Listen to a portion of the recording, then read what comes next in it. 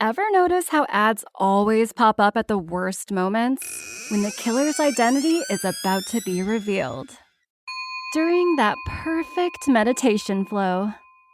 On Amazon Music, we believe in keeping you in the moment. That's why we've got millions of ad-free podcast episodes, so you can stay completely immersed in every story, every reveal, every breath.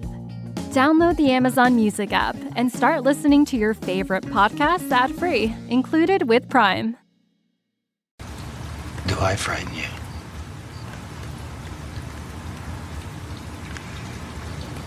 Is it my scar?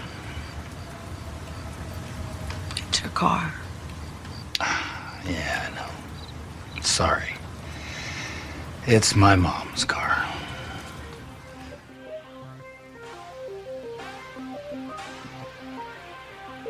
Fuck me!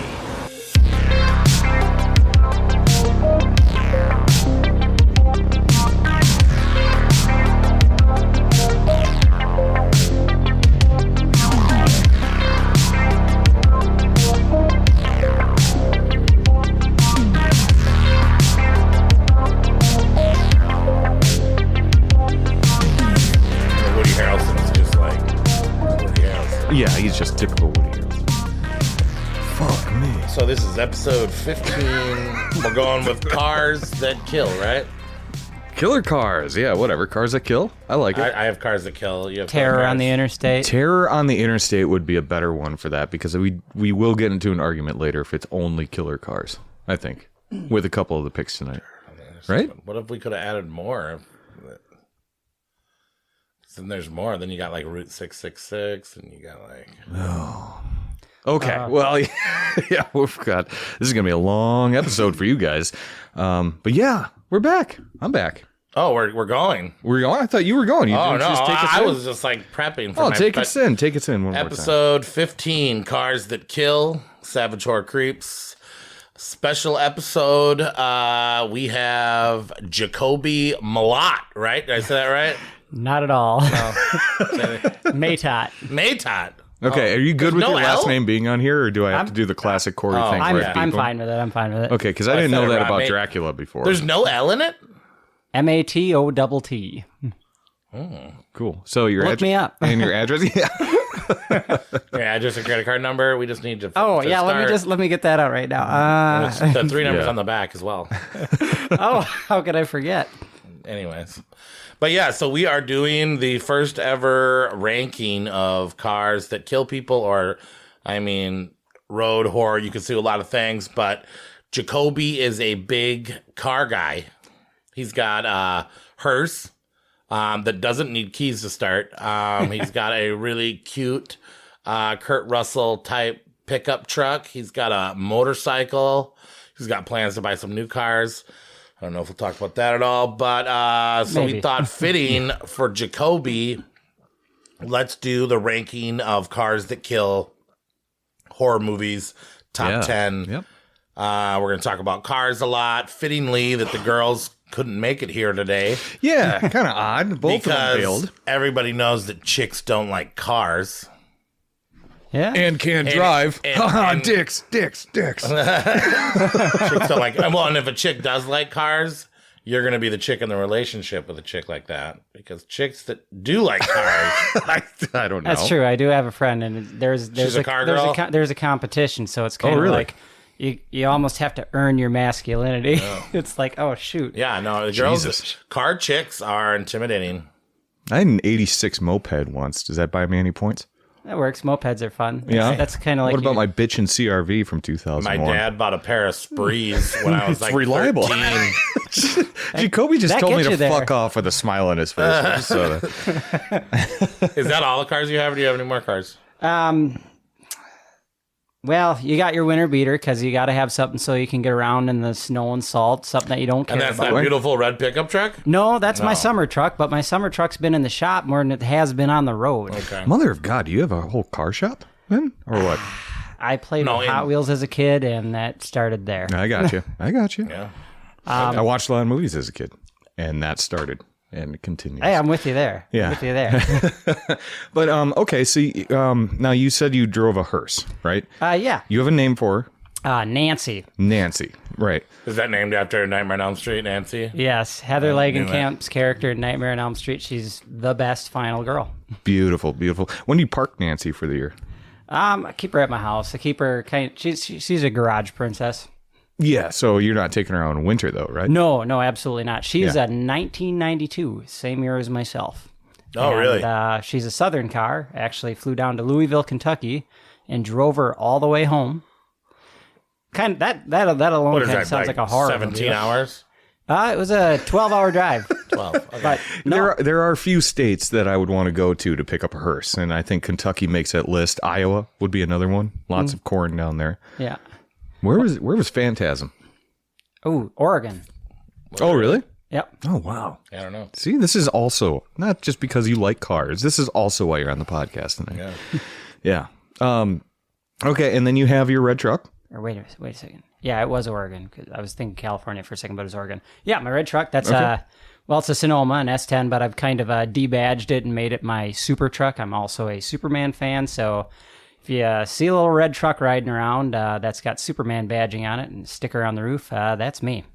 That's the one that's out front right now? Yep. There's a Superman? I didn't see the Superman. I didn't Yeah. either. You You got to be a tall person to see it. we're gonna fire up the flashlights at this podcast and start going in there, and then have the cops called. But yeah, Truckers will see it. That's about it. Sure. yeah, That was very cool. Okay, what else you got? You got hers? Got my hearse. Super truck? We got a motorcycle. It's a 2005. There's a whole story in that. It used to be my dad's. He sold it. I tracked it down. It was a bit to track down, but I got that, and I've been riding it ever since. And then the motor got What's old. his name? So, what? The bike? Is he a he? Well, here's the weird thing. Sometimes vehicles name themselves. Yeah. I tried like the devil to name that bike Elvira, but she didn't want to take it. She became Silver in the long run. Silver. Yep. So the bike's a girl too. Yep. Cal's the only one. The pickup outside. That's Cal. Okay. Superman, Cal L. Oh What yeah. the hell do you drive in the winter? In the winter, it's A Delta? I wish. The Delta 88. Yeah. 73 Delta 88. Yeah. That would make sense there. No, I wouldn't take that on the winter either. That's the thing. If I have a Or car, do you have like an old ice cream truck or something? That, Reggie's. yeah. No, nah, it's just an old SUV. You got too much hair to be Reggie, I think. You know what? In a few years, I'm like a couple him. more years. I'd love to meet that dude. I'd shave my head and rock the skullet like he does. Ponytail. He's still rocking it to this day too. Oh. Yeah. He's on my list of people I need to meet. Him 40, and Don 50 years Coscarelli. later. Yeah. Then I need to hound Don Coscarelli for his 71 CUDA. Oh yeah, yeah. What's that from? Get that put in the will. That's the black car from Phantasm that Yeah. Michael Baldwin drives around. That sucker I will never own in my Baldwin? life. Yeah. Yep, Michael Baldwin and His brother or whatever. Jody. Yeah. Jody. Yep. Awesome. Yeah.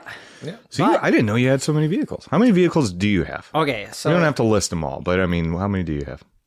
So the Winter Beater, there's a whole story in that. I technically bought that for my mom when I was down south as kind of her dream car, but she's riding hers into the ground.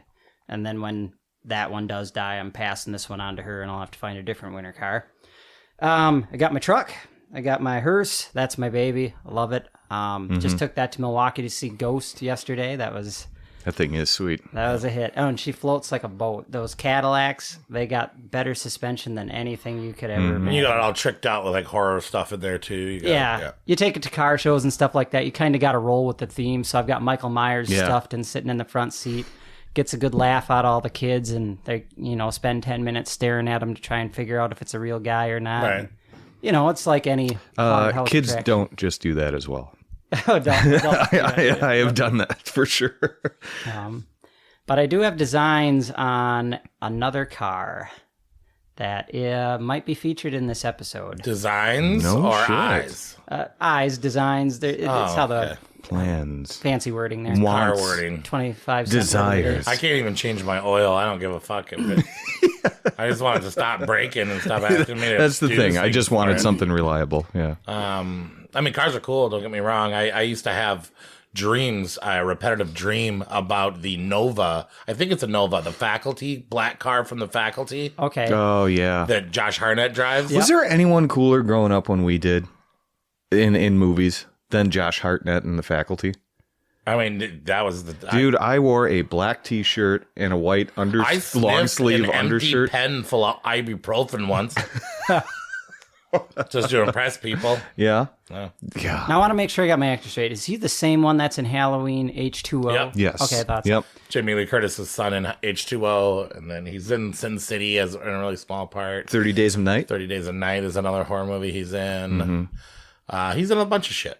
And he's from Minnesota. He's from around here, so he's kind of a Midwesterner. Oh, Nice.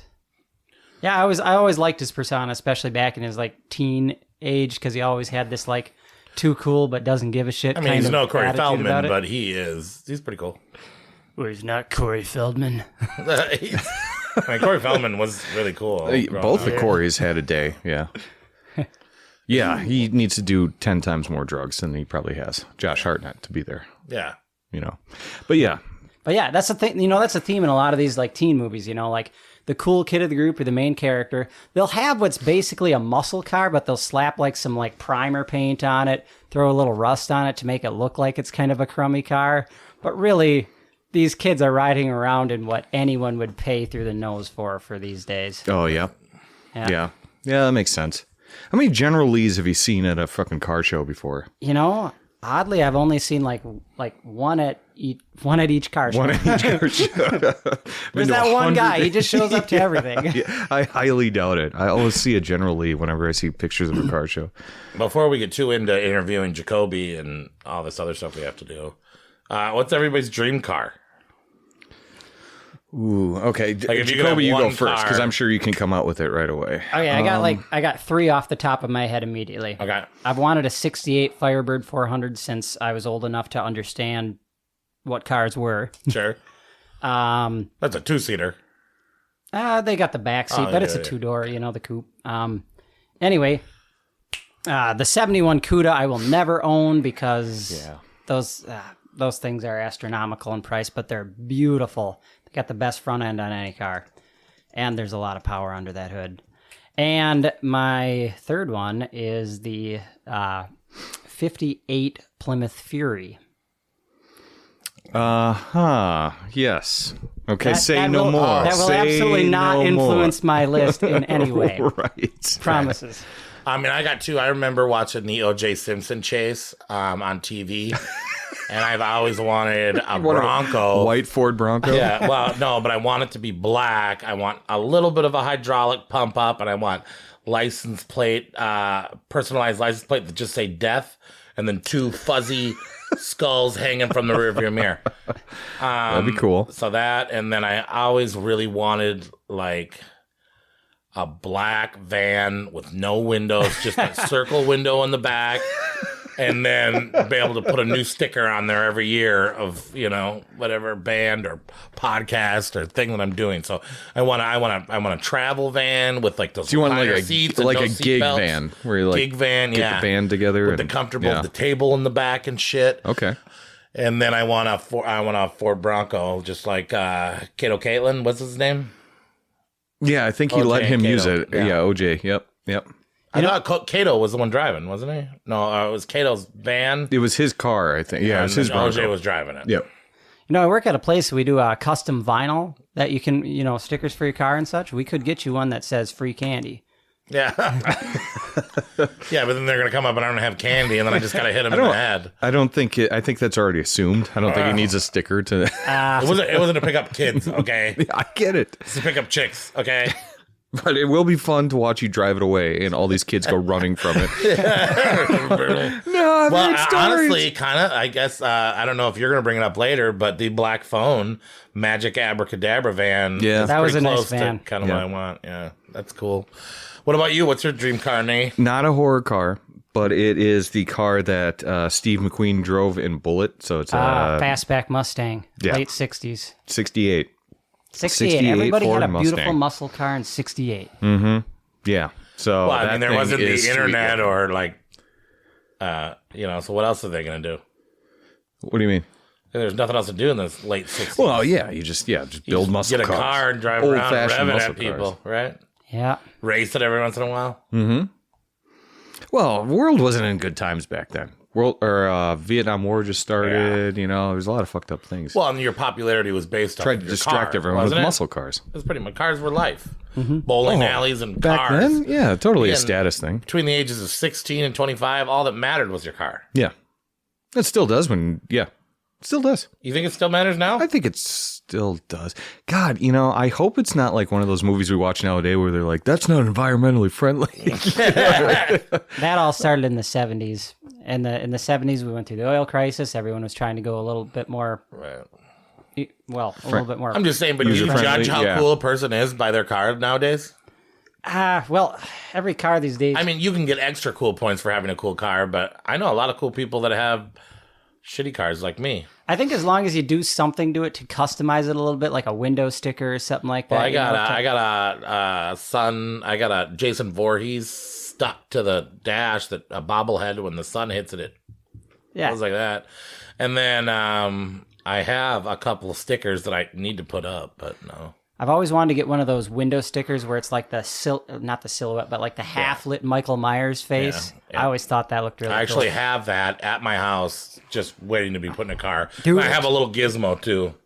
I mean, I don't want to rival any of your cool cars that you have, Jacoby, but a 2021 CRV gunmetal gray, right? Yeah. Right? There you go. I mean, that's reliable, and that's more than anything Good I gas have. mileage. Is that what kind of car you have? Yeah. Oh. I mean, I drove to Pittsburgh with you in it. It wasn't bad. They're not, yeah, but I it's don't not pay like for that. people are throwing themselves at it. It doesn't right? park itself or anything. Does it? No, it doesn't. Well, these days, It's not a cool car. these days, cars can do anything Christine can better. Yeah, that car would not Those kill radios would not keep working after that kind of damage. But anyways. anyone. Yeah. Yeah, so that's thank you for coming tonight. It's been awesome to have a guy that's going to be knowledgeable and like probably a lot of the shit that we're talking about, but also a huge horror fan. I know that. We've talked plenty of times. He's a about huge horror. movie fan, I think. That's too, good. right? Yeah. Okay. So Is I'm a big horror fan. your favorite genre? Absolutely. Okay. Yeah. 100%. Okay. I'm not going to profess. I've seen them. I claim to know everything about cars, but I know stuff that I like. That one night you spent the night at my house, and I went downstairs, and you were watching The Notebook. Oh yeah. Shit, I was crying. Damn it, you walked in on me during that. Well, I thought you didn't hear One me. of the meanest bad guys tonight directed that movie. Really? Yeah, we'll get there. Yeah, we'll get I there. forgot who directed that. Okay, but just to help the listeners get to know you just a little bit more, since you just came out of the woodwork at us. Actually, you've been featured before. You've emailed into the You podcast. said woodwork. He does woodwork. Oh, Yeah, shit. What does he not do? This guy's so talented. jack of all trades, master of none. But Yeah. it's often more useful to be a master. He of swing many than a dances. He master does of one. wood. He's really good at wood. Swing dances. He swing dances. wood. I have He a lot does of wood. He practice drives working cars. my wood. Yeah, I He do. likes horror movies and he cosplays. I do That's wood. it. Okay. That's it. Let's not toot this guy's horn too much. It's not like it's his birthday or anything. It's not a big. Yeah, really, no shit. But just to help the little horror audience, because believe it or not, we actually have many listeners, some in other different countries that are just getting into horror and stuff. So that's really cool. And thank you guys for listening. But also, like, what is your? I like to do this with every guest. What is your top 5 horror movies of all time, just so they know? Top 5. Okay. Start by 5. Yes, you got to start by 5. Got to work up.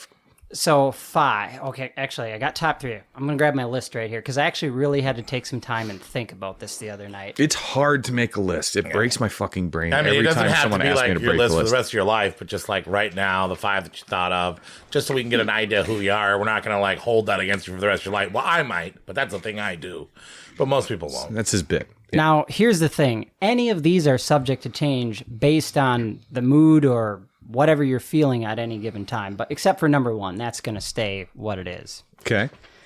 All right. There's a lot. Oh, actually, I made a list all the way through 10, but I'm just gonna start with 5. And it's sad that some of these are just gonna scrape off the list, but That's what can I say? making You can lists. give us 5 honorable mentions after you do your top 5. like whatever. I'll start with the honorable It's 5 not- honorable mentions. not a Don't top write 10. a book, okay? Just let us know. Let us know. Okay, I'll start 5 honorable mentions, working our way up to the top 5. So in number 10, and this one I just kind of threw on there for shits and giggles, Ernest Scared Stupid. I actually like that movie too. I love that movie. I watch it every Halloween. I think that might have been one of my early gateways into horror. Because, I mean... Wasn't it the monsters in that movie were the same thing as Killer Clowns from Outer Space? The Chiodo brothers made them, yes. and Oh, they just yeah, that makes repainted- They sense. just changed their I didn't know that, their but clothes and that shit. definitely makes sense. I'm just a fan of Miak. Yeah. I actually have a prop. I sometimes go to conventions. I do Ernest, and I've got a jar of original Bulgarian Miak. I mean, by no means is that in my top 10, but that's a good movie. I respect it. It's got a body count. It does, yeah. Anyway, yeah, great. And what else can be said about Jim Varney? You know, Yeah. he's incredible. And He's dead now, isn't he? Yeah, He's dead. It's sad that this next generation's probably not going to like come. No, to I home tried as to get well. my daughter to watch Ernest Scared Stupid not that long ago, and she refused. She did not enjoy Ernest at all. I showed Josie it 2 years ago, I think, now, and she was not happy about Yeah, I it. think you had to be in the time. Yeah, That's I think sad so. because I feel like that's right up there with like Hocus Pocus levels of like kid-friendly horror. Yeah. Yeah, I think so too. Yeah, And it came out in the '90s when stuff was still edgy enough. that, and we're recording this just shortly after Pee Wee Herman died too. So all of those like Actually, weird I've- character actors are just dying off now. I was going to talk about him. Hang on, Elvira, I still need to meet you. Yeah, well, her boobs will be around. Oh, I think she's They're always round. I think she's fine. She'll be fine. Okay, working our way up. Okay, next honorable mention, Lost Boys, because I mean that's got the perfect combination of that fun adventure atmosphere mixed with horror. Oh yeah, Yeah, I mean, definitely. arguably one of the best vampire movies ever. Yeah, it's Definitely best sax solo. oh yeah, seen it. hands down best. Corey Feldman's in it. Yeah. Okay. Number 8, The Invisible Man from 1933. Ooh, on the classic road. I love We it. like that one too. When I was a real little kid, I got into the Universal monsters, and I think it was like 10 years old. So horror's kind of been there since I was born. Did you listen to our Universal Monsters podcast? I did. Oh, yeah, Where we that's had to defend Invisible Man to Rad. Yeah, it was more so he needed to say yes, or I would have muted his mic and kicked him right the fuck off. Claude Rains' bomb, dude. Yeah, that of all the monsters, that one I feel like gets the least cred. Like the creature has does. this People reputation overlook that him. precedes him. Yeah, even right. the That Phantom's got his thing. Rad's argument was that he wasn't even a monster, and I was like, dude, He was more evil than any other of the monsters. Well, it can be argued that Well, in Dracula's Frankenstein, the doctor's the real monster. Yeah. Dracula could be feral, though. Yeah, it could be just like an animal, whereas this guy went insane, derailed a train, killed hundreds of people. We don't need to go down that route. Listen to the Universal Monsters podcast. We battle it out. Number 7. Number 7, the remake of The Blob.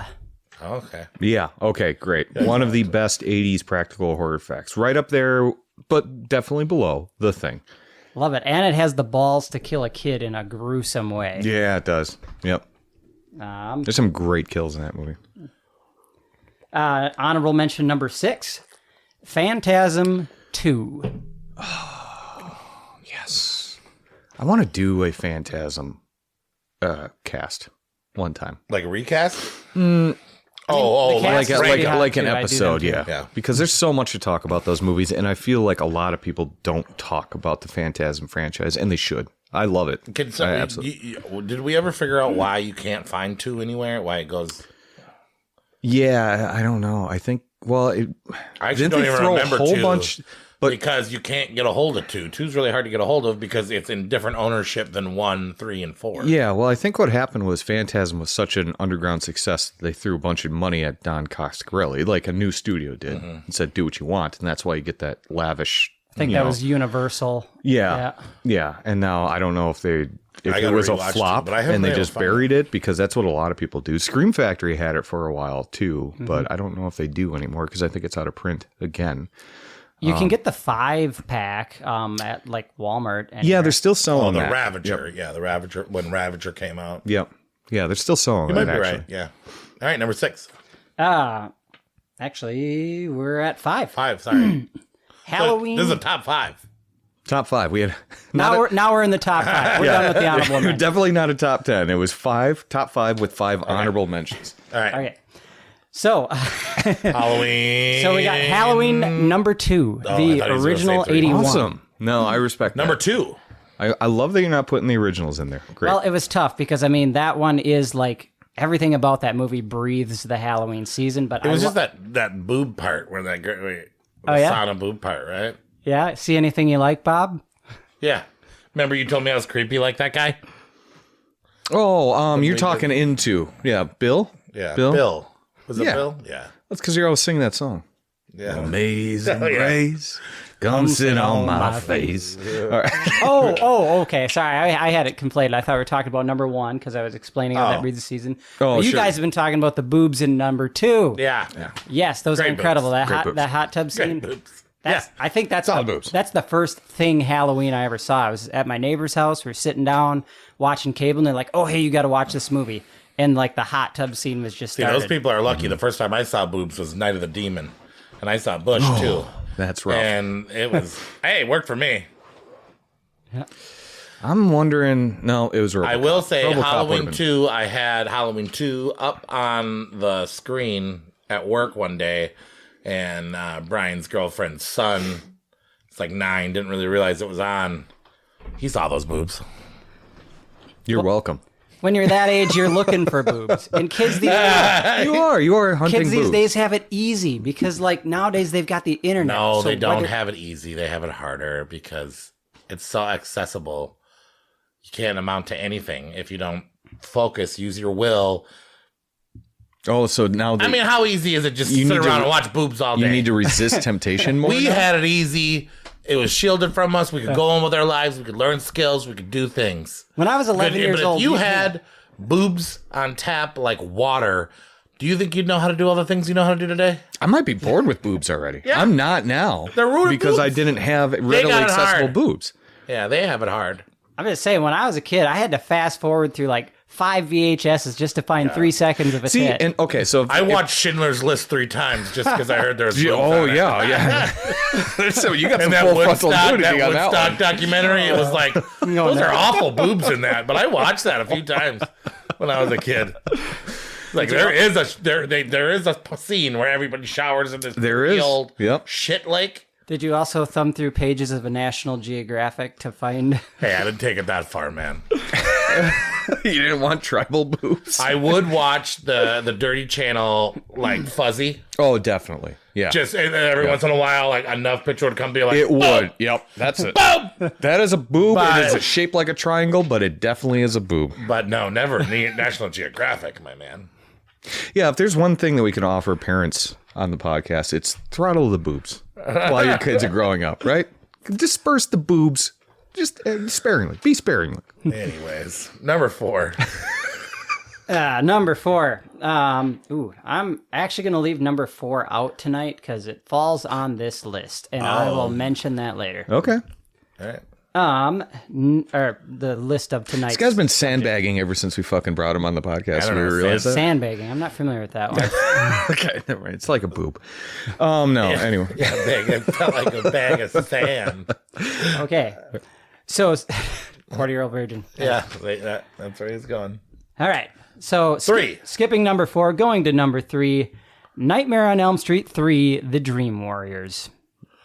Great movie, best, probably the best Nightmare on Elm Street. I love it, and I also appreciate the fact that, yet again, we have a sequel, not an original. And this is 3, right? This is number 3? Number 3. And you know what? I'm not going to go down a rabbit hole. If we ever do an Elm Street podcast, give me a call because I would love to talk about those. But I think we got in a fight with this at the bar the other day, and Nancy's mine. Well, you know what? Maybe I'll share. Actually, It's okay. I want the, maybe I am Leanna Quigley. Maybe I just want Night of the Demon. Anyways, Yeah. We've been sidelining him, everyone. All right. Elm Street 3, great cast, great special effects. The vein, the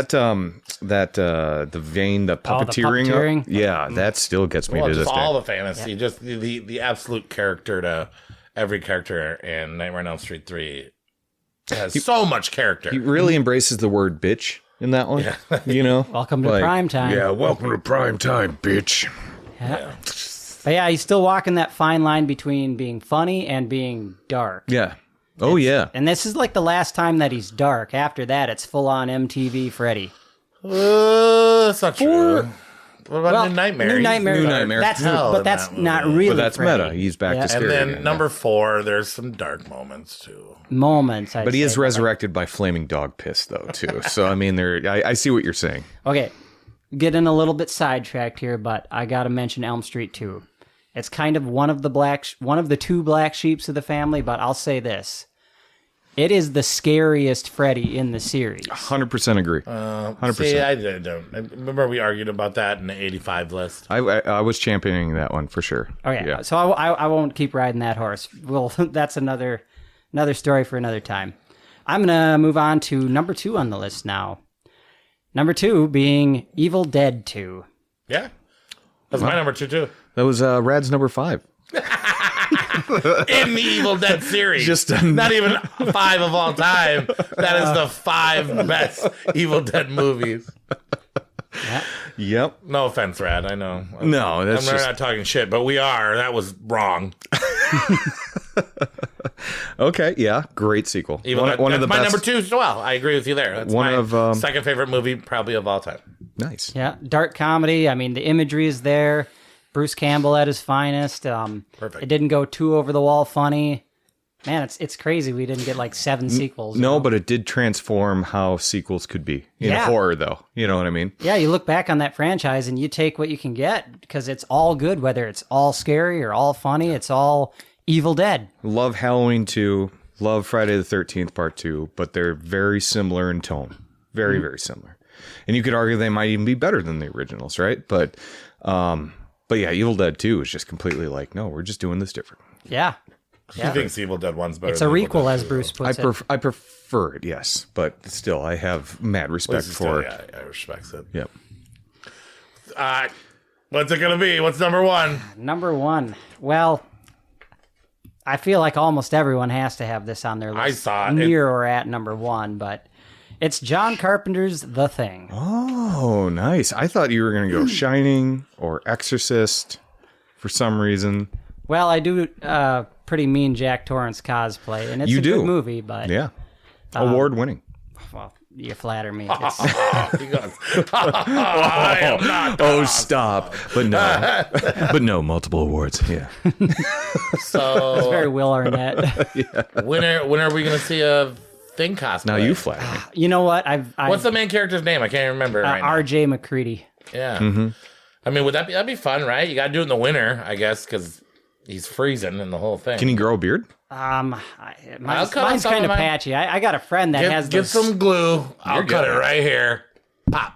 All I right. got you, man. All right. One of these days, I'll whip up the gas tanks and throw on the flamethrower. And I think it'd be really cool to have some type of animatronic. Not a lot of blood people do prop. that cosplay. That would be everybody does Snake Plissken Yeah. instead of Yeah, but you could just get that. Well, and then he's got that unique hat. Yeah, it's a pretty unique costume. It's not. People will be see like, it and be "You're like, from the "That's him," thing." yeah. Yeah, exactly. That's not plain. That's not a bad idea. That may because I've been pushing you to do the Lost Boys one. Well, yeah. You know what? If I grew out Saxman? my mullet, I could maybe pull off a Kiefer Sutherland. Yeah. Oh yeah, sure. Well, Look You at wouldn't go for Corey. Jason Patrick? no. Oh, you know, I was watching that a while back, and the more I watch a movie, I kind of fall into this like obsessive, like I want to cosplay that kind of mood. Sure. And I get to the point where it's like, yeah, I should do that, but then you move on to. What other about things. Kevin Dillon from the Blob? Okay, You okay. get a motorcycle? Actually, I'll say this. Okay. Watching horror movies growing up, I may have like modeled some of my high school personality off of that character. Wow. I mean, you were a do you badass think then? anybody or- would No, even- I thought I was a badass. But do you I think was anybody would probably even just a know who weirdo. that is? It's not as Would he win a standout as con? R.J. McCready. People like us would know. I mean, Instantly. leather jacket, long hair. That was basically what I did. Yeah, but you got to that's curl it though. basically You got to get a perm.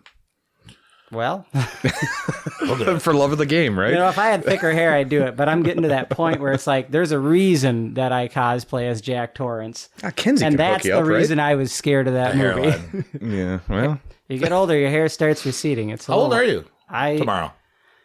Couple hours, I will be 31, which is kind of a magic number for me because Halloween.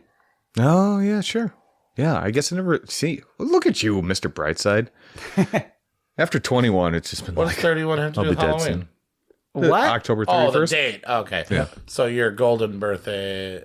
Oh, so this is your This is not his golden birthday. No. No. Yeah. But over my head. Scott McCready. Scott Cosplay. RJ McCready, but yeah, Scott McCready. Are you going to give away what you're dressing up as at Crypticon? You know Oh, what? you're going to? I'm. Oh yeah. I mean, then he's I on the live for fucking Crypticon. ad. Well, yeah. Yeah, that's You true. got to go back. I actually haven't figured out what I'm going to do. I'm probably going to do a Jack Torrance resurgence. Just it's. I'm coming back for that title. Get ready. No, it's just a fun one to walk around Are as. you just doing Macho Man Randy Savage? Just out of nowhere? Is that what you're going to dress up as at Crypticon? Yeah, Macho Man. Ooh, Yes, never too slip jam. I am crazy. You think you could be Jack Torrance 2 years in a row? All work and no play. My favorite wrestler is always Sting. Sure, yeah. Sting was good. Macho Man's probably number 2, though. Anyways, you got any more questions for the guy? No, I think we've derailed him after every movie. But no, thank you, because that is, I think that does give a good picture. And the appreciation for good sequels. Movies was You know, about it's every awesome. single one of those movies in the 80s? We had The Thing, Nightmare on Elm Street 3. Every single one of them was Evil the Dead fucking 2. 80s. all except for the Lost Invisible Boys Man, was I think. maybe 1990. No, No, that was that 80s. was Lost Boys 80s. was 80s. Everything was in the 80s. What was 5? Five. Oh, no, that was The Lost Boys because you skipped 4, Yeah. which is most likely going to be in the 80s, I would assume. Even your honorable Four mentions. is They were- definitely in the 80s. I'll say that. So, You know what? All right. I'll say this right now. The 80s was the best decade in horror, undisputed by anyone. for sure. Yeah. Yeah. Well, there are some. And I feel like it's a younger crowd too, but you know, whatever. I'll tell you what, this year will beat any year in horror. Not. Well, we did see some new horror though this time around. Me and Nate went to our first movie together, and we invited a whole gang of savage horror creeps. We brought Ray from the Savage Animals Attack episode. We brought Victoria, who is not here for the first time ever. It is weird. It is, yeah. We're lacking in estrogen. No, yeah. I'm the most feminine one here now. Ooh, I don't know, man. So Josie went, of course, our producer, who is, oh shit, is she still tied up in the trunk? Yeah, she's been in there since episode 13. Well, that was the freezer. We let her out of the freezer. Put her in but the then trunk. she was all pissed off about the freezer and tied her up. We put her in the trunk. Yep. We go for a drive later, maybe we'll let her out. Took her out of a freezer, sent her to a foreign country for episode 14, and then brought her back in a trunk in episode 15. She's still out She's there. gonna calm down. We'll get She's her. gonna calm down. She'll be fine. Yeah, she talks too much, right? So Yeah. Speaking of talking too much, we saw Talk to Me is the movie I was talking about. Yeah. Josie, Anthony, Ray, Victoria, me, and Nate, they all found a little theater in the Oakwood Mall, not comfy seats. No. I was crowded. I sat in my own section while you guys all sat next to each other. And we watched this wonderful movie, Talk to Me. That was awkward. I was like, no, I go, seriously, I don't want to sit there. There's too many people. I'm And just then looking halfway across the theater. I got at to you, look like, back and just look at, like, up your guys' noses every once in a while. It's like, have you seen Talk to Me? I haven't, but I got to ask, in a packed theater like that, how was the audience reception of it? It is I sat far away from people as I could, so I don't know.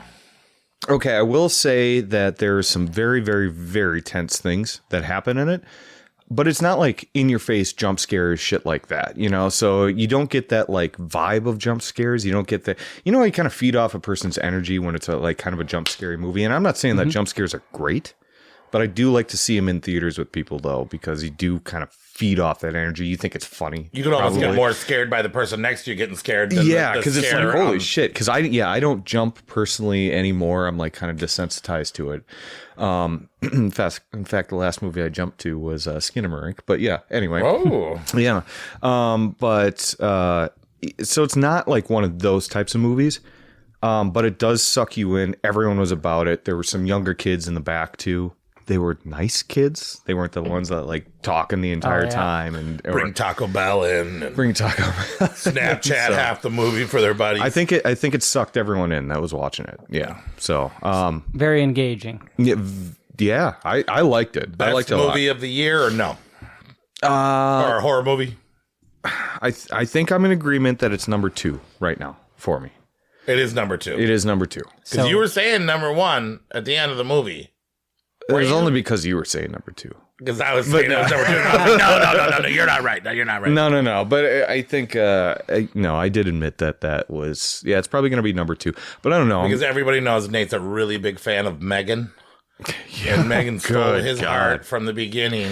Yeah, so far, I'm not that impressed with the horror that we've had this year. I think there's only 3 that might matter. Well, no, there's 5. Okay, there's a top 5. Here, let's not even I'm going to try and rattle off the big ones that are important. Talk to Me, Evil Dead Rise, Scream 6. Oh yeah. Knock at the Cabin. Oh, I see. I forgot about that one, but I really did like Knock at the Cabin. Yeah. A good movie I don't know why it actually got as much Scream lackluster 6, reviews. Evil Dead Rise, Talk to Me, Knock at the Cabin, and what? Bo's Afraid, right? That's not a horror. We're just doing what's come out so far. Like, if you like Bo's Afraid, that's fine. There's a fucking penis monster. Okay. Yeah. Say no more. But yeah, it's, I don't know. I don't Metaphorically. think it is. But so now I'm going to go back to the list that I've been putting together all year since the 1st of January. And we have I also have a list. Megan, didn't like it. Renfield, Infinity Pool. Infinity Pool wasn't that bad. It wasn't that good either. Sick, Winnie the Pooh, Blood and Honey, Insidious 5. Which I still haven't seen. Meg 2. I saw. I guess I could talk about that tonight. And here I am. I saw it, and I couldn't even remember to bring it up on the podcast. I heard that movie was garbage. It's not. Yeah. Okay. Well, let's finish up with Talk to Me though. But anyway, how'd you like Talk to Me? I mean, I thought it was great. The hype kind of ruined it for me. Yep. I will say Scream 6 and Evil Dead Rise had a lot of hype and lived up to the hype. This one had a lot of hype saying it would be better, and for some reason it was underwhelming because it had a different kind of pace than Scream 6. Scream 6 and Evil Dead Rise were very theatrical. Yeah. Something that you got to see in the movie theater. This also is very, very good in the movie theater. I'm glad I saw it in the movie theater, but there were times where I was kind of like, maybe this seat is a little too uncomfortable. Okay, so it's definitely slower than what I thought it was going to be. And to your point, I think that was the worst thing that worked against me in this movie. Now, I really liked it. Okay, I'm going 4 out of 5 on it right now. But the hype was so much for me because I was seeing like TikToks and social media posts since last year. You know, because there was this big social media campaign where they took it to like some all the creators, because this is a very low budget, smaller film from Australia, right? Yeah, Australia, and they took it to, I think it was either like Sundance or South by Southwest, some big convention, and A24 bought it, and so they put a bunch of their reaction videos of the directors, the cast members, all of them finding out that A24 bought their video. Very like touching, heartwarming, you know, they're crying, laughing, going nuts, you know, and so it's like really cool to see somebody make it because you're seeing it in real time on social media. That was like 9 months ago at this point, 9, 10, 11 months ago. And I've been hearing shit, for so long. But it was really good. It was very scary. Yes. And surprisingly more funny than I thought it was going to be. And I actually did like it more after I stewed on it. Yeah, and that's why I think on a second watch, I left a little bit upset, and then I stewed, and then the next day I was kind of like, "Hey, you guys should go see this movie." Yeah, I would definitely. But I kind of walked out like, "Hey, maybe we shouldn't have seen that movie." I don't know. Maybe, no, but it was good. I do think that this is going to be a contender for a lot of people's number one this year. Mine so far, I got Evil Dead Rise is the best movie of the year. Talk to Me, Knock at the Cabin, Beau's Afraid, Scream 6, Infinity Pool, Wrath of Becky, Megan, Renfield, Boogeyman, Blackening as the worst. Cocaine Bear was this year too. Fuck, man. Yeah, it's I don't know. So far, I'm not. Talk to Me impressed. is very good. Every true horror fan should go see that movie. It is definitely in the running for the best movie of the year. Yes, for sure. It is actually scary, and it is actually fun too. And I think it plays well in the theater. It's just that every review you look online right now, people are going to say, this is the best movie of the year. You're going to scare them. You're shit your pants and pee your pants. Yeah. And puke in your pants. And yeah, you're going to lose your pants. And it's just, it's not as earth shattering as that, but it's very good. It's very good. And so some of the other ones that are still coming out, Lost Voyage of the Demeter, I'm or Last excited Voyage for that one. I am too. No, well, the reviews are out on that. I've heard I haven't heard anything. Very good, but drags. It's Didn't almost need to be. 2 hours long. It's adapted from a very short story and drugs. Yeah, it's just one chapter of the book, right? Of Bram Stoker's novel. So Review, and it didn't do very good in the box office. Not as good as they thought it would do. The Exorcist The Exorcist is coming out. Maxine is supposed to be coming out. Maxine doesn't have a date 10. yet. I don't know if Maxine is going to make it this year. Probably not with the writer's strike now. Well, Huh? I'm Well, worried maybe, about it. unless it's... It might be like a right at the end, like just catching in fucking Christmas release, maybe. I still have yet to see The Outwaters. And Enya's Men. I think that's how you say that. And there's that Cobweb movie. There's Cobweb. I've heard about that, but I know nothing actually- about it. So that just dropped on VOD just this last weekend. It's on and VOD? I didn't see it. It is. It is. And it's getting some good buzz right now to where I actually rented it already. And so I haven't watched it, but I've rented it. Oh, really? You purchased something and don't watch it? Yeah, iTunes, baby. Oh. Yeah, 30 days to watch it. So, because I knew I was going to get around to seeing it. And yeah, there's something wrong with the children. Sick came out this year, which was... Oh, yeah, I forgot. When that's one of the better ones that have come out already. I didn't good. like it as much as you did. But anyways, what else? I didn't really like it that much. So I'm just talk saying, to me. you know. I'm going 4.5 out of 5. Oh wow, okay. I'm going 4 out of 5 right now. I also watched Barbie. Oh, how was it? You know, I thought it was hilarious. I loved it. I mean, it was clever. It was good. It was smart. I thought Ken was cool. I laughed. I enjoyed it. Also, same thing with Talk to Me. Like a big hype. They're talking about this movie changing the fucking world. Well, And Barbenheimer. nobody got right? murdered once. So at least the podcast did the Barbenheimer thing because you saw Barbie I saw Barbie. and I saw Oppenheimer. Well, and then we talked about in the last episode, Anthony saw them both in the same fucking day. oh wow. That's a long time in the theater because that's like over 5 hours, right? It's like 6 hours, yeah. Jesus. Man, movies really need to go back to being just an hour and a half. They don't need to be 2 hours. Yeah, I wish they would chill out too on that. Like epic, like a big movie should be 2 hours and 7 minutes tops. Here's the thing, Oppenheimer. You go over 2 hours and 10 minutes, you're asking a lot out of your audience. I saw 2 movies in 1 week, and it was Mission Impossible 7 and Oppenheimer. Both of them nearly 3 hours. Mission Impossible 7 feels like it flies. Oppenheimer feels like you're watching a 3-hour-long drama. Yeah. And it's very good. It's very good, but it's very long. Oh, 100% agree. But that last, and I'm just Which movie's better, small-brained Barbie here. or you saw them both? So Barbie. Oh, you or saw them both too? Oppenheimer? I did see Barbie and Oppenheimer like a week apart Separately? from one another. Okay, yeah. Smart. Saw Oppenheimer first. Thought it was very good. I mean, I'm not a big Nolan fan, but I do like Nolan's Oh, movies. I'm you know? huge Nolan fan. I like to talk shit about him. Yeah, you do. No, he does good movies, but I'm not like a diehard fanboy over him. But I mean, Oppenheimer, very good movie. It was definitely like I'm sure the set designers and cast had a ball, but that last hour just seems to drag because it's all arguing I think so semantics. too. Yeah, I think so too. And like the story's fascinating, but when people are saying that this is the best thing that Christopher Nolan has ever done, what are you talking about? They say that Memento. before everything that comes out regarding him. And Memento's up in the strong running for me that's too. the best Yeah, one he's made. Yeah. I love a lot of his movies. I think Interstellar is my favorite of his. That was a theatrical experience. Yes, it was. That was one you need to see in I theaters. say it's The Dark Knight or Memento, but I haven't seen all. Okay, we just named 3 all very good movies. Oppenheimer, very good movie. I don't think you need to see it in the theater, though. I don't think it really changes Yeah, I think you things. could watch that kind of elsewhere. I mean, I know he does everything in IMAX, but it's like when you're watching people talk in a room, Yeah, do I need to see that in IMAX? and it's literally I like to arguing hear their over voices or rumble under and. my booty. You get some of that. I like to hear those nerds talk about bombs. There's some in cool my body. visual tricks, I guess, but yeah. I do appreciate that he tried to go for everything in camera.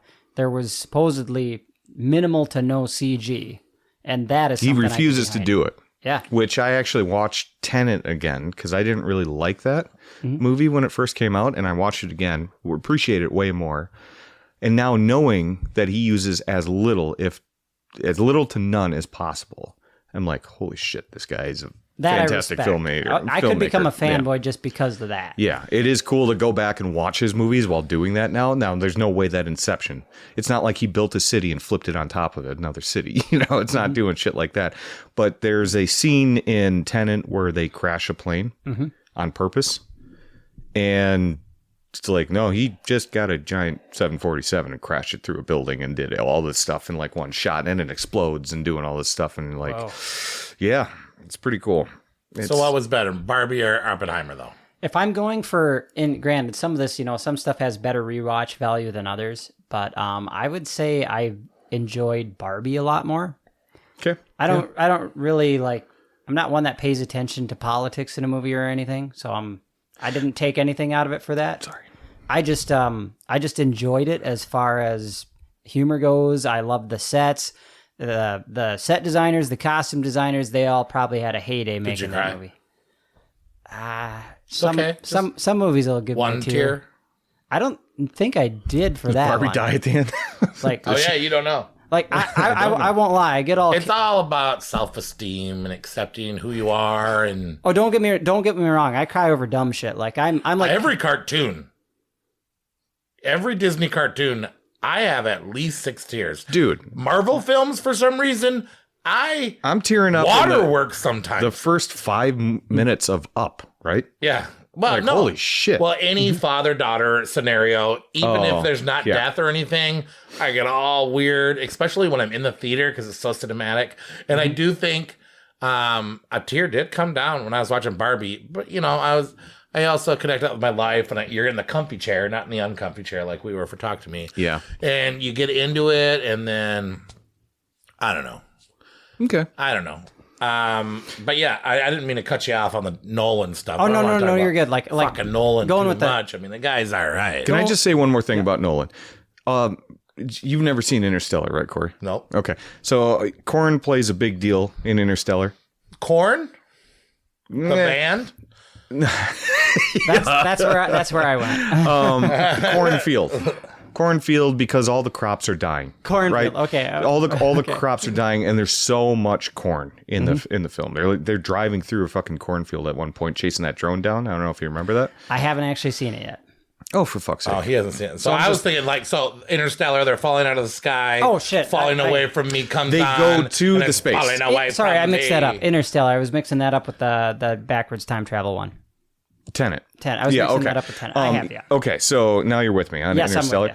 He planted all that corn just to do all that movie, just to do all those shots, and he planted an entire fucking cornfield. And then waited for it to grow? Waited, yeah, I think so. Waited for it to grow, and then God, I wish I had money like that. Just wait. He goes after he's done shooting the movie, sells all the corn, makes profit on it.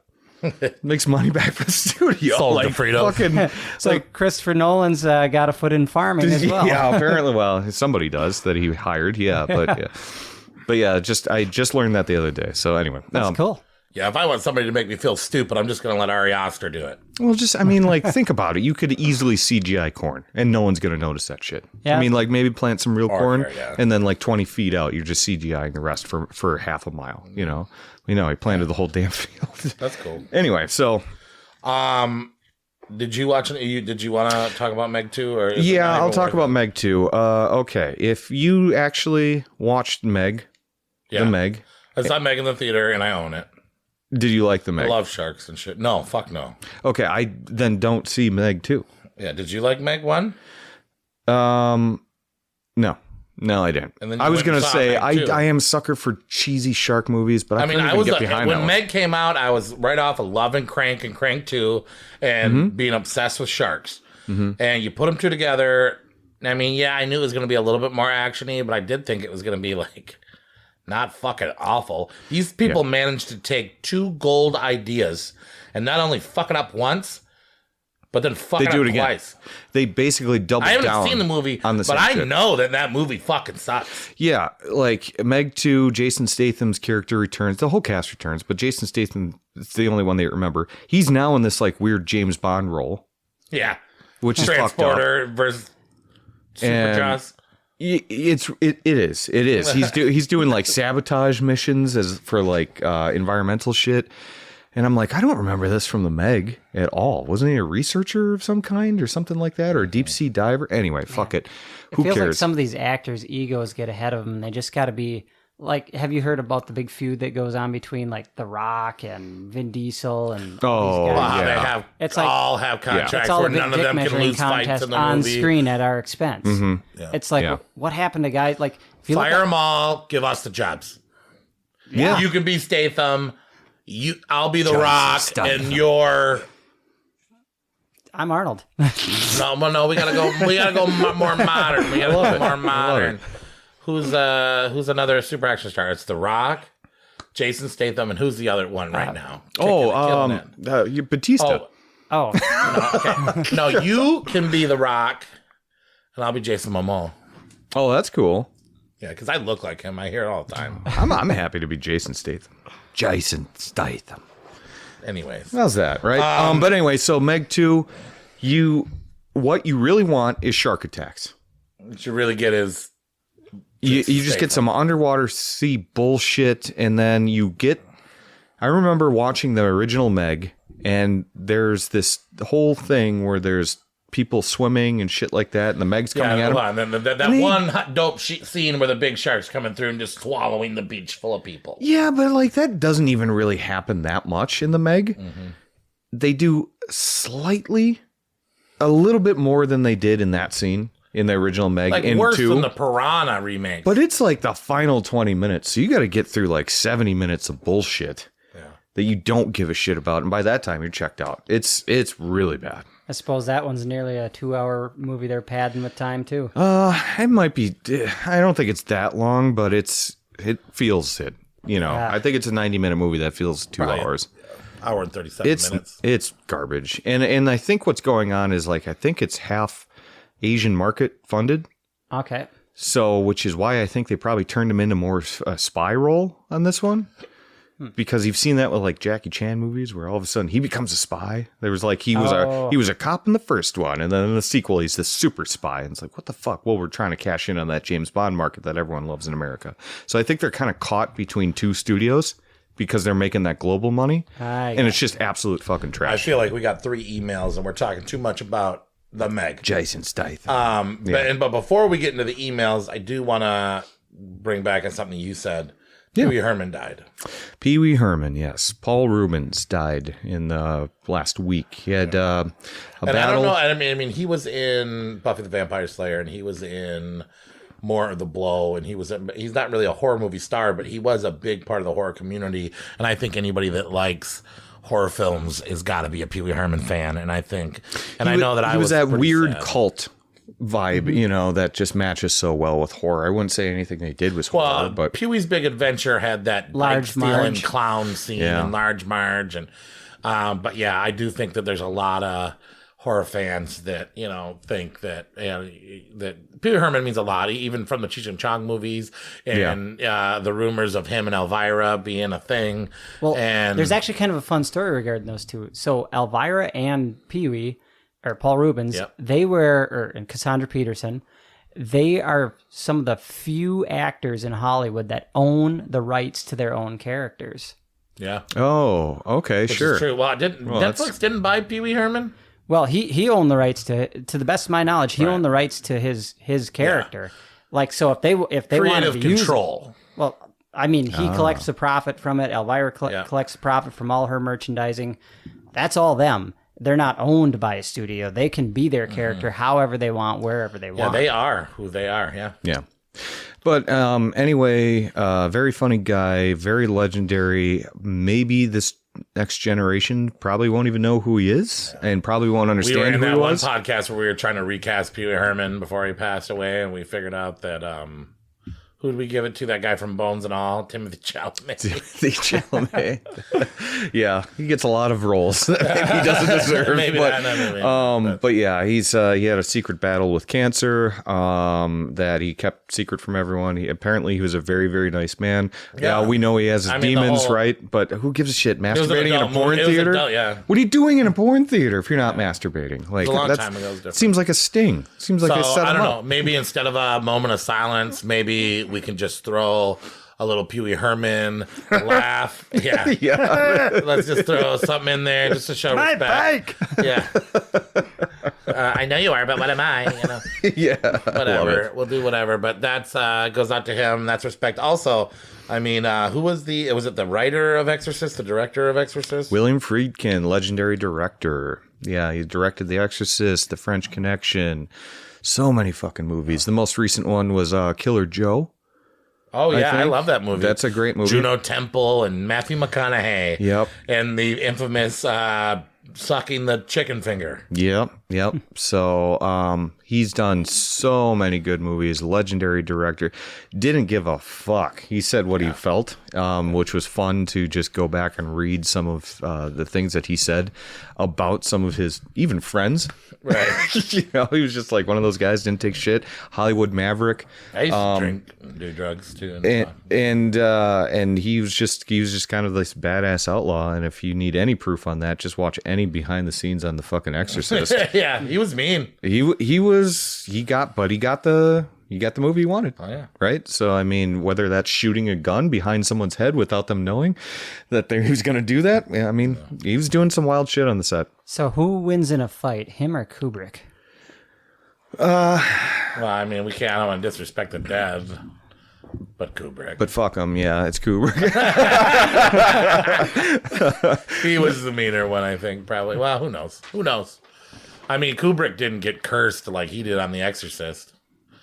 That whole movie was. Yeah, that's some crazy stories. That's a good question. Maybe we'll dwell on that, and then yeah. I still think it's got to be Kubrick though. Yeah. He was like insane genius, level. He tortured people on purpose. Mm-hmm. He maniacally planned that. He single-handedly destroyed Shelley Duvall. So. So all right. That was fun. We got to a little bit of what we've been watching, but let's get to some emails. We have 3 emails this week, 2 of them for people that can't show up for a fucking podcast ever. So all right, let's start with this one. So this one, Dracula, who we just heard on episode 14, writes in this week. And he must have just sent this pretty much right after we saw Talk to Me together. So he goes, "Hey creeps, during Talk to Me, there's a scene where a character is I'll just say there's some eye trauma in the movie." Oh yeah. And he said that made him wince real bad, and it is a very like cringe-inducing scene. He said, "This made me think of the following question. Is there any type of injury or general imagery in movies that you will have a visceral or visible reaction to? Besides eye violence, anything with the Achilles tendon for me is also gnarly." Yeah, the hostile scene. Mm-hmm. Yep. And he says, he closes it out. Cemetery.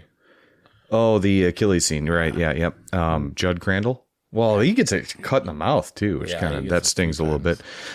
P.S. It's hilarious that they are straight up calling the sequel to Talk to the number 2 me. I didn't know they were doing that. That seems kind of cheesy. It is released. I also makes sense. I also saw some weird rumors about Dusk Till Shaun. Shaun of the Dead, or the sequel to Shaun of the Dead. But he fights vampires. Shaun, where it's an indirect sequel where they're the same characters, same universe, but vampires. I would pay to see that. Like restarting. They didn't go through Shaun of the Dead, but it's Dusk Till Shaun, Do they go to a the bar? Script is done, and it was written a long time ago, and now they're talking about finally making it. That would be fucking cool. If they want to go back, if Edgar Wright and Simon Pegg just want to go through and do the entire Universal Monsters line, like I'm all for it. That would be awesome. But yeah, back to Anthony. Sorry. Anything with teeth for me in horror movies, busting out teeth. Fucking hurts. Not really a horror movie, but I can never forget that scene from American History X, the bite the curb thing. I know. I've seen like Ginger Snaps and a few other movies when people pee blood. Yeah, I don't like that. Genital trauma is always kind of. I was going to go there, but there's been so much of that lately. I'm kind of desensitized to it. I think my crown moment of like an audience reaction. Me and my college buddies, like years back, we were watching VHS. Oh yeah, okay, sure. I know where you're going with this. His dick ripped off. Yeah, and that is like the whole room is just like, ah! Yeah. I don't mind if a dick gets ripped off, but it's something about seeing pee and then the pee turning red and then the person going ah. Yeah. You can almost feel it. Yeah. There's a really gross scene. I think in what is that? Cabin Fever 2. Yeah. Is it 1 or 2? Probably both, huh? But there's one. There's 1 and 2 because that one's and there's also the other the razor blade scene in Cabin Fever had me winced a little bit. Oh, when shaving and her skin comes off. Yeah, Eli Roth is pretty good at that shit. Really, anything that kind of like stretches skin, like if you can rip off a nipple, but you like stretch it and like you feel that that when it just looks too real, like when the skin's stretching to the point and then it just snaps. Yeah, just and then it kind of because that would I feel like swallowing glass and then the glass getting the throat or razors. Yeah, okay. That one, Evil Dead Rise. Yeah, that happened in there. Oh, but that wasn't a tongue. A place of the tongue. No, that was the remake, but or reboot. Yeah, I don't know. I mean, the Achilles and the eye stuff is the most commonly. I don't like it when they do that, and it's easy. And then obviously genital stuff is weird, and obviously probably sexual assault triggers a lot of women. I'm sure. Oh God, yeah, that stuff's hard to watch. I know what the most visceral thing is. It's not a horror movie. It's Jackass when Steve-O's paper cutting himself everywhere. Really? He paper cut his mouth though, dude. Like, that just, that actually, and he does between his fingers. And come on, paper cuts suck, dude. Went back to eating freezies as a kid. Oh yeah, right. Yeah, that would cut up my mouth. All right, so yay, thanks, Anthony, and for all the listeners, just we'll say it again after we get through these next couple of emails. But really, if you want to reach out to us, we're all over the socials. So we got Twitter at Savage Hunters _horror. We Savage Hunters. Savage Hunters, yeah. Savage Horror Creeps. No, it's at Savage _horror on Twitter. Okay. It's Savage Horror Creeps on Facebook. You can find us there and on Instagram. Yep. Plug that in. And then SavageHorrorCreeps at gmail.com is our most commonly way that we communicate with people. Where we have many listeners email in, and we love to get listener emails and read them on the podcast. Yeah. So you can talk shit. We don't care. You can talk shit all you want, and many people have, unfortunately. But yeah, so the next one is from our lovely Victoria, who could not be here tonight, and she starts by actually saying, by the time you're reading this email, I am most likely neck deep in cupcake batter and sprinkles. So through my hard work, I'm preparing my daughter's 5th birthday party and unable to make it tonight, and I did not forget about the Savage Horror Creeps podcast. First of all, welcome back, Nate. Hello. I was not on last episode for you first-time listeners, but I'm glad to be back. And also, hello and welcome, Jacoby. I can't be there to witness your knighting in action, which we all know is with penises. We haven't talked about that yet. Yeah, we'll see how we react. There's not much to talk about. It's going to happen. But I know you're going to do great. All right. Talk to me. I really hope I'm not underwhelmed, by the way. I'm expecting. We didn't promise that. Talk to me. We all saw that together in the same theater at the same time. What a unique movie. So gross and so dreadful. It definitely reignited some childhood fears and phobias. I don't want to call it the scariest movie in the world, but I also don't think I have actually physically flinched that intensely during a movie ever. And she's probably talking about the scene that got to Anthony too. And I think that was due to how the movie was paced and formulated. So bravo. And we talked about that. It is a slower build up. So when that shit happens, it's a gut punch. Also want to note that my tarot prediction for this movie was pretty spot on. I am pretty sure this movie made some good money. People talked about it and the concept felt new and so creepy. And then she submits a horror tarot for tonight because even though she's not here, she's still doing the work. And so we will get to that later in the episode. But thank you, Victoria, and we miss you and wish you could be here. But good luck with your daughter's birthday. I'm sure she's going to have a great time. And happy birthday, Sonny, right? Yeah. Oh, yeah. Sonny and Jacoby got like the same birthday. I didn't even realize that. That's crazy. Yeah. Wow. So, yeah, the 15th.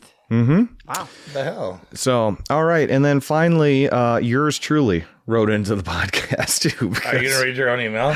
I did. Or you can read it if you want to, but it doesn't. I think we got to hear it in someone else's voice now. I mean, you can pass it over if you want. Okay. Yeah, sure. It doesn't really matter to me. Okay. I'm showing I practice this. Nate This is from my Corey. first day of mail. Okay. So this is from Nate. Nate's right next to me. It's like playing a song It is. for somebody. Well, you're in the room and you got to watch their reaction. Serenading them with their own lyrics. Do you like this? Nate writes, Do you like this song? "Hey creeps, I finally got around to listening to episode 14.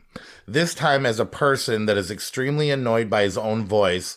Oh, not this time as a person extremely annoyed by his own voice, but as a listener. I'll be honest. Review year that you guys had stacked up against you. It was a rough one, but you guys absolutely nailed it. Thank you, Nate. Yeah. Victoria- 2001, I thought was. We did actually look for the one that he would be feel the least left out on us doing. And when I looked at the movies, I'm like, it Essentially, was we were like, definitely that. this is maybe the worst year of horror. I did change my mind. I rebutted Yeah. that. I don't Yep. think it was the worst. I don't think so either. Victoria and Corey, you both crushed it per usual. It was awesome to hear your barter back and forth, not knowing what would come next, like a listener would. I was also pleasantly surprised by the limited number of attacks I received. This was your time to get me. Probably well deserved by the both of you, and thankfully you took it easy on me. You really did. I was surprised. I doubt the likes of Ash would have showed me the same courtesy. Definitely not. Anthony, a.k.a. Dracula, for being his only second time on the podcast. You couldn't tell. He was smart, funny, a true and worthy replacement. Great job.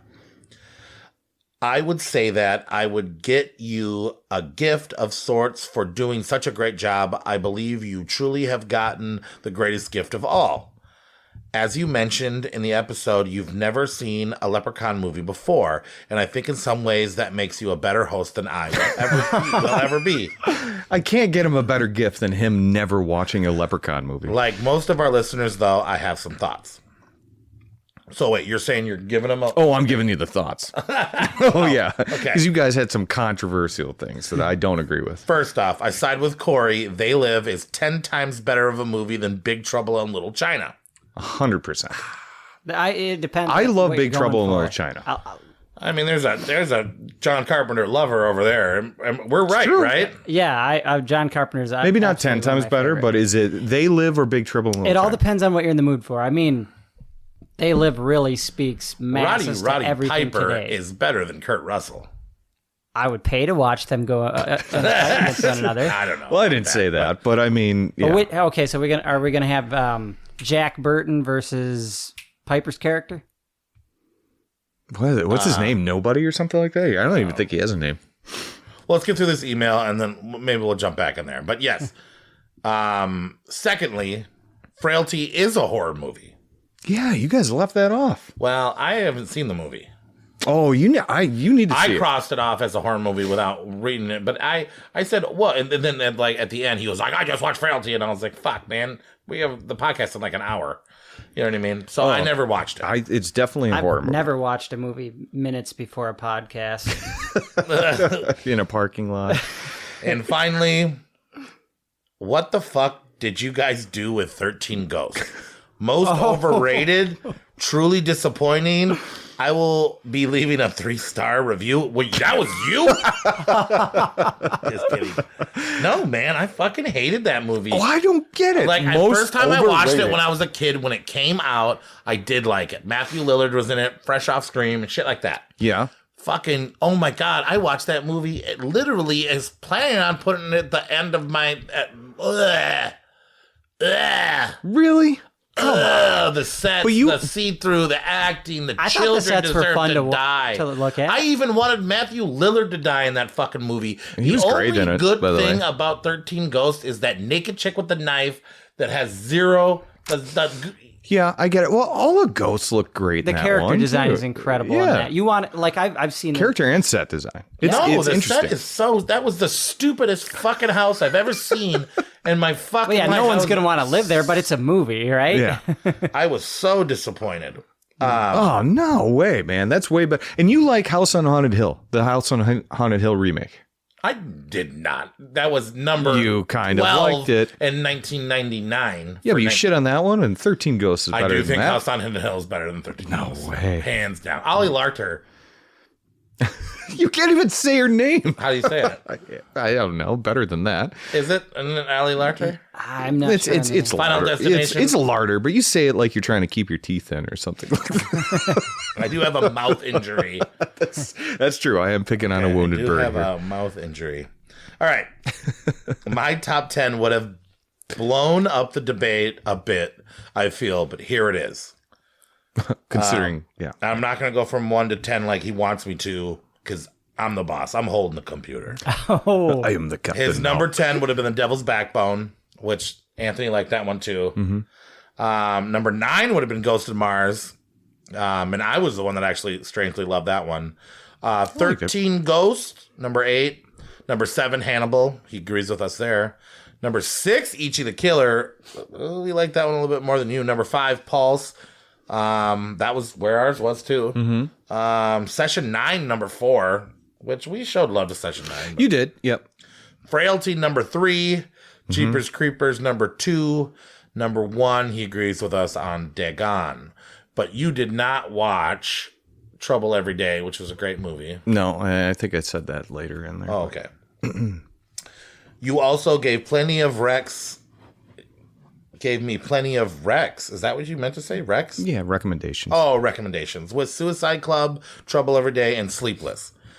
At any rate, I can't wait to get back to the studio. But great episode, and thanks again for wildly capable, and I can't read very good, but okay. Anthony, you did a great job. Cheers, Nate. Thank you, Nate. Yeah, we didn't want to talk shit about you. We actually like you. That's the thing about horror movies. That's the thing about like horror movie people and heavy metal people. That's we true. seem like we're mean, but but we're actually the sweetest kindest people. fucking people Yeah. on the goddamn planet. Yeah, okay? we talked about that. No, I didn't think that. No, you guys said some very nice things. I didn't think you guys were really going to go after me, but I thought you were going to go after me in like a joking way Yeah. for sure. And I mean, maybe, I think I did like once or twice. well, yeah, and I'm all for it, but yeah, no, but maybe if we I would have missed sent you. my top 10 in there, missed you a lot. yeah, no, I miss being on the podcast, but maybe if I sent my top 10 in with 13 Ghosts up there, I probably would have got some more. I would have heat, probably but been meaner to you on that episode. It just sounds like Jacoby kind of likes 13 Ghosts as well. I saw it when I was like, I want to say, And you haven't 12 seen it years lately, old. and you would hate it now. You would hate it. today. I'd still like to revisit it. We're for- not seeing how good that movie was in 2001. We're saying how good it lives up now, the Savage 10 right now for that year back then. And that movie right now fucking sucks. See, I had the the exact naked opposite. chick from American Pie sucked in that movie. Oh, she's sucked in everything. She does honestly. suck in Yeah, every she- movie. Yeah, Almost she's every movie. terrible. What's her name? Shannon Elizabeth? Yes. Yep. I had no idea that was her. Wow. Yep. Oh God, bad actor. It's really bad, but yeah, it's I wanted Matthew Lillard to die. he's great in it though. He's always Where? drooling though. He's always drooling. Well, hang on. Hear me out. There's something to be said about that. Some character actors, though they're good actors, play a character you want to die, thus serving their purpose. But he was the literally the coolest fucking the only character that was at all amusing. The monk guy, Fucking kill him didn't like now, Monk? dude. Kill him now, dude. That movie Yeah. fucking sucked. It is an interesting family. Fucking kill that whole fucking family. I'll have to revisit it sometime soon, but I loved the character design, and that was spooky enough for me as a 11 or 13-year-old or something. And I keep it rooted in the context of it came out in that early 2000s horror, which is I get not it. It was good. one of the biggest movies Not good at all. of 2001 in 2001 because there was it was different. It was not. It was my number 8. But for you guys to go, not only did you not I even put it. I think it was like 4th to last on a list of 4. I know you did. You guys hated I it, fucking and then hated that movie. you guys gave it an award as most overrated or worst movie or whatever. It was I'm so Well, we added the overrated category. I added a couple specifically new categories. for this movie. Yes, yes. I mean, we had that on Hidden the Gem. board. We need the overrated. I mean, the Hidden Gem is pretty much underrated, so we went the opposite way. And I was like, geez, I would just like to say, fuck you, 13 Ghosts. Oh, damn. I literally took that second. Wow. I'm gonna be a 13 Ghosts truther. No, I'm bringing it back. No, didn't you hear? Drive-in night. Didn't you my hear place. that Where we're watching. Paramount bought 13 Ghosts and they're doing the 13 episode thing of each ghost? Oh, to the yeah. 13 I ghosts? thought that was just like a I mean, it was clickbait, but who knows? Could have been clickbait. because it's good enough to get its own. But it was. movie. All those I characters believe were it was the interesting same category where I saw Dust Till Shawn. I also saw 13 Ghosts, 13 episode TV series going. I did not hear this. No. I'd watch it. This pleases me. I'm upset. This validates me. All right, should we get into tonight's episode? Yeah, so let's get into it tonight. Most of you that, if this isn't your first podcast, you know how this goes. But if this is, we're going to do some honorable mentions before we get into our Savage Top 10 list tonight. And how we get our Savage Top 10 list is everybody submits their top 10 or 13. And we give it a point system, very mathematical, very special, very cool. We add them all together and we get our Savage 10, which is our combined list of top 10s. Some of us don't agree on all of these numbers, but which you will hear. Very mathematical, very true. These are the 13 best killer car movies ever made. If we're wrong, please write us and we will fight back. Because this is true. This is right. This is true. So let's get into it tonight. So let's start with the honorable mentions now. At number 3, Corey, why don't you take this? Because you were championing this movie even before we got going, right? Right, yeah. And it is David Cronenberg's Crash. This is not the Sandra Bullock movie. About racism? Yeah. This is the David Cronenberg movie with James Spader, James Holly, or Spader Hunter, and James Spader and Holly Hunter. Jesus Christ. You just crashed them up. And the guy, I just crashed up that list because I'm looking at the VHS. I'm looking at the VHS that I have, the controversial uncut version. Now, this is a movie that some people debate isn't a very horror movie. It's just a NC-17 madness of these sexual degenerates that are crashing cars, losing limbs, and having sex in the wreckage of cars. And I'd never seen this movie before. I went to the ends of the earth to get a VHS copy. I watched a whole bunch of YouTube stuff. I saw that the guy that played Casey Jones in the original Teenage Mutant Ninja Turtles movies in it. Elias Really Koteas. into it. Yeah. There's a lot of really good looking people. It is gritty. It is icky. It is gross. There's actually even a scene where people are having sex with wounds. And it got banned and protested against, and by a lot of people that haven't even seen the movie. And a lot of people haven't seen the movie. This movie's hard to find. And I literally put this as my number 10 in respect to the movie being so rare, special, and nothing being like it. And I don't, like I said, have you ever seen the movie, Nate? Yeah, it's been a while, and Okay. I couldn't find it to watch it again too. So it's my memory's a little fuzzy, but I know it's about. So I wanted to make this an honorable mention because it is sought after. It is part of horror history, being a David Cronenberg film. If you look at his library of films, and I think if you can check it out. It's not normal. Is it streaming anywhere? Do you know? No, nowhere. Okay, there is a 4K of this movie now. Is? Yeah, they just released it. It looks like, yeah, but it's $32. So I don't know. But anyway, go into it. I think that's all we really need to do. I mean, it has a lot of car crashes, a lot of thrill seeking. It's almost like Now it's the characters that get addicted to car crashes. Well, they're addicted to death. They're addicted to the thrill of car crashing. They're addicted to seeing it. When people die in the film, they don't visit their graves. They don't read their obituaries. They don't go to funerals. They stare at the wreckage of the dead cars. It's, twisted metal, sex, perversion, and insanity. And, yeah, I think it deserves a little bit more respect than it does. And I think it's one of those movies that everybody should watch for the day. It's definitely unique, but it's not for the faint of heart that can't take their violence and sex together in the film. Yeah, and I'm a type of guy that doesn't even like to get scratched on his back in sex. But this had me thinking of some stuff. But honestly, for Cronenberg fans, this isn't that crazy and far out. You know what I mean? No. He's made plenty of movies that there was that some merge big violence time and actors sex. in this movie, and I think that's why so many people protested against it. It was very mainstream when it first came out, and to people's surprise, honestly. I haven't actually seen that one, but that description alone you just gave sells. You want to see it? Yeah. Yeah, and I want everybody to want to see it. And then you're going to get addicted to car crashes. So you're going to be car crashing into people and having sex with them. No. In the record. No, I'm keeping my, We don't my know cars yet. are my baby. We don't know what he's We don't gonna know, do. but you What's have gonna yet to happen see the after you watch movie. the movie. So. Yeah. I'll drive your car into a car crash. Oh, that CRV is not going to get you laid, man. It might get you like a crash and a hand job, but that's it. Well, the cars are made out of Tupperware these days, so it's not going to be the same thing. We need heavy, old metal cars. Yeah. But yeah, honorable mention number 1. Honorable mention number 2. It's kind of Nate's thing. I couldn't find this movie either. Nate has a copy of it. Never got the chance to borrow it. Not his fault. It's my fault.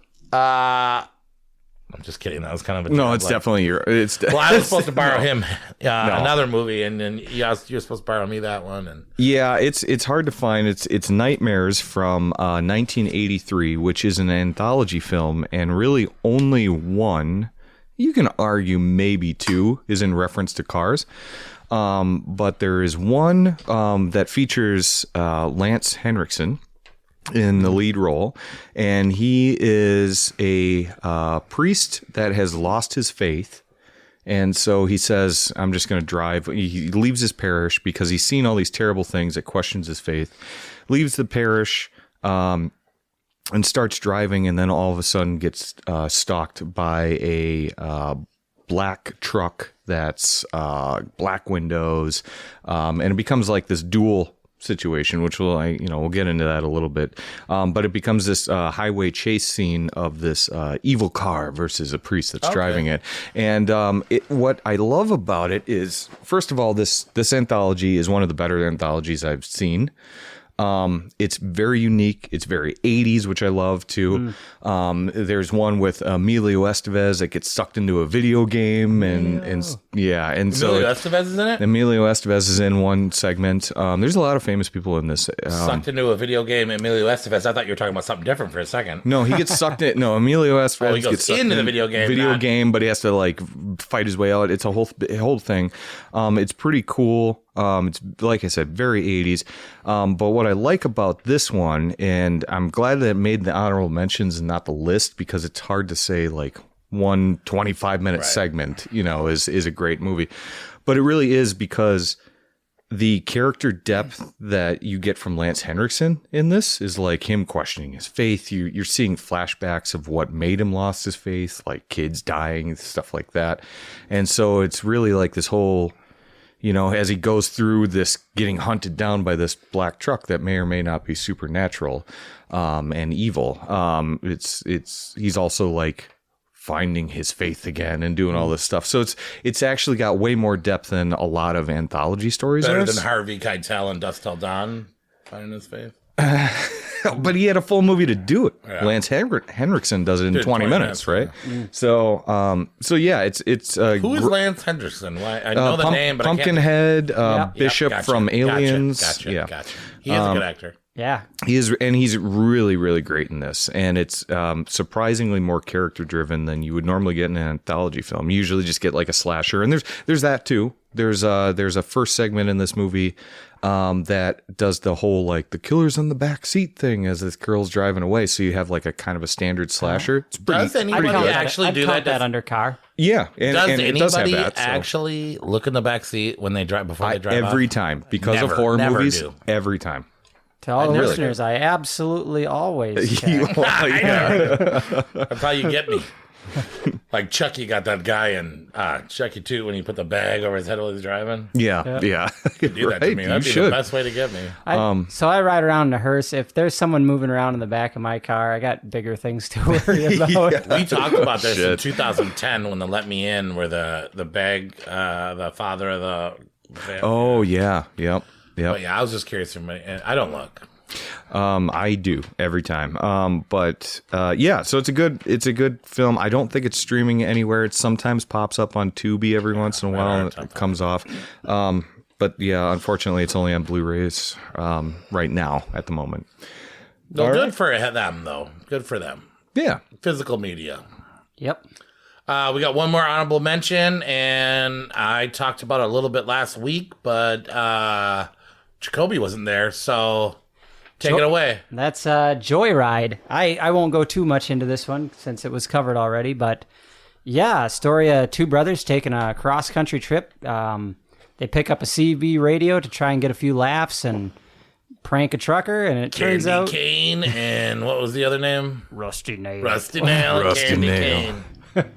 Well, anyway, yeah, they Baba Black Sheep. That get a one little too. more than they Right? bargained for. That was my Buffalo Bill Which is playing a a good, trucker. yeah, and the voice is by Buffalo Bill, but the actor I is recognized that right away. I like you. Oh, yeah. You they- can't unhear his voice. Yeah. Candy Cane. Candy cane. Come on. And Paul Walker, like right, Paul Walker's in there. Yeah, and this is like it is a fun thriller. And Steve Zahn too. Don't forget I Steve did Zahn. enjoy watching the film. I just didn't. There wasn't enough death. It just was a shitty version of another movie that I feel like we have on this list. And I'll get into that when we get into that. I kind of got those vibes. Yeah. But I'll say this about this. I totally bought the brother chemistry that those two actors brought to the table. Yeah, I thought they were really Paul funny. Walker is a real. great actor. Yeah. Yeah. And Steve Zahn does good as kind of like the goofy brother, but like he's just the kind of fuck up brother, you know, Yeah. that like that dynamic type of thing. But they And felt real. He's like if me and you were brothers, you'd be that guy. I would be the fuck up brother for sure. Yeah. Yeah. But but no, I actually left this off my list because I knew you talked about it, but Right. And I do feel bad that it didn't make my top 10. But Yeah, and I know you'd have liked to do it, and I kind of was like, Nate, don't count it, and I was like, Jacoby, if you want to put it on there, put it on there. But well, as soon as he saw saw it too, right? Because I wanted to champion Nightmares. I'm like, okay, just leave it off, and then we'll talk about it anyway. It is a very good movie. There was somewhere I was gonna go with this. Oh yeah, it's a very good movie, but I felt like it needs a little bit more. It's like just lacking in that little extra Death? you're looking for. Yeah. Yeah. It's a very soft One PG-13. person dies. It really needs to like pick it up and give it that R rating, that real Yeah. fear factor. Otherwise, this was just like there's a no slightly stakes. For some reason, I knew that no one was going to die too. it's like a slightly high budgeted TV made for TV movie. Sure. Yeah, it does. Yeah, it feels more action thrillery than maybe some other ones that we'll talk about tonight too. That could be borderline, and that's because it doesn't go there. I actually think that the title is misleading too. Yeah, because it's not really even a Because joyride. no one has any fun. Well, or like a joyride when you steal a car and you go Yeah, for a there's joyride. nothing like that. Yeah, no, it's just two brothers driving across, and then to meet the poor man's Helen Hunt. Yeah. What's her face? Yeah, Lily girl from Sobieski. I did get a kick out of that. Paul Walker cancels a plane ticket because he finds out this girl he's chasing is like single. He's like, "Oh yeah, I'm coming right now." Like guys will bend over back. And then her brother almost bangs her. Oh yeah. Yeah. Right That before the was ship a goes pretty down. humorous moment because like the guy rings What in the and not to fuck? spoil it. He's like, you know what? Which is a really good point. Why are you in Why here? were you in there? I'm kind of with Rusty Nail on this one. Yeah, that's a good point. That's a good point. All right, so that was Joyride from what, 2001, right? Mm-hmm. Yep. Yeah, and if you want to hear more about it, they Anthony and Corey do talk about that in depth on the last episode 14. Okay, moving right along, getting into our top 10 tonight. And one we almost missed. One we almost missed, and one that you can argue, well, that's not a car. That's not a killer car. But it's pretty cool and pretty original. I think it falls on this list pretty nice. I will say that once I found that one, and I originally wasn't on my list, I did look up killer boats. Oh, there's what? Oh, this is a gold mine. Somebody make that movie now. Killer boats. We should make a killer boat movie. Yeah, we need to talk to the guy that did Bloodhook. Yeah, we were talking about that earlier tonight. Yeah, he's got some movie. Yep. So, but yeah. But anyways, our number 10. Mm-hmm. I bought a vampire motorcycle, and I know that you guys like this movie more than me, but I think more than anything, our guest Jacoby liked it more. So why don't you put it in your top 10, right? Why don't you tell us why this movie's amazing? I got a real kick out of this. This is like authentic Britain, like punk Britain in the 80s. This is like, it feels, there's a cheese factor to it, but a real factor to it. And I think we can all agree that had motorcycles existed in the late 1800s, this would have been Bram Stoker's true vision for Dracula. He would have been a biker bat. Cool. I kind of like that. Yeah. Yeah. No, I love this movie. I thought the kills were really amazing. I thought the idea was zany and crazy. Yeah, it was batshit. But I will say that there were also parts, and maybe for the same reason that you like it that I didn't, that it was almost too Britain. It was super. I was just as amused as I was annoyed as I was amused. Yeah, it's. I will say. Yeah, I could see that. It has a big vibe of like Peter Jackson's early stuff, like Brain Dead and stuff like that. Or Dead Alive. Bad Taste. Bad Taste for sure. It's got that weird, wacky humor. Probably not anywhere near the level of gore that his films did, but you still get a little bit in this one. And but it is that kind of like zany humor. But at the end of the day, it's a fucking vampire motorcycle that's actually killing people. Yeah. So stand aside, Gary Oldman. That bike. You thought it did better Dracula than Gary Oldman? I don't know. I think I don't know about that. I don't know about that. And did the bike cost $1,000? Oh, that's one of the funniest moments in it. I was so confused. Whenever guys like they got a girlfriend they tell their girl, I paid this much for it. But really, they paid like double that. Right. Yeah. So he keeps slipping up throughout the movie. She's like, "What?" He's like, "Oh yeah, babe. I'll pay this much for it." No. But it keeps slipping out. This is definitely one of the few killer bike movies out there. And then the fact that it's an actual vampire. There's a lot of death bike scenes, but there's a scene in Elm Street 5 that's pretty awesome. Oh, yeah. Okay, sure. But this is legitimately a biker gang comes in right at the beginning of the film, starts blowing away these cultists or Satanists or something that are trying to resurrect. It doesn't really make sense to me. They're trying to resurrect a demon. It's a demon, but it's Dracula, but it's not. Right. Yeah. So they're better or worse than Knight Riders. I'm a Romero guy, but Knight Riders is better. But it's a very unique, and it's got some very funny moments, and it's got some cool kills too. There's this one scene where the biker gang's attacking the main character in a bar, like they're trying to get him to fight, and they're talking about how like we don't like it when people smash up their bikes, and it's a cut scene to the vampire motorcycle just stomping, pretty much, like beating the shit out of all the other biker gang's bikes. I don't even know how to describe it. But yeah, it's a vampire motorcycle that wants to get revenge on a biker gang that killed all of the Satanists or cultists that were trying to resurrect this demon. So and this movie, weird premise. This movie is on YouTube. Yeah, it is on YouTube. That's how you watch it. It is free. Also on Canopy too. So if you have a library subscription, and I own it on Blu-ray, and it's very cheap. It's like maybe $10 for a Blu-ray out there. So worth a $10 bill to pick it up. It's a fun kind of popcorn, laugh at it, drink with your buddies kind of movie. Yeah, it would be a good party movie. For sure. Yeah, it's very high energy, very fun, but it is. I'm with I you, do Corey. think it's cool. I didn't put it on It's a my little list at wacky, all, but I do think it's got a nice little home right there at number 10. I got a good laugh out of the priest character and some of his little additions. Oh yeah. Well, and it is one of the few movies that that features talking shit. That was the weirdest scene. That was like, oh, I don't know if I'm jiving with this. I did see that too. That gave me Weird brain literal damage shit. vibes a little bit. That was very brain damage thing. So yeah, it's got flavors of better movies in there. It's that to where if you like those types of movies like old Peter Jackson horror and brain damage, you should like this one. Mm-hmm. Yeah. Okay, that was I bought a vampire motorcycle at 10. Moving on to number 9, and Corey, you got to take this one because you've been championing this one for a while now. Number 9, Highway to Hell. One of those movies that has been on my list for so fucking long.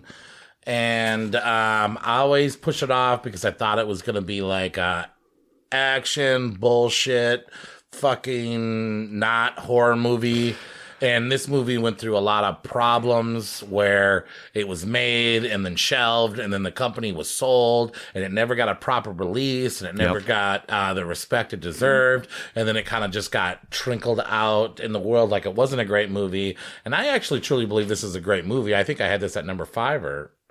You had it number 5. pretty high up there, but I think we all like this movie for sure. I had this as my number 10.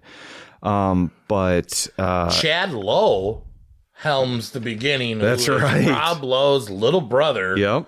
Reminds me of my buddy Alex Holte. I don't know if you guys ever met him. He's was the handyman at Witchcraft. He looks just like him. Reminds me of it. But I thought he did a really good job. He did. He's running away from home with his bride, played by Christy Swanson. You'd remember her from, oh God, everything. Karate Kid. Buffy the Vampire Slayer. Buffy the Vampire Slayer. The movie, not the Ferris show. Bueller's Day Off. I mean, wonderful. She was in the Piranha remake. Hot Shots, Higher Learning. I thought that they were awesome. And when you see a movie with the title like Highway to Hell, you're not actually thinking this is going to be just a road full of danger. Yeah. No, they're literally taking a road to hell. Yeah. They run off to get married in this piece of shit car that has one fucking headlight and a pizza delivery thing on the top, and they get pulled over by a demonic cop who I think had one of the fucking coolest cars in the whole fucking list. It's a fortified cop car definitely from very hell. customized, very customized. You know, some people might say that the cop's face was a little Freddy Krueger, but it literally had scratchings of fucking Writings and torture such, yeah. words all over his face. He was like a hell. Sunglasses were like type of guy. Cenobited into his face. Yep. Yeah. And I was super into that. And I liked his handcuffs. Those are Ben pretty clever. Stiller does his worst performance of his life. Yeah. I was like, holy shit, is that Ben Stiller? forgot he was and in his this dad's in it too, Frank Costanza. Yeah. Yep. Gilbert Gottfried's in the film. Yeah, that's right. Is Adolf Hitler? The cop Yeah. the cop has handcuffs from hell that aren't handcuffs, are hands chained together that hold hands. They are handcuffs. They're hands that are cuffs. Am I explaining this so people understand what I'm saying? Yeah. It's two living hands connected by a chain holding them down that he cuffs people with handcuffs. They're handcuffs. Yeah. Does everybody understand what I'm talking about? Yep. Can you picture that if you haven't seen the movie? That is so cool. I thought that was fucking Evil Dead style cool. They work really well too. I totally forget. I mean, when you do a special effect like that, you're well. always looking for like, you know, the thing where the seam is What a on the great edge of the idea. hand. But I totally forgot about that for those cuffs. Yeah, and so he goes to a fucking gas station. He gets warned, hey, that car's not ready to go down Harbinger, that road. dude. Yeah, don't go stop down that for road. anybody. Yeah, you don't want to go down that road. Jesus Christ. The movie is not that serious. But yeah, so they get pulled over. Christy Swanson gets kidnapped by a cop. A cop is literally hell cop demon crony, whatever the fuck he is, secondhand man to Satan, is literally taking a virgin girl to Satan. This little fucking Chad Lowe, Rob Lowe's little fucking brother, has to man up, get a buggy car, fucking chase after this dude to hell. Could do you like a girl good enough? I mean, she's blonde, she's Christy Swanson, she's wonderful. Would you take a little buggy to hell to probably that was more die than to a save buggy. this That was girl? like a 1940s roadster. You're right. Now I can't even change my oil. I've said that. All right. And there's also, before I let you guys kind of chime in on what you thought of this movie, the sex demon scene where he thinks that he finds his girlfriend. Oh, yeah. And he's finally about to have sex with her. And Christy Swanson looks so hot. She's got blood all over his mouth and he's getting it on. And he looks in the mirror can't and he looks stop back. kissing him. And we have one of the funniest looking fucking gremlin style, Horny full size, big belly, horny sex demon.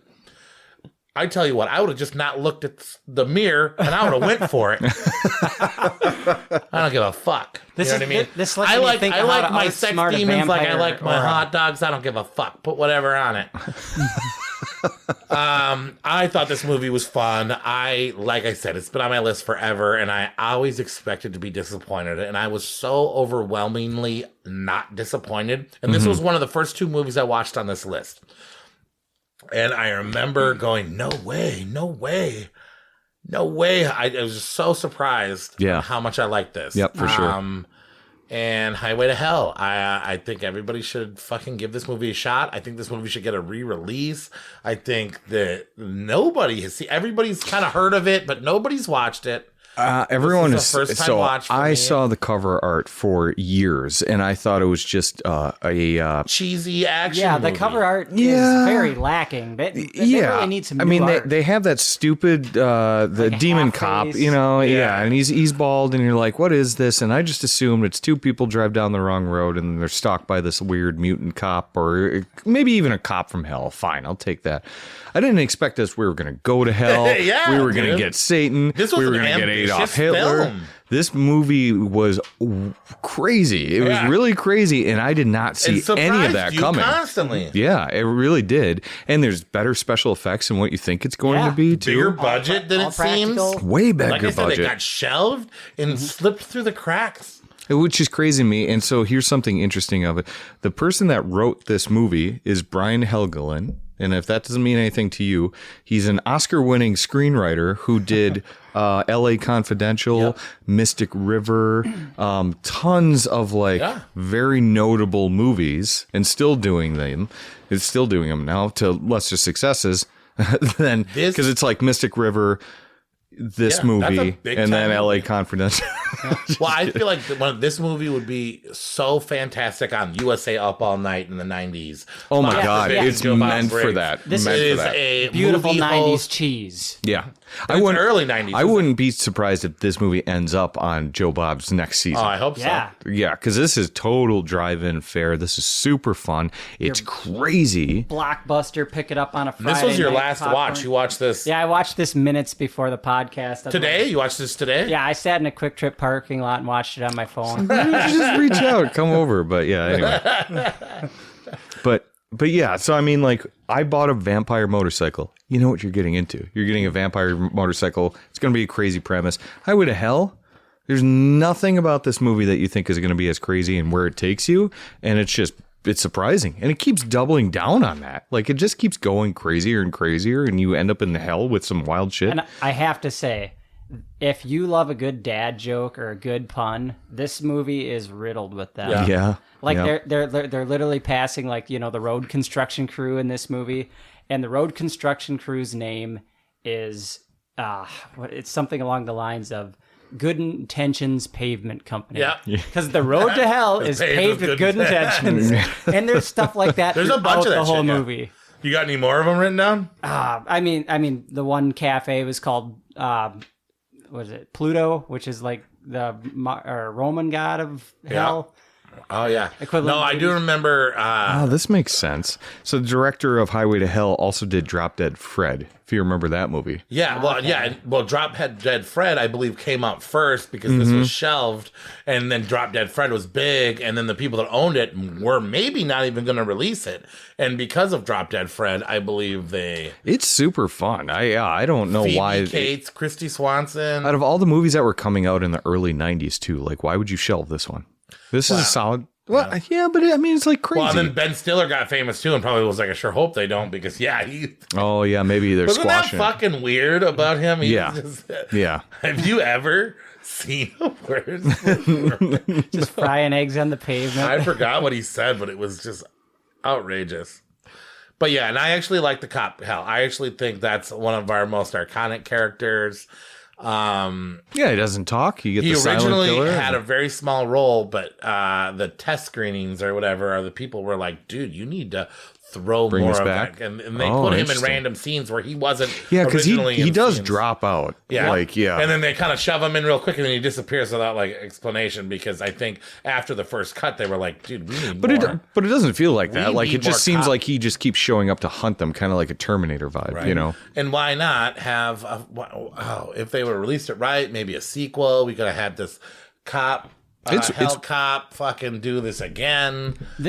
This I is a would've loved movie it. that they definitely, you can see where the budget went, and the budget went into this into the practical effects. Yes. I mean, they're filming out in a desert, and you'll see a theme with these car movies, right? It's slashers, they're in the woods. Cars, they're in the desert. But you can see the money on display, like the practical effects, the makeup. It all looks beautiful. And I actually don't disagree. Actually, like, 9. Oh, this is why. Okay, go on. Sorry. I just saying, like, a lot of depictions of hell are disappointing or space-like or whatever. And I just thought this was a super fresh view on what hell would be like. It was kind of Bill and Ted, but It does have a Bill and Ted vibe. That's a really good way. It's like a more horror themed Bill and Ted. It really is. Budget for this was $9 million, and you can tell because it's got some decent effects. That's pretty good. car- For Worldwide gross $26,000. So this made money. No, 26,000. Oh, I heard The opposite. 9,026,000. This motherfucker tanked. Yes, and that's Sorry, probably And it why. never really Math. found its cult following like it should have. No, but maybe we can champion it, and bring it back because it's on Tubi. Everyone could be watching this to now, right? Or, tonight, going right after this podcast and checking it out on Tubi. And I think there's worse shit to watch than this movie. This is another. This is good The one to only have a few person beers with that your doesn't buddies want you and to watch this Yes. movie is Ben Stiller. Yeah. But he's made his money. He might come back. He might bring it back. Remake it and come back. Dude, give it another shot. It does the same shit. They'll do a sequel. They're always doing these legacy sequels these days. The next one will be about This him is one as that the should cook. be fucking truly. They do a talk to me thing where it's Highway 2, the number 2 hell. It's way better and way more of a movie than you think it's actually going to be. It's not boring. It's quirky. It's really Underrated. It's a fun. 90s fun time. Yeah, I would say it's underrated for sure. So that's our number 9 tonight, Highway to Hell. Check it out. It's on Tubi. Okay, number 8. What do we want to do here? We're talking about the Wraith, and I think we all kind of agreed on where this one was. So, Good, but not great. Bottom of the top 10. what do you think of this name? Yeah, it's weird. It's kind of a weird movie, right? I bought this movie. Sorry. No. It's so you got this Charlie Sheen starring vehicle, right?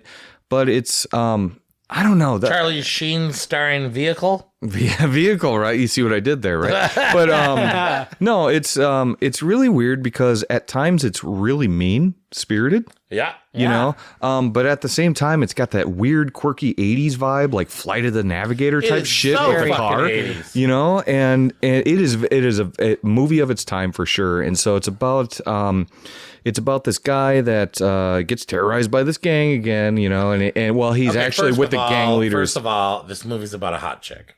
Yes, it's about a hot chick that is with a gang leader. right? She's not even with him. She's just like she's against, a hot chick. against he her makes it will. very the gang clear leader- that she's his. Well, yeah. And she was in love with a guy, and that guy couldn't take it. This movie's about jealousy. So then that guy kills this guy out of jealousy. This person is wrongfully killed. Okay. Yes, and dies. And somehow through space and science and something or other, this person comes back like the Crow. This is, the Crow. It's the Crow on wheels. And comes through space and incarnates his spirit into a futuristic car. Mm-hmm. Okay. And comes back, but Why? for some reason, he Don't doesn't look like the person. He's Charlie Sheen. He got upgraded. And then Charlie Sheen is talking to his brother, hearing the story, trying to figure out if his brother's like a good brother.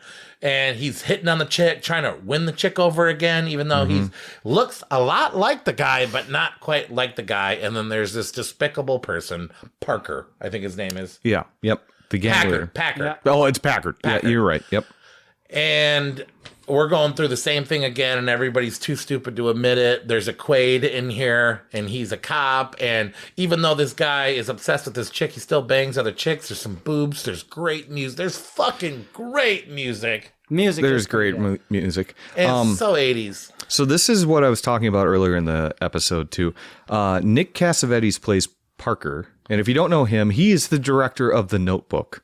Oh, shut the fuck. Yeah. Shut the front door. He's also the son of John Cassavetes, who is the the husband in Rosemary's Baby, too. So it's kind of weird because they got all this like weird royalty, Hollywood royalty in there. You got Randy Quaid, you got Charlie Sheen, you got Nick Cassavetes. Who else is in this movie? There's so many fucking people in this movie. Got Clint Howard in it. Clint Howard, that's right. He's the guy that starts the race. There's a lot of car racing. I'll say this about this movie. When I think of this movie, the first thing I think of is Clint Howard's hair. Yeah. Yes. Rughead. Oh, the character of Rughead. Everybody knows who Clint Howard is. He's Ron Howard's brother. Yeah, but he's the ice cream man. He was in Ticks. You know, he's all that guy. He's a character actor. You'll see him here and there and everything. Oh, He's you'll in, see him like in Waterboy everything. and stuff. Oh, yeah. He's probably most famously from that, sadly. But not in the horror circle, I would think. He's been in so much. But yeah, no, there's so many. And then you got Skank and Gutter Boy. Yeah.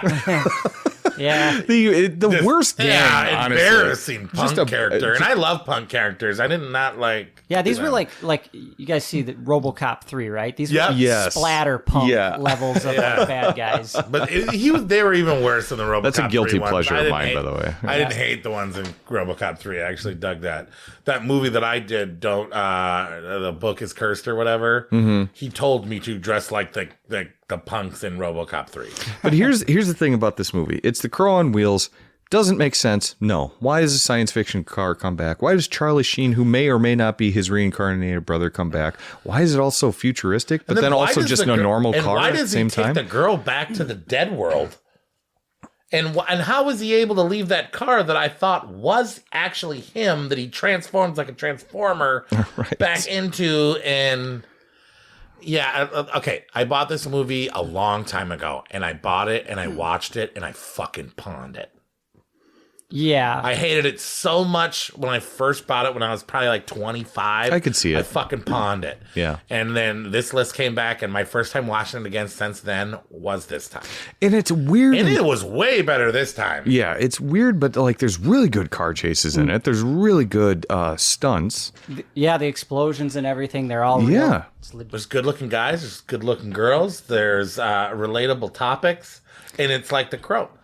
It's like the Crow. Yeah, it's the Crow and Flight of the Navigator mixed up together in a car that's futuristic but has no reason to be. I'll say this car. So this, I am pretty sure, I could be wrong. This car, I think, was a concept car. So they build a car. It doesn't necessarily go to market. They don't build it for mass production. But they used this concept car for the movie. And it does look really cool. But it would look a hell of a lot cooler if they went stealth and did not have that Chrysler Star logo on the front. Yeah. Yeah, I don't know what they were trying to do. It's like, when did Knight Rider come out? Was that around this time too? Yeah. Because maybe a they were. movie and a TV series, then I bet you, yeah. Yeah, I bet you they're trying to capitalize on the futuristic car thing because it really has no place in the movie. You could have just brought back any car. you know, but to have it like this weird futuristic thing. But yeah, I don't know. It's of a time that I miss, though. You know what I mean? Tell me a better Charlie Sheen movie. Any Charlie Sheen movie. Platoon. Charlie Sheen does like nothing for this movie. He's just there. You don't think so? He brings no character personality. This is one of my favorite Charlie Sheen performances. I don't think he's that. Yeah, I think he's. Yeah, I don't think. What he's other Charlie just Sheen there. movies are really good? Platoon. Okay, Part Dukes. no, I like Hot Wraith Shots? better. No. Hot Shot. Well, Hot Shots Fuck Hot kinda- Shots too, though. Okay. I mean, funny. Yeah, But can you even count a parody? I think he works better in comedy roles. He doesn't work as the star leading man. I thought it worked, man. I forgot all about Emilio Estevez for like an hour and 27 Major minutes. League, but again, comedy. Major League is his best. Three Musketeers. Well, Oh yeah. The Holy Priest one. Okay, that's Major League pretty is good. his best That's pretty good. But okay, so but I did like him. I thought he did well. no, he did do well, and this is, and like I said, and there's moments of like true horror in this where I could see like No, it's like fuck. how they kill the sometimes. boyfriend in the, or not the love interest in the That's beginning. some deep shit right there. They like really fucking cut up that guy, and they're like they're holding out his arms, I and he's get just why cutting him it's his back. not and beloved, but it's weird. It's all over the place. And she's stuck in this unwilling relationship, basically that just poor like woman. That poor captive. woman. yeah, Like she's Well, always but I got to do be like watching how. her back. But just she to make sure also he's could have been a little bit more like fuck off. Like she still Yeah. was like teasing him enough to be like, I kind of get why he's still trying at her because she's still kind of like, yeah, take me home.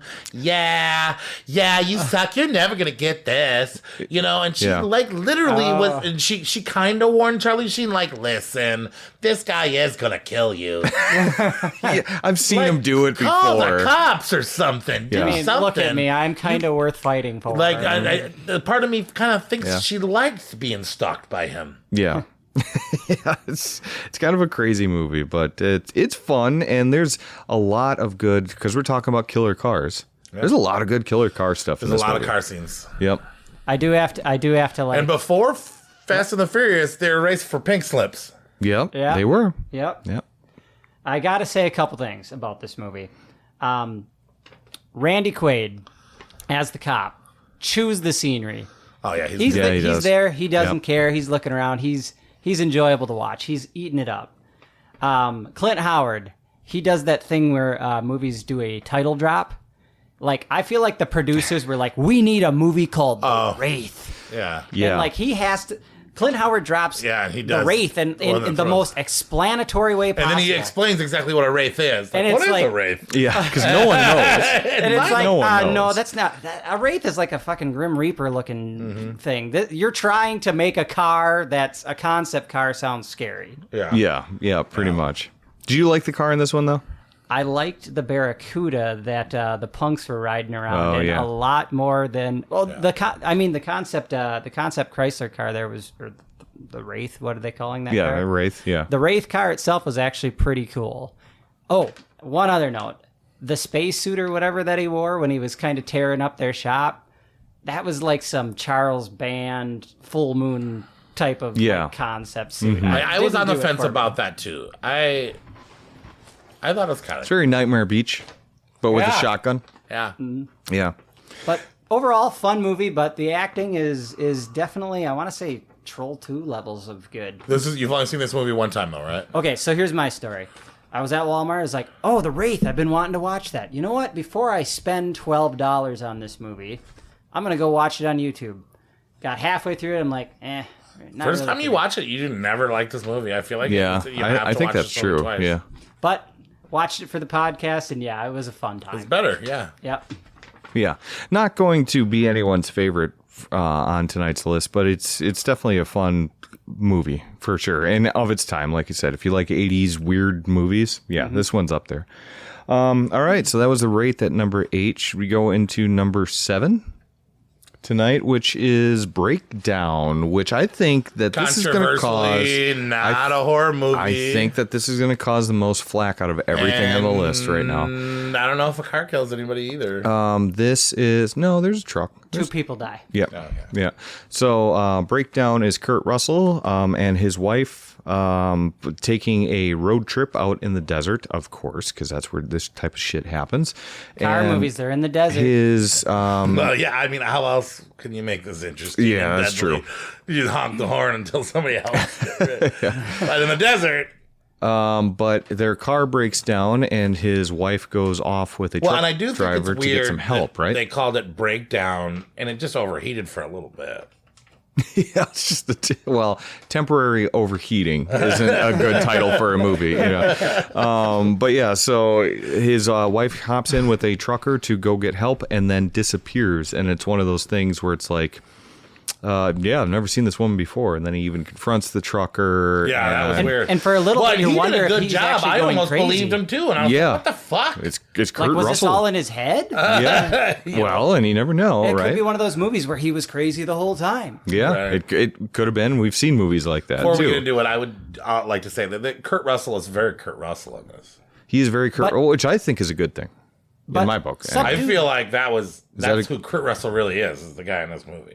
I mean, Kurt Russell's fun to watch whoever he plays, however he plays it, but he's a little more subdued. I mean, he is leading man, but he's not like, I could It's a kick your realistic- ass, I'm Kurt Russell. It's a I feel realistic like Kurt thing. Russell very would be like realistic this. scenario. Yeah. So anyway, because no one believes him and there's absolutely no evidence of his wife disappearing, Kurt Russell takes it upon himself. After, of course, the temporary overheating of his car, once he solves that problem, he hunts down that trucker, and it kind of, the rest is history. Kind of goes from there. But very, very suspenseful movie. Very entertaining. On the edge of your seat the whole time, you're trying to figure it out, and they've got some Goes kinda, by like it's 40 minutes too. Yeah. Yeah, it's not a very long movie, and it's very Pleasurable, fast easy paced. watch. The acting is on point. Like when people are in a stressful situation, you can see the sweat dripping down their face as they're like trying to get out of a situation. The rednecks in this are very intimidating. The main bad guy, J.T. Walsh, in this movie is fucking phenomenal. Well, I love how they did the bait and switch too. So when it broke down, and then they had the truck turn around and stare at them, and they were so fixated on those bad guys, that when the true bad guy came looking like a good guy, Yeah. I love that trickery. Shit for brains. I don't know. Why is this a horror movie? To me, it's a horror movie because it is terrifying. I mean, these people were in a vulnerable situation. They chose to trust the wrong people. A person feels like they're going crazy. There's violence. There is sexual fear in there. Yeah, because why they're because that one kidnapping guy people. that's in there, and he's Yeah, they never really get into that, but like, Yeah, but you can tell there's something there. It's implied. Yeah. Some of the least coolest cars out of any of the movie on this list, but I do think it is. It feels very real, though. It feels like it can an action happen. thriller that I think would terrify and stay in the minds of a lot of people, not horror fans, and horror fans. I don't know. We argued on this. When we first made the list, he was like, add breakdown. And I was like, he wants to add breakdown. And you were like, don't add breakdown. Well, and I was like, I've never seen it, so why don't I watch it? And why don't I be the judge? And I said, let's add it. It's a good movie. I think it's a good ad. And then you were like, I like that idea because I like the movie, but I don't know. I do, and I like this movie. So what a I did lot. is I handicapped it a little bit. Yeah. But I do think that it's worth talking about. If you're enjoying all the other movies on this list, I think you'll enjoy this one too. Yeah, it's definitely the most straightforward. it's Well, a very, maybe, very maybe real not, but- world type of horror too. It's not like not like zombies or something are crawling out of the grave. This is a situation you could run into in your life. Comparable to like Road. Honestly, Games. this is a fun date night movie. Oh yeah. Because like you and that significant other get together and watch this, and then glad like, that I have you. yeah, And we're not, and your car never breaks down. because it's very suspenseful, and when your car does break down or temporarily overheat, you're going to be thinking about this movie like, I'm not hopping in with that truck. Are you hopping with Although that truck? I was on the chick side, I did think when the situation happened and they were like trying to debate on whether or not they should go with the trucker, and he was like, "Listen, well, first of all, the biggest stupidest thing was you gotta either go with one. Splitting up was about the stupidest. That was a really but dumb idea. I thought that getting in the semi would have been the right idea. Well, because it sold so well by the bad guy, right? Sold well. Like you buy the situation, even though you're like, yeah, you guys should probably stay together, but I see why you're staying here and why you're going there. Because I remember watching this or rewatching this and going like, I don't know if I would let my wife get in the truck with a semi, but it sold so convincingly that I'm like, yeah, okay, this can happen to anyone. He was like, hey, go. But hey, are you sure you don't? And then you find out that they did really want both of them. Mm-hmm. Yeah. And then it would have been over. Mm-hmm. Well, right. Yeah. So I did notice a couple parallels in this movie I might get into later if we have time. But there is some parallels to a movie that's a little higher up on the list I could bring up. Oh, sure. Yeah. And I think we're going to see a lot of that type of that crossover. But it is, if you do like this genre, this is a great thriller horror to watch with, especially at date night. Breakdown. Hit us up if you're pissed. All right. Moving right along to number 6. Number 6 is a movie from 1977. Not the oldest movie on our list, but one of the older ones. The Car. Yes. And this is when we're talking about a killer car movie. This is the epitome to exactly how we're trying to describe the kind of movies. Mm-hmm. This is a movie about a slasher movie. Yeah, it really is. Yep. About a car with tinted windows, no handles, that is for no explained reason driving around, killing people in a small town. A small town, and one of the best openings to a fucking horror movie. One of the best of them, ever. Just a couple of people riding some bikes, and they get fucking... I was sold, and ever since that opening scene, I was not even leaned back in my chair. I was up at the front of the thing. No pizza that night. I was going to say, did you burn pizza? No pizza, but what?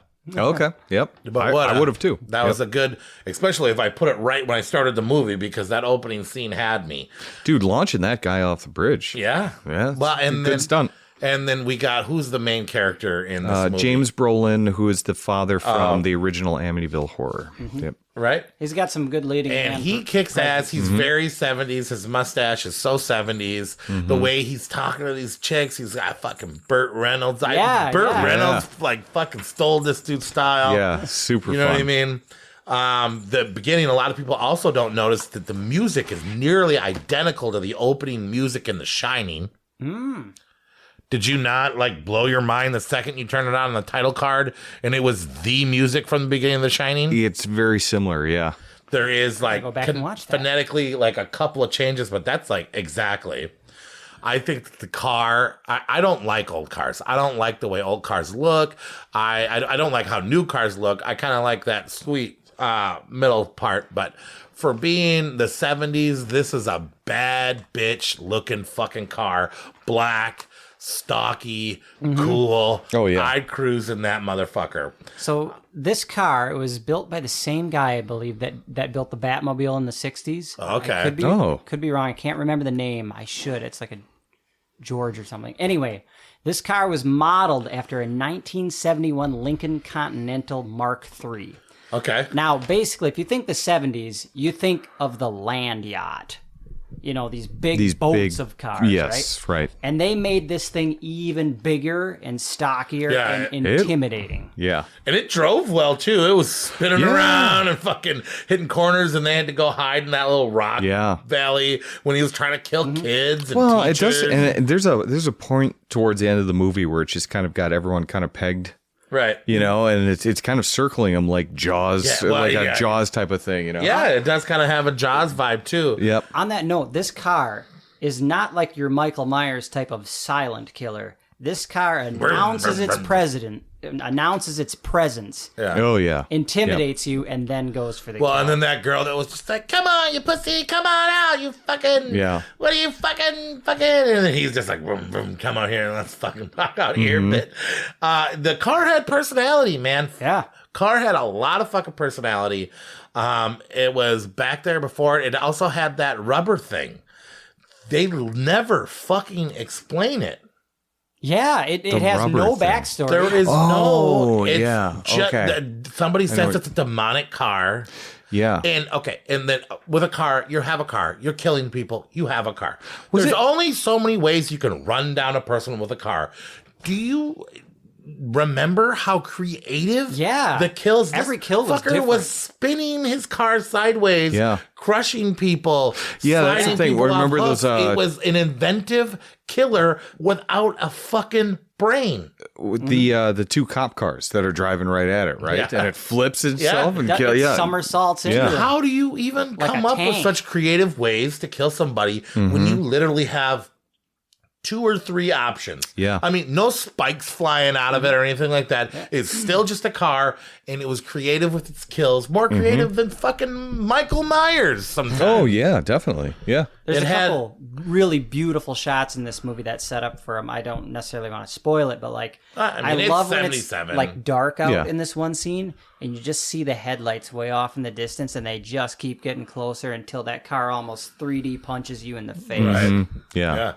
Yeah, for some reason, and I didn't get this on the last time I just rewatched this, but I always thought it was like Hitler's old car or something like that. I thought there was like some like Nazi component to this for some reason.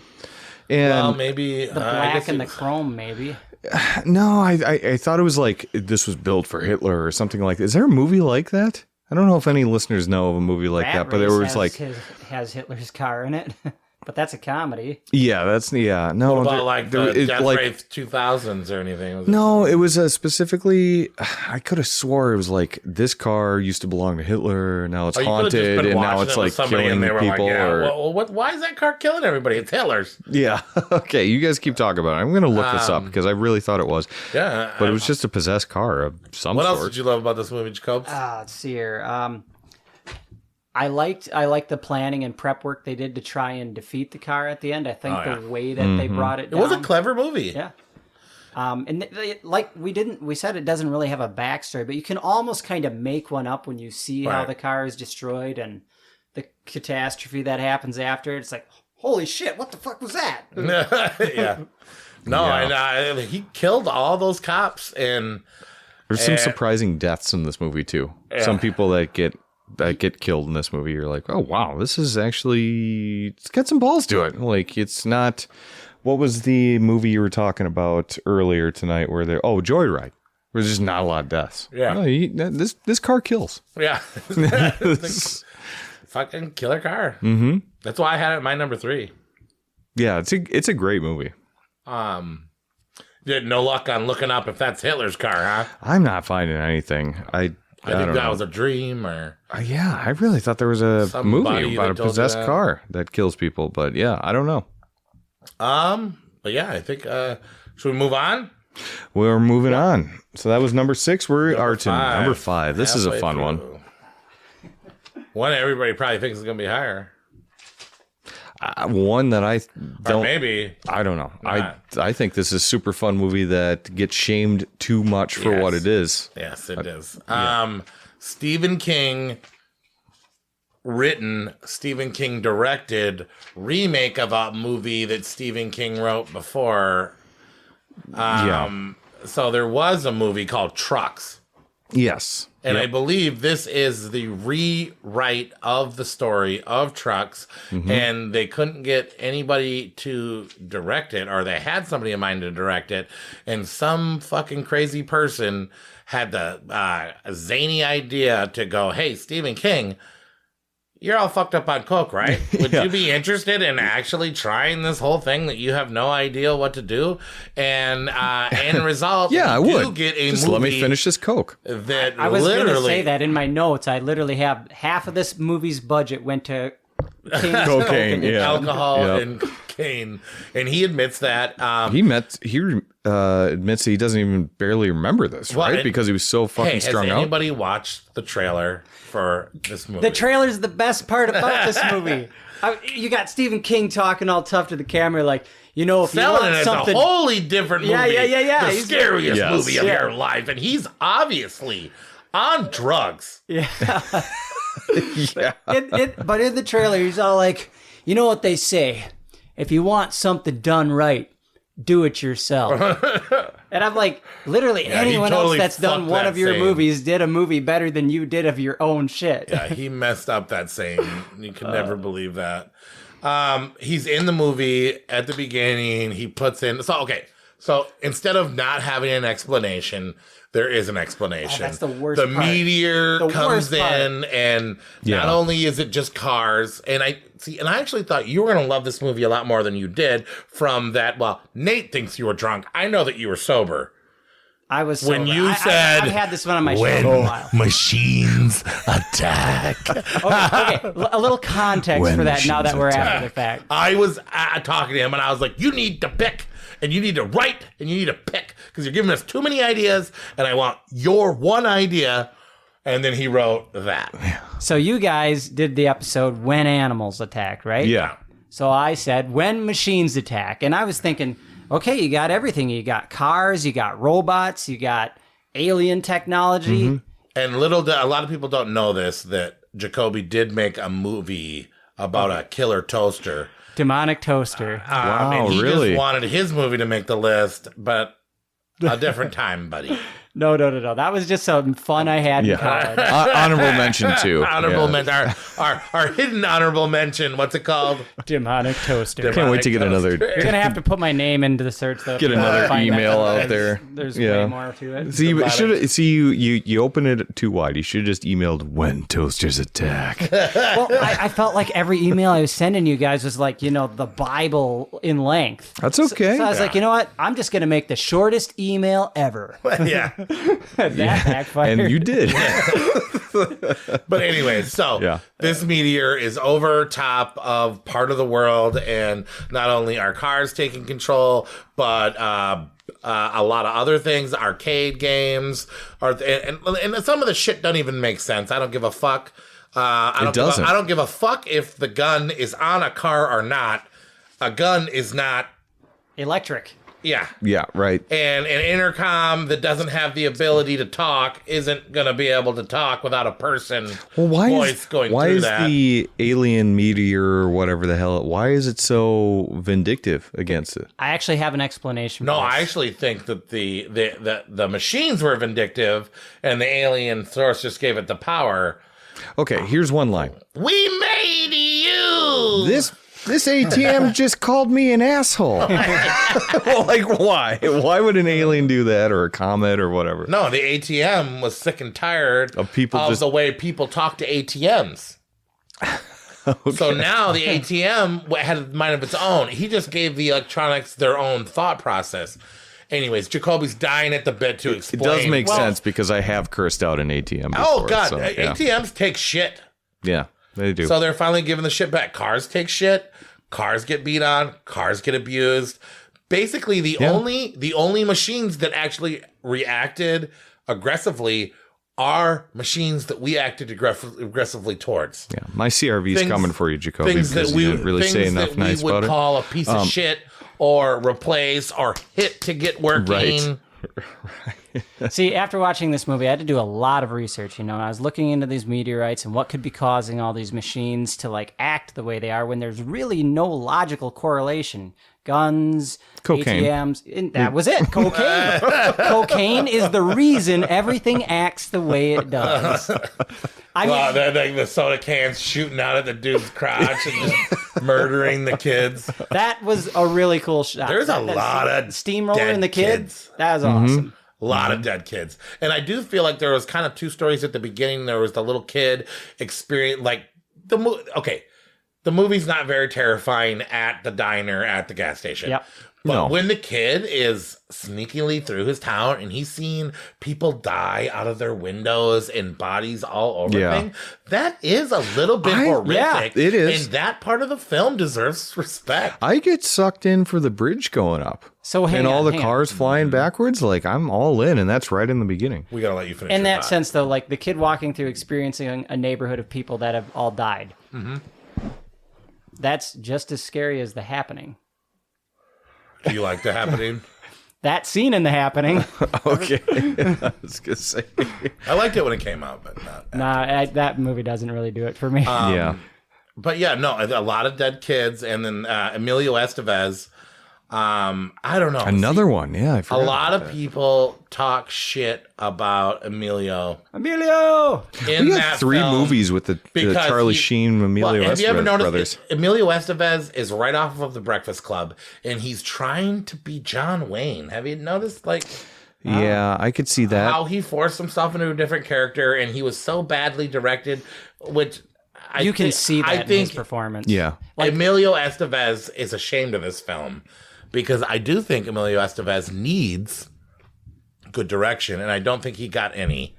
And I think they were like, "Hey, you, hey, maybe do some of this cocaine with me, and then go out there and be John Wayne. You're the hero, kid. You nailed Yeah. it. You're the hero, kid." We haven't even talked about this beforehand, but the entire time you're watching this movie, Emilio Estevez is walking around corners and looking around at everything like he's observing it. And it's like, Yeah. really, it looks like you don't know what you're doing. You were just told to walk over here and look like you're It's him observing. doing like a John Wayne impression. Yeah, it is. Yep. Shirt on. Nobody knows what they're fucking doing in the this. cook, yeah, and I don't know, the chick. The chick was cool, right? Yeah, I thought she was cool. But I don't know. No one's really cool in this movie, I Why- guess. I don't know why I she mean, like, reminds me of the chick. Like the dynamic between Emilio Estevez and the chick. I feel like they copied that and then put them in Tremors 1 with Kevin Bacon and the girl that loses her pants. I can Oh, see yeah. it. I can see it. Yeah. That reminded me so much of the same That's a great two-character movie, by the dynamic. way. Rhonda? Oh, yeah. I had a little crush on Rhonda when I was a kid. I'm not going to lie to you. Who didn't? Yeah. What's about 6'3" and has legs that go all the way up? What about this movie? It's just critically hated. Probably Stephen King will probably never ever direct a movie again. He did not enjoy. He said he would do it when he was sober, and he has yet to do it, which sober means now. he's still doing cocaine. I don't know. I do think You heard it here, the folks. movie is extremely hated on. It doesn't deserve that much hate. I think it's a great movie. It was my number 4. We should definitely start talking it up now. Maximum Overdrive, way better than Trucks.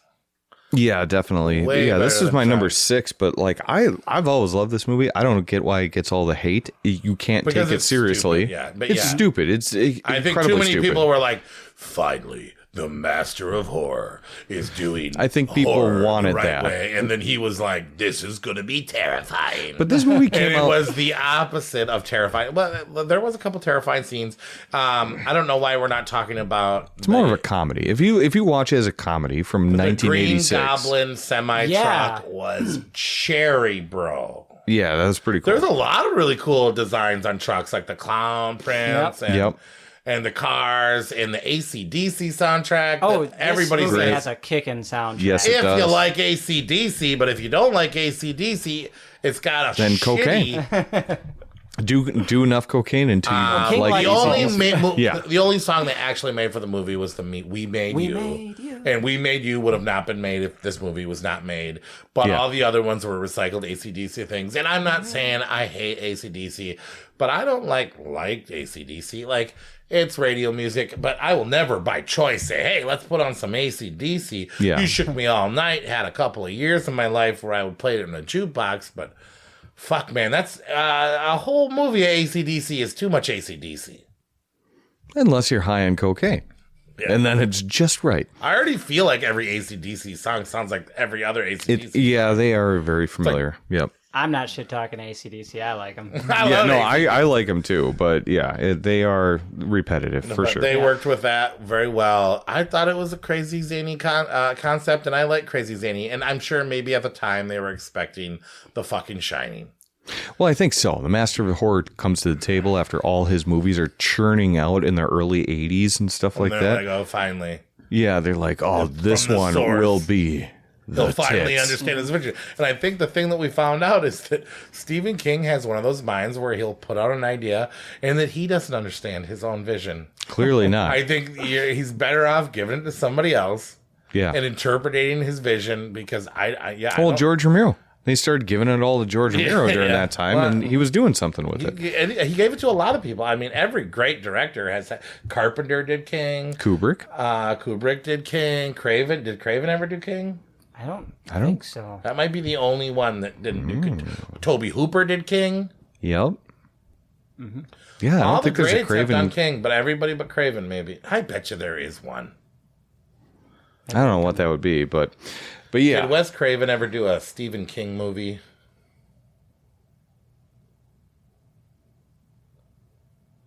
Even Siri can't The figure Wes this Craven movie, Stephen King calls a crap fest. out. No, so Stephen King didn't like Wes Craven, is what it says. Oh, okay. Well, Oh, So that's what. That's well, what I guess that's why. Stephen King there you didn't go. like Wes Craven, I guess, but he didn't like Stanley Kubrick either. So I don't know. Yeah. Well, he didn't like anything. No, I'll say this. He liked cocaine. He liked cocaine and he liked AC/DC and he got what he wanted. So each machine, if you will, everything that goes wrong in this movie, each machine. Well, and they were driving some cars. Well, some cars were trying to kill him. It was like Yeah. inconsistent. It is very much, and I'll get to that in a second, but everything that was attacking them in this movie had its own personality. Like, you look at that truck, that's a different personality than the Jeep with the machine Yeah, gun. they just gave It's a life different- to all these yeah. things. Yep. Yeah, you kind of assign a personality to the arcade machine. Right. To Right. the The steamroller. arcade scene was pretty cool. Yeah, it was. I like this whole thing. I think it's a fun movie, but I look at it more as like a weird wackadoo comedy than I do a horror movie. It's weird to think that it was even made. So I got to get down to my main gripe with this movie. Now, with movies, it's show, don't tell.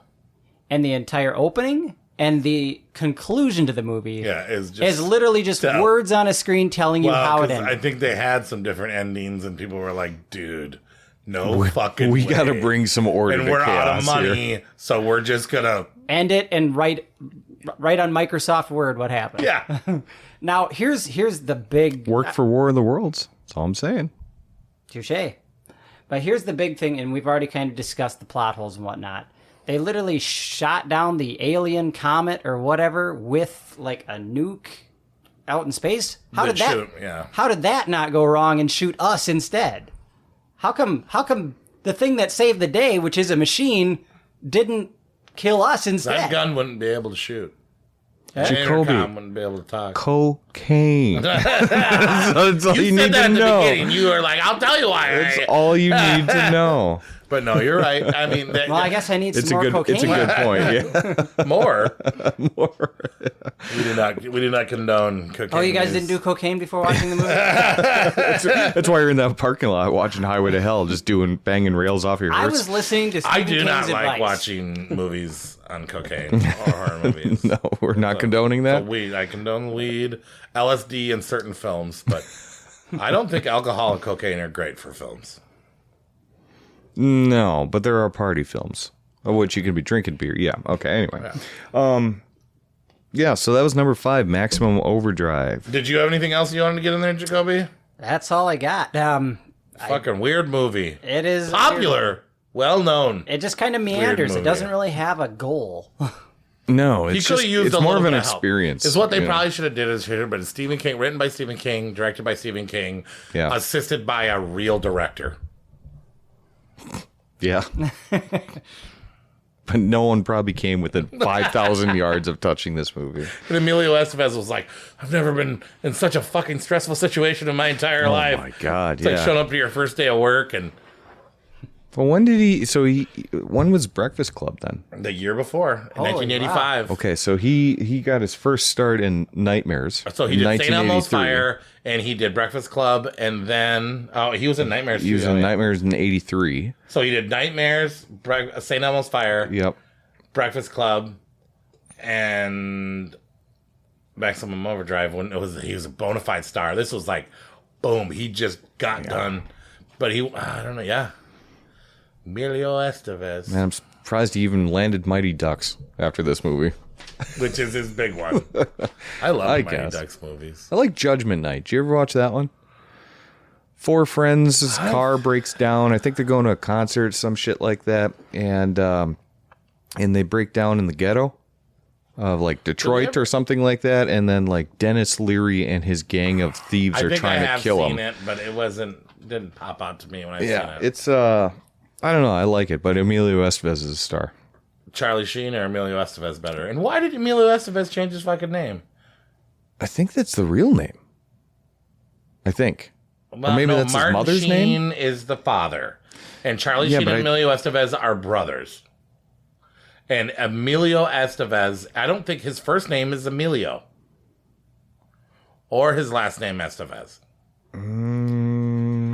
Charlie Sheen changed his name because it was. But his dad's name is Martin Sheen. Oh yeah, that's right. There's a whole backstory because he changed his name and he regretted it, and that's why his kids kind of flip flop names too. Mm-hmm. There's a whole thing there. But I think Emilio is the one that.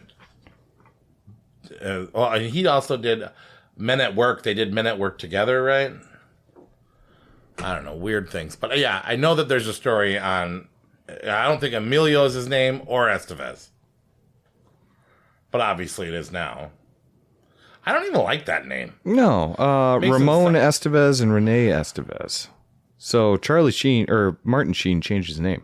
Mm-hmm. And then Charlie Sheen took his dad's moniker, his acting name, and Yes. Emilio Estevez used his real name. Is that what you're saying to me? Yes, that is what I'm saying to you. Yep. Oh my God. Emilio Estevez sounds like he's like a girly Mexican man.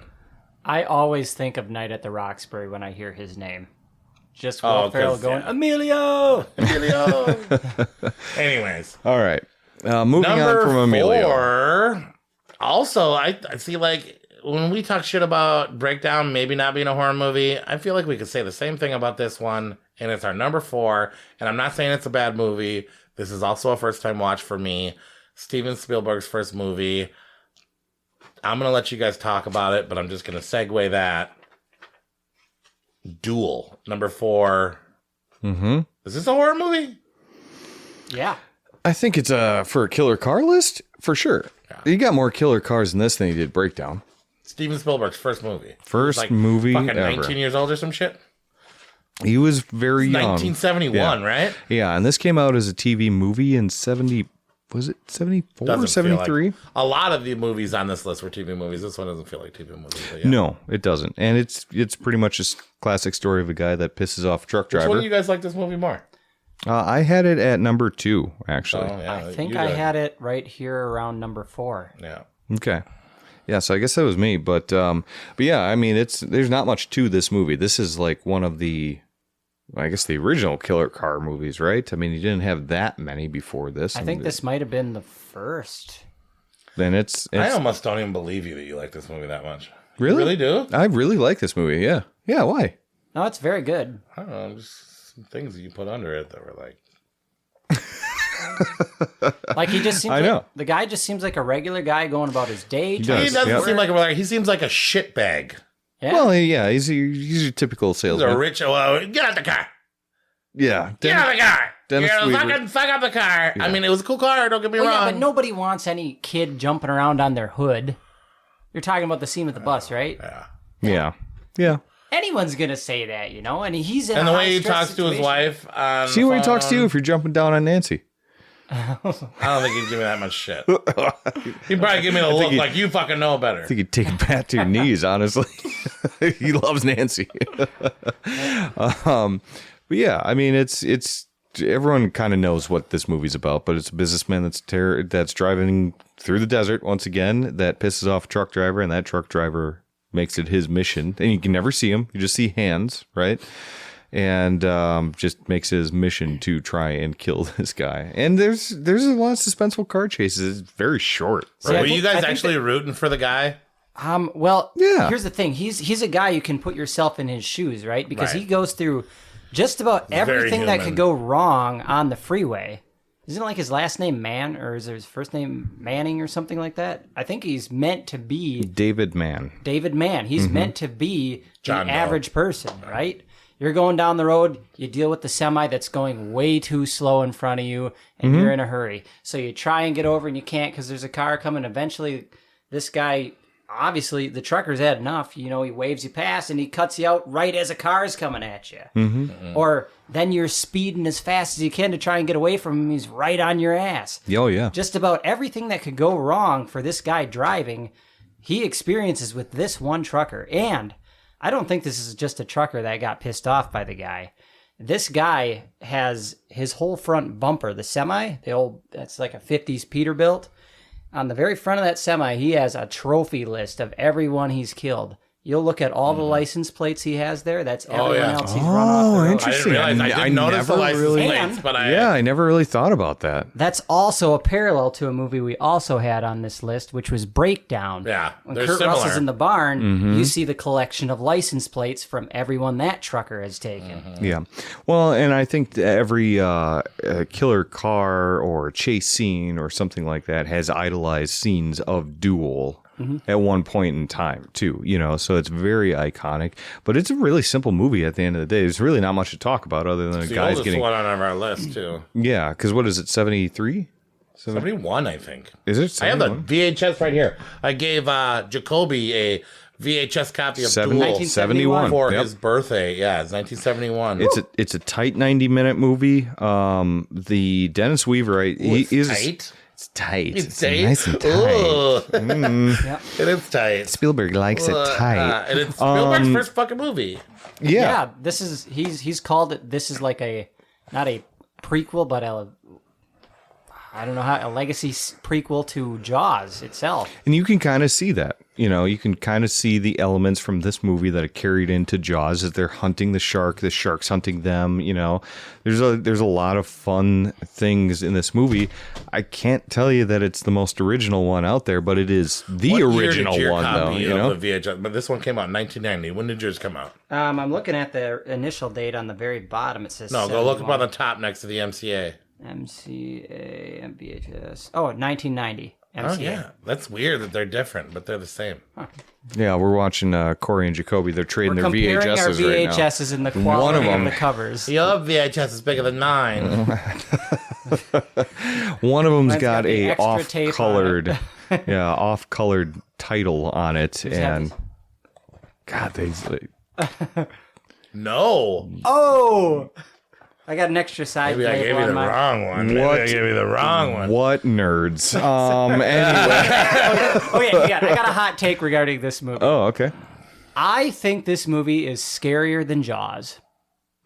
That is a very hot take. It's more. Get that microphone, will you? We're sick, tired of people talking shit about We Jaws. keep bringing people, very nice people, onto this podcast, and they just keep motherfucking Jaws. Jaws is great. It's a little bit more anxiety ridden, but in no ways. You always can see this truck. Okay, so I will rebuttal yours. Where you can always see the truck coming. Yes, it comes out of nowhere at times, but you can always see it driving after you. That shark could be anywhere at any time underneath water, and then it just comes up, takes you. So the fear of not knowing, the unknown is always the scariest. Yeah, to man. that's why people get afraid of the ocean. Aren't you But afraid of when the ocean? someone there's like Or a am I- I mean, I don't really fuck with the ocean. I don't fuck with the ocean, bro. look at it like I'm not this. really scared of something that I'm never gonna fuck with. Okay, It's true. the ocean will never get me unless there's a tsunami, and I will never live that close to it. So. Yeah, right. So the fear of the unknown, that is a big thing. Like one of the scariest things out there, we don't know what is. Mm-hmm. But in this, imagine this is very predatorial. Imagine imagine a wild animal running through the woods as like a cheetah's chasing it. That animal's in fear of its life. Same with the guy in this movie. He's running for his life, and the truck's definitely. on his ass the Yeah. whole time. And he's trying to get that car to go. And is it this movie or Breakdown where the car won't start and he has to go down the hill and he can't hit the brake because that's the only way he's going to get away? This one, was it? Yeah. It was this one where the car was broke down, and then he finally got up the hill, and then all of a sudden the car was coming. Yeah, it was this movie, and then he had to just put her in neutral and get down there, and then it cooled down. This movie is so much like fucking Breakdown. I just realized. That's what I was saying. It really There's is. a lot of parallels. There is. There's a world where there's a connected universe here, and all these guys are running around out in the desert getting chased by someone. So Breakdown's just son of Duel. Basically, yeah. Should have called it Son of Duel. Son of Duel. Duel 2. Yeah. Duel harder. But it's like I said, it's not a very original movie, but the seen the it kinda chase scenes. It's the first one. Well, it is. It is. You're right. It's the exactly. original, but in it has 71 been done it was. since. And I would say that Joyride feels very akin to this as well. Now, here's something that maybe might have launched this into my number 2 is that I remember my parents No, because talking. you saw that I put it at number 8, and then you were trying to cancel my vote. No. I did that with Something else. yeah, something else. It wasn't this one. No, but this is one I remember as a young kid. My parents always referencing Duel. Like we'd get in a car or drive up north or something like that. And they'd be like, "Oh, don't get too close to that trucker. It would be Duel." I also remember like directors like Quentin Tarantino mentioning this in their watch lists and shit. And then so as soon as I could, I just went to the movie store and rented this one as a young kid. And then so I was watching that, very suspenseful. So I got that kind of childhood nostalgia, which probably put it up at 2. But this was always going to be in my top 10 for sure. Probably even top 5 because this is just a solid, tight movie. It's tight. Suspenseful movie. And it doesn't do anything more than what it needs to be, which is just give me a big rig fucking chasing down a normal average Joe guy, man. That's all I need. Mm-hmm. And it's suspenseful, super suspenseful, awkward. It is, and I like that you never see the truck driver, so you get that mystery there. Anxiety. What is the description word of anxiety? It's awkward. It's suspenseful. Mm-hmm. It is. Yeah, and the fact that you don't see that truck driver kind of adds a little horror element too. I kind of wanted him to die the whole fucking I mean, he's time. not the best main character ever, but I rooted for him for sure. He does feel a little kind of whiny at times, like when he's in his own. If when it they was get to Kurt the diner Russell, scene, it would have been better. There's another parallel. Well, there. and He goes to a Son of diner, Duel. and there's like a bit of a stressful situation. Yeah, right. Yep. Son of Duel. Son of Duel at number 2. The thick of it. Top 3. Oh yeah. Top 3. Who's Number taking 3. this one? All right, I'll announce it. This movie, I actually has been on my list for a very long time, and I finally got around to watching it just for this podcast.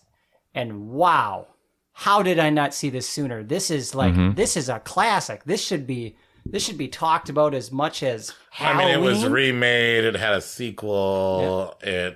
It's never been cosplayed. Yeah. There you go. What's the guy's fucking name again? Rutger Hauer. Yeah, it is. Okay, the movie is The Hitcher. The Hitcher, 1986. Let me look that up. Go on. Keep going. So it's a story of a guy 86. that's just trying to get from A to B. I think he's from Chicago, and he's taking like a car that someone purchased out to them in California.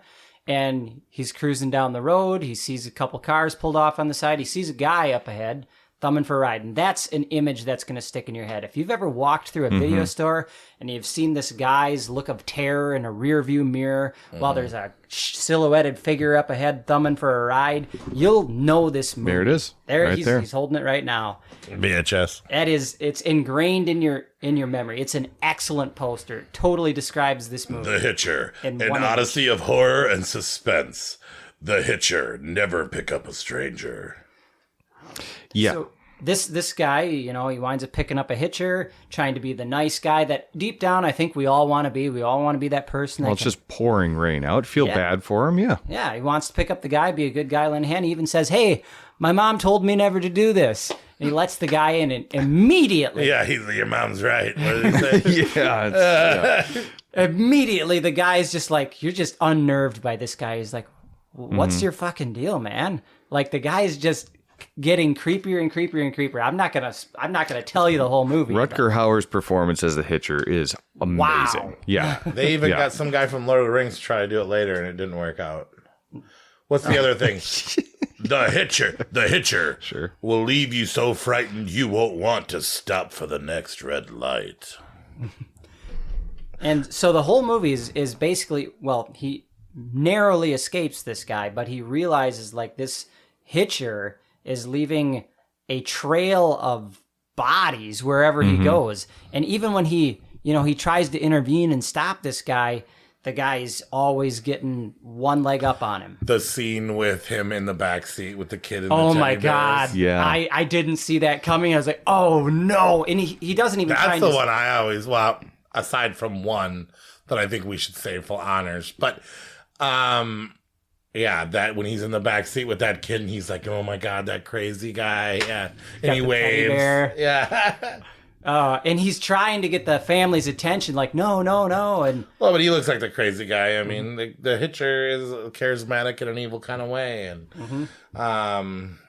the cars, what kind of car does the kid drive? Is it a cool car? oh, it was a late 70s, early 80s Cadillac, I think Seville. It's kind of cool. And then the Hitcher has a black truck. Oh, that was I think Oh, he stole might have that been an from the F-150. I can't recall exactly. I thought the black truck was pretty cool. I had no. But yeah, like he is very conveniently following this kid and always popping up on this kid, making everybody think he's crazy.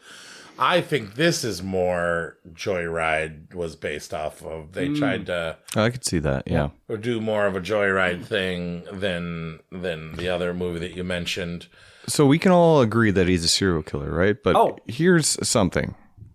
Is he more than that? Is he supernatural?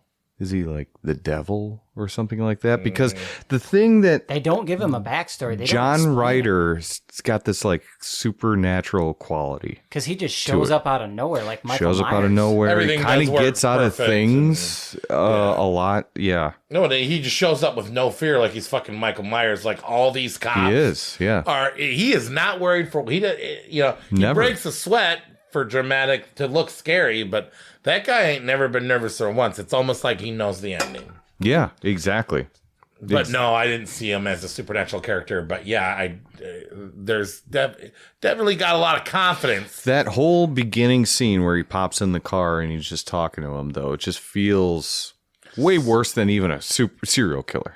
Yeah. Which is definitely what he is, at the very least. The reign in of this movie. confidence. A dirty man that is that confident. Yeah, I mean, but that's a good hot take, man. Is Like he, I could see him being like a devil or demon that's doing, Yeah, doing doing the bidding for devil's stuff, work, yeah. or, or going out there and everything was predetermined and he just had to do the execution. Well, and they passed thing. that guy on the road. Well, with the Then he cut up. Well, What did the kid what do that he was says so about him, and it's sinful? like, What did the kid do that was so sinful then? I don't know, but maybe, what did Reagan do in The Exorcist to get possessed? Right? I guess Well, fuck her with the mom- Ouija board. I believe, she did that. Well, when her mom getting punished, or maybe for that? I don't know. Yeah, I don't know. We'll find out but- in this fucking treacle. One of the things God. that I think is really incredible about this movie is the protagonist, the main guy, he really has an arc. He starts out like Yeah, he changes. meek and mild, and very meek and mild. Yep. And by the end, he's just like, he's fucking had it. Mm-hmm. Like he's Meek holding and cops at mild. gunpoint because they don't believe Well, him. They think interesting he's the thing, killer. And he's just going off. He's just had enough. And there's one other thing about this that I was really Jennifer surprised. Jason Leigh. Yeah, but a babe. Yeah. This is post Fast Times at Ridgemont High, but she almost looks younger. No, she's really young. But yeah, Jennifer Jason Leigh was cool. Mm-hmm. Liked the guy. Was she attracted to the guy? Did she just believe the guy? Did she just have Yeah, a I would sense? say there's enough she attraction an there to be angel? called considered a love interest or something, I guess. I mean, she helps him out of shit. She lies for him and stuff like, This is tough because I don't know how much I want to spoil because I went into this not knowing the outcomes of any of it. And you love Well, I think I know where you want to go, and I think that we're going to talk about that later. Okay. And this movie's also 37 years old, so get on it, people. Yeah. I didn't until just like the last week, but wow, I'm so glad I saw it not knowing anything. Yeah. and then how they switch roles. They do the Pet Cemetery thing in the remake. Yeah, they do. But, I mean, And I actually get Joyride in the remake mixed up a lot.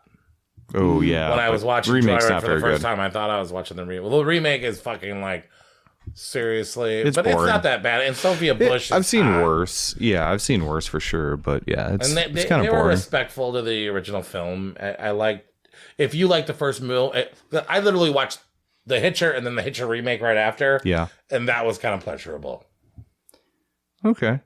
Hitcher 2 is really bad with Jake Busey. Holy shit. That's Yeah, really bad. I saw that like when I was doing my movie huntings out in the wild, as they say. I found the sequel. I couldn't finish it. I actually watched a little bit of the beginning, and it was bad. Well, it's like one of those made for sci-fi movies. That's bad. Yeah. It's bad. Yeah. But yeah, okay, so Wait. let's not ruin the ending then. I won't yet. ruin the ending, but I have one more important note about this movie. This movie feels gorier than it is. I don't think there's any gore. It's like the Texas Chainsaw Massacre effect. Yes, but you feel That's a Rutger good Hauer's point. performance makes you feel like you're seeing everything Well, he's and what- describing. And then when you remember the one scene, and in your head, dude, that scene hurts. Ouch. Yeah. Wow. Well, it's just I because did not think this movie had the balls, but it had to the do that. balls. Yes. And that's what I love about it the most is like, wow, they went there, Yeah. you know?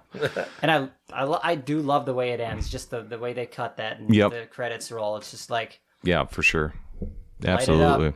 Yeah, Hitcher's a great movie and I don't know. I wonder if any of our listeners have always thought that maybe he's just a little bit more too, because I've always kind of associated him as like more supernatural too. That's a good point.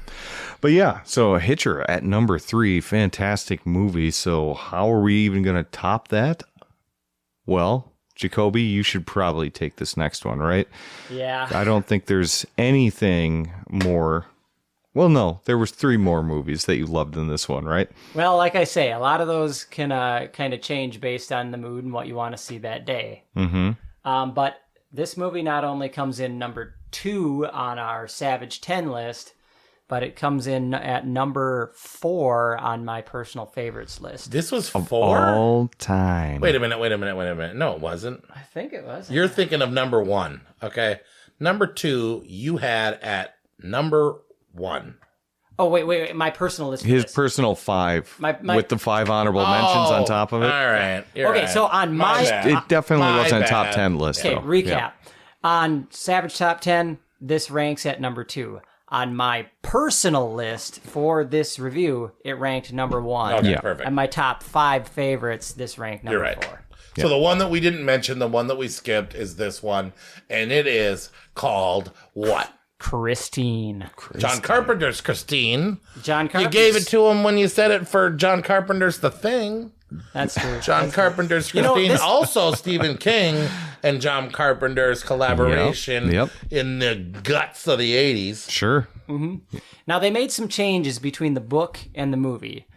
Actually, I'm kind of getting ahead of myself. I basically got to give if anyone's living under a rock and has not seen this movie, I think a lot I of waited people have longer not seen than this I thought movie. I Yeah. would've before I didn't watch this movie till I was over 18.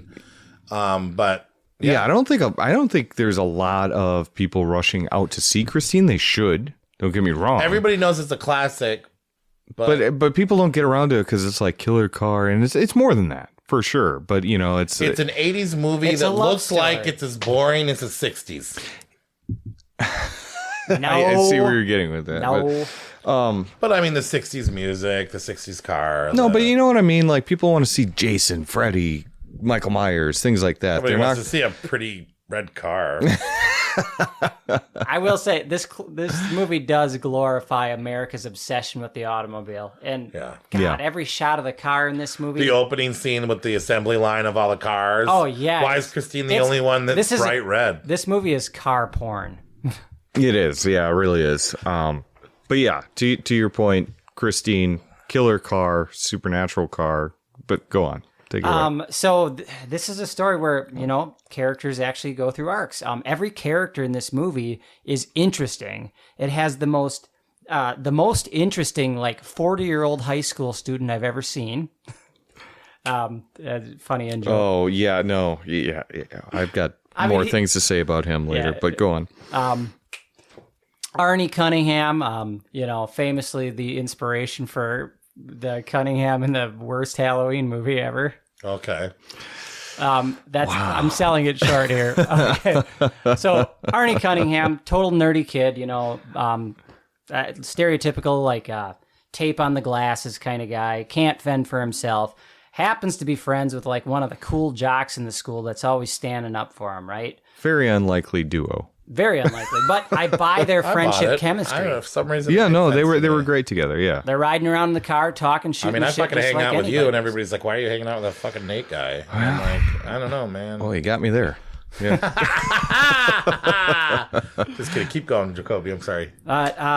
Yeah, so the unlikely duo friendship, he's down on his luck. He wants to get a car. Anyway, they're just driving, and out of nowhere, he catches a glimpse of a car out of the corner of his eye. He's like, go back. I need to see her.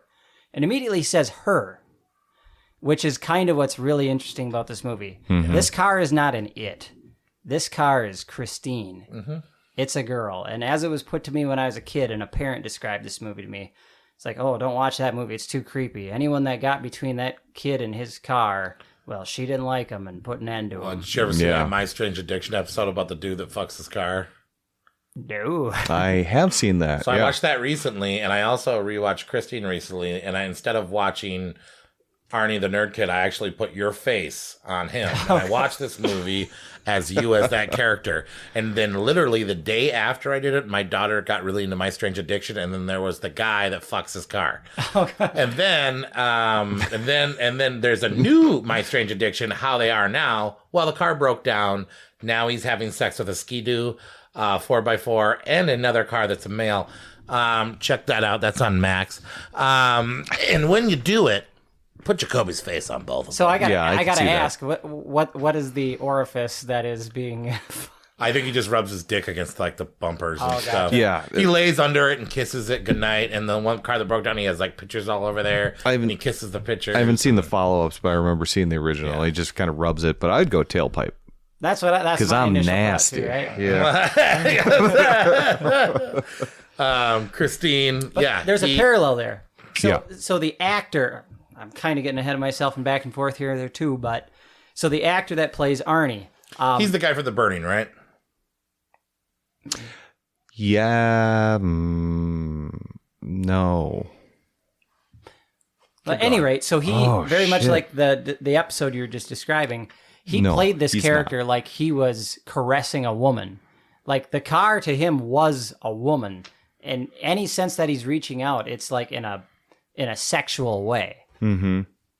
So, okay, so jumping back to the plot. Yeah, he falls in love with that car. He falls in love with this piece of shit project car. Like, it's junked up. It needs more work than it's worth. The original owner of the car died in it. And the guy from Home Alone, the old man that shovels, basically sells him the That's car. right. I never put that together that is until him. now. Yeah, Yeah. No, and that's not him. that's him. That's No, I mean, he is, but Insulting. Arnie is not. He's from Jaws 2, though. Yes, that's what it was. Jaws 2. But yes, so, yeah. And then he falls in love with his car. He's got to have it. Yep. $1,000. Yep. No, I don't think it was even that. I think it was like $200 or $300. Oh, but if you translated the money, it would be about $1,000 bucks. Yeah. Today.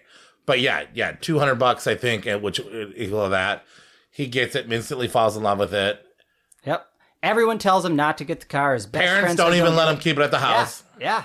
And it's a pretty, But does the car give him powers for him to get that chick? that's the interesting thing. It changes his confidence around. His character does a 180. He goes from total nerd to like overconfident, like dick. Real shitter. A real shitter. Real shitter. That's the thing. This movie like came out like a couple months prior to Scarface. And up until Scarface, this movie had the record for like the most swear words in a movie. Oh, yeah. I mean, guess he it was is kind of going foul through mouth. a Jack Torrance type thing. Like I said, I watched that movie and I didn't see Arnie. I watched this as Jacoby, as Arnie, when I rewatched this, and it fit, man. So if you're going to talk shit about Arnie, to me, you're talking shit about yourself, okay? I didn't think Arnie was so bad. You need to dig down and find that confidence that Arnie had, where he just treats everyone like shit. Oh yeah. Who did he treat like shit? He got a little upset. His friend. He raised his voice a couple times. Do you really think he loved the car more than the chick? I think he still liked the chick He better. He still liked the chick, but he definitely liked the car He treats more. his friend like a piece of shit, and his friend always had his back. He's a jock, right? Right. And he But we always don't had his, know the story. He punched Maybe- that 40-year-old bully. That is one of the oldest bullies I've ever seen in a The movie dude was before. rocking sideburns to the corners of his mouth. didn't look that old I mean, he's to a me. cool looking dude, but Are you kidding me? I looked like that when in fucking middle school.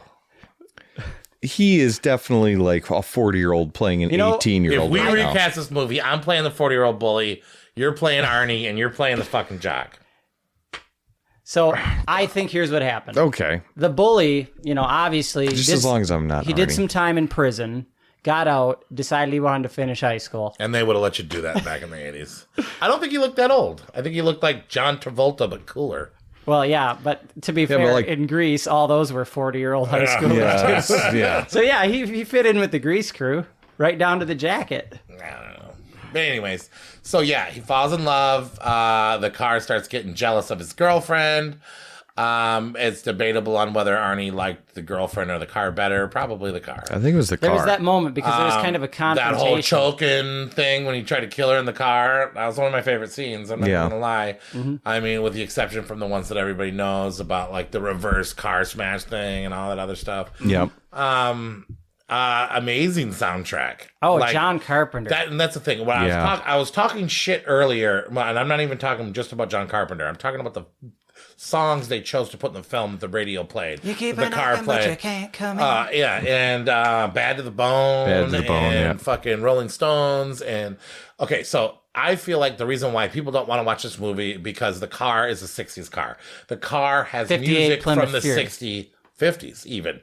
A lot of people don't like watching movies from the 50s and 60s. This is an 80s movie with a lot of really great 50s and 60s culture. That's what kept me from watching it. I was like, oh man, I don't want to hear 60s stuff. I don't care about 60s cars.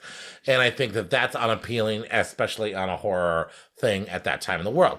But interesting. But that music that they chose and John Carpenter's score really sets a tone and gives this movie a feel unlike any other. It has the Carpenter tone, it has the King tone, but it also has this weird vintage thing to it that is beautiful, that makes it unique, that caught me in it a lot. Like I was listening, dodging those cops on the way over here, listening to some of that old shit. And I think it hurts and helps the movie, but yeah.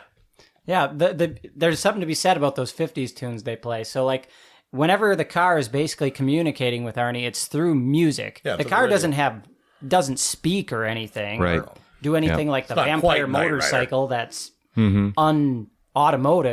Mm-hmm. But like if it wants to communicate with Arnie and say that he loves you or the car loves him, the radio is huge. It'll play like a love song from the 50s or 60s. But cutting to John Carpenter's score, you really feel the music in this. And there's a particular scene that gets me every time that when I'm still watching it this day. It's the football scene when the best friend's running down the field. He's running towards the car. It's like the grand reveal of the car and Arnie dating the girl he wanted. All the sound drains out from the entire scene, and you just hear the Carpenter's music just swell. Well, and then after the car gets destroyed and he first sees the car, they do some terrifying soundtrack stuff there too. Oh yeah, yep. But you're absolutely right. I feel like there's a lot to unpack on this movie too. There's depth to it. There's layers to it. The acting is phenomenal. Oh yeah, there's a moment in this. It's one of my favorite acting moments in the movie. And it's that moment when, his car has been destroyed. He's sitting silent. Arnie's sitting silently at the table as his parents and his parents have been total shitheads to him this whole movie, dicks. But even they feel terrible. Where do you think Arnie got it from? Real shitters. Yeah. So he's sitting there just feeling miserable, and they're like, drove me insane. We'll buy you a new car. And he's like, I don't want a new car. And, he gets up and he storms out, and the parents go back to being dicks. And they're like, you don't storm out of here. You don't talk to your parents that way. And the dad walks up to him ready to, grab him by the shirt. And he turns around and he throttles the dad against the wall for a second. And it looks like he's going to take his dad out. Yeah, and then and then he just smiles, slaps his dad on the cheek in kind of like a playful, mocking way. Like, you don't have power over me. Yeah. And he just fucking walks out. He nopes out of there like, I don't give a shit about this place. And he leaves. Yeah. But it's that acting moment. It's just like, wow, that is some... And it happens on a dime. Right. Yeah. I guess my only gripe with this movie is that, Christine doesn't kill people in any creative ways. He doesn't flip around and destroy himself or use special things. That gas station scene is pretty cool. Yeah. Okay. But when Christine dies, that car shows more emotion, more pain, more emotion as it dies than a lot of Class A actors die in films. You could feel Christine dying slowly. You could. And it was like, oh, and you're watching it like it's truly a living fucking thing getting murdered in a very, very violent way. So, who's the better actor? When it tries to like burst back, and it's just like, and I was like, dude, fucking masterful. So, fun kind of trivial note about that, like, John Carpenter, when he did that scene, he wanted the most primitive looking bulldozer he possibly could.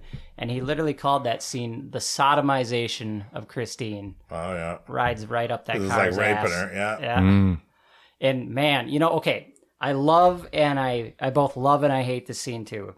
It's beautiful because it is all practical. It's all happening. Well, they for had real. different sheets where they would take off. Well, no, they built like 20 some cars for this. I think they bought 20. They destroyed 14 of them. Wow. That's all cars that were destroyed on camera. And every dent, every ding you see, it's photographed really well. You see it all happen. It all gets torn up.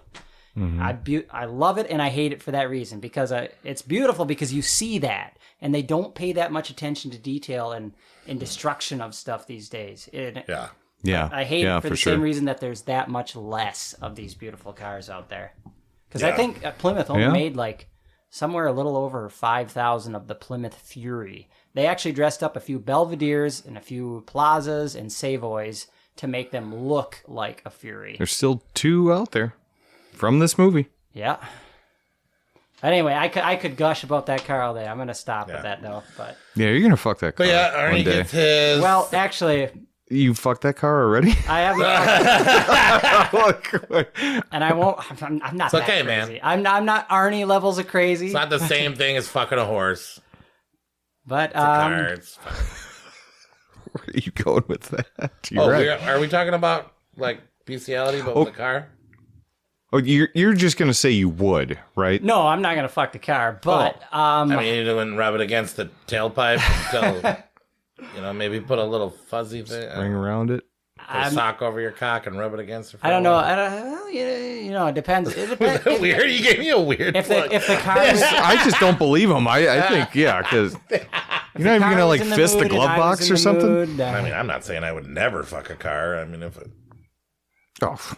Come on. It's your dream car, right? It is. And at some point, I'm going to have it. Even if... I will have it. I love it. Oh, yes. I will have it. You're way with it.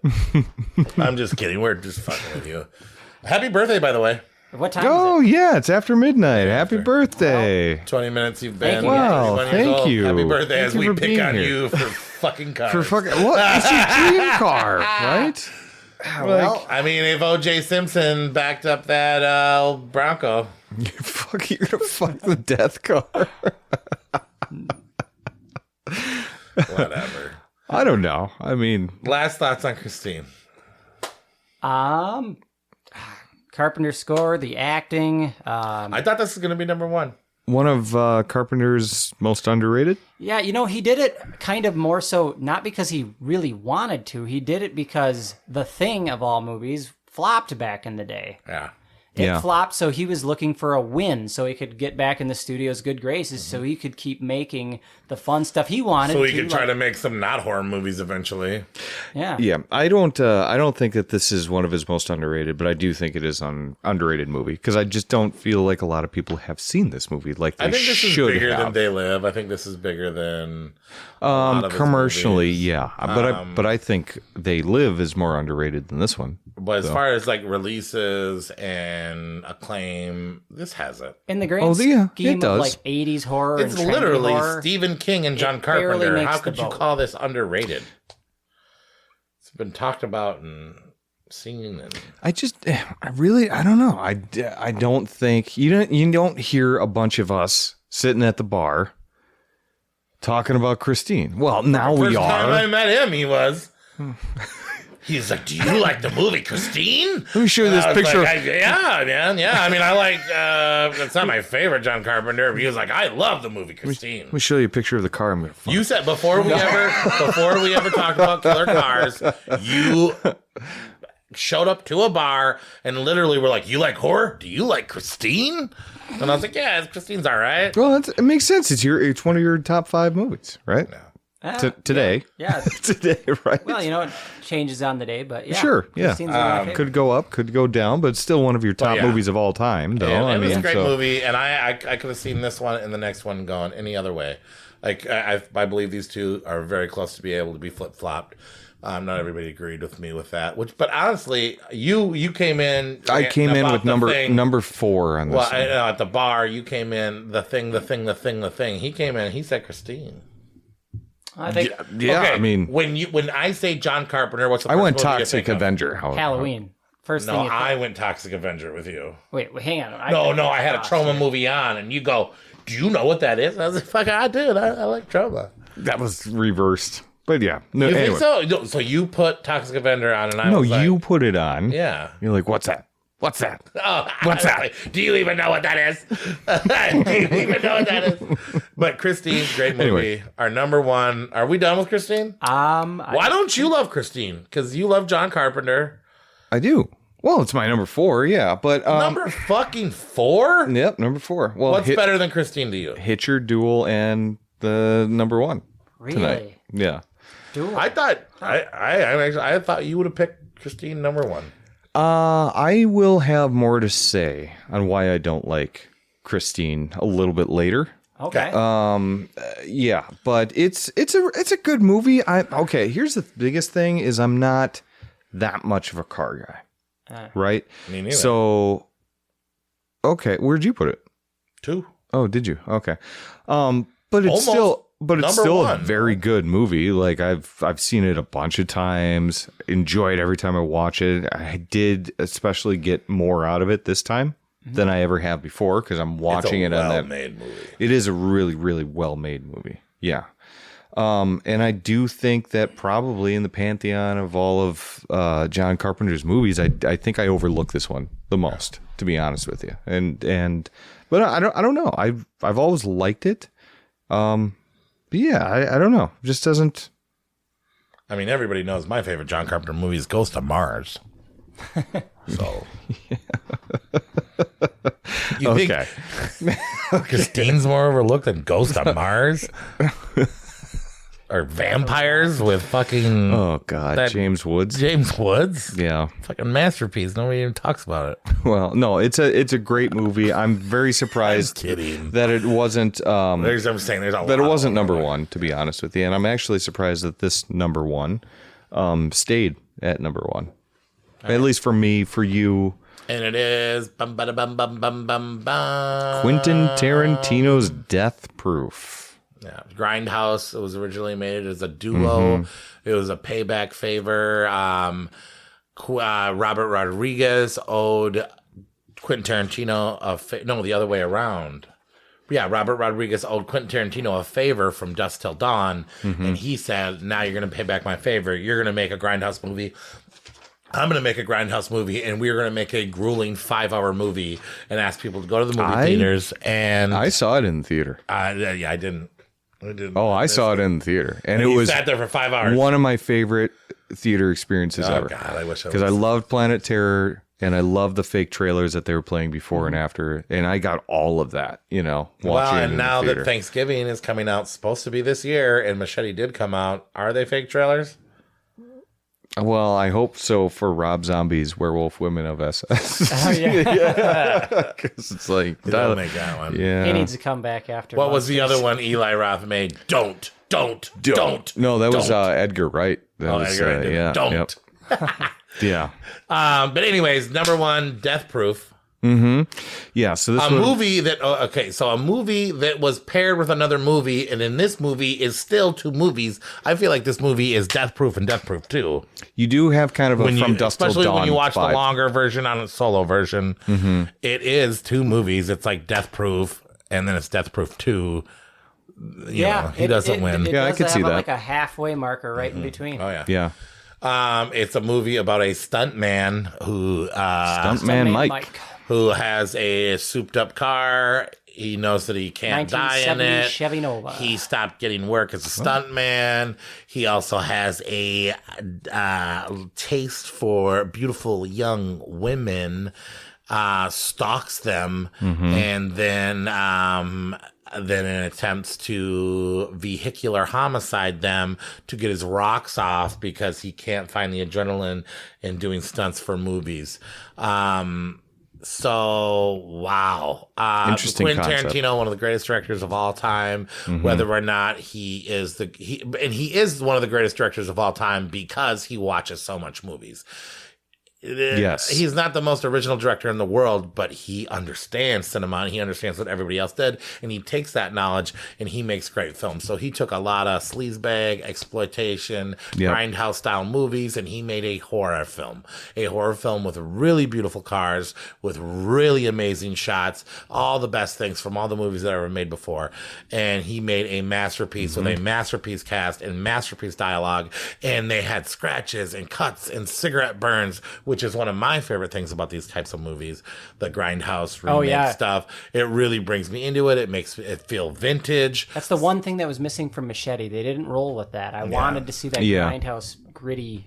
Yeah, they did flaws and sets and stuff, but they did Missing reels. They didn't do the thing that they should have. And Kurt Russell as a bad guy, it's not that often. I know what happened in Guardians 2, and I know what happened in a few other things, but this is my favorite. How often do you fucking hate awesome. Kurt Russell in a movie? You don't. Well, and you don't hate him until later on when he becomes weak and he gets shot and he starts failing. I think this is my favorite Kurt Russell performance. And you know how I feel about The Thing. He does a good job. This is my favorite performance of him of all time, for sure. Kurt Russell kind of reminds me of my dad when he was younger too, and my uncles. And It's high praise. but it looks good. It's great. The dialogue, the Quentin Tarantino dialogue, the chemistry between the girls, you really And feel Stuntman like Mike? your voyeurism watching Yep. these people react. It really transports you to another time. It has that wonderful soundtrack. For sure. Fucking Death Proof. When I told you this car was death proof, you really gotta be in my seat. Yeah. And he goes, so where is it, little lady? Are we going left or are we going right? And she goes, oh, I'm going left. And he goes, well, that's too bad. Because if you were going right, we could have carried on with this conversation, had a good time for a good little while.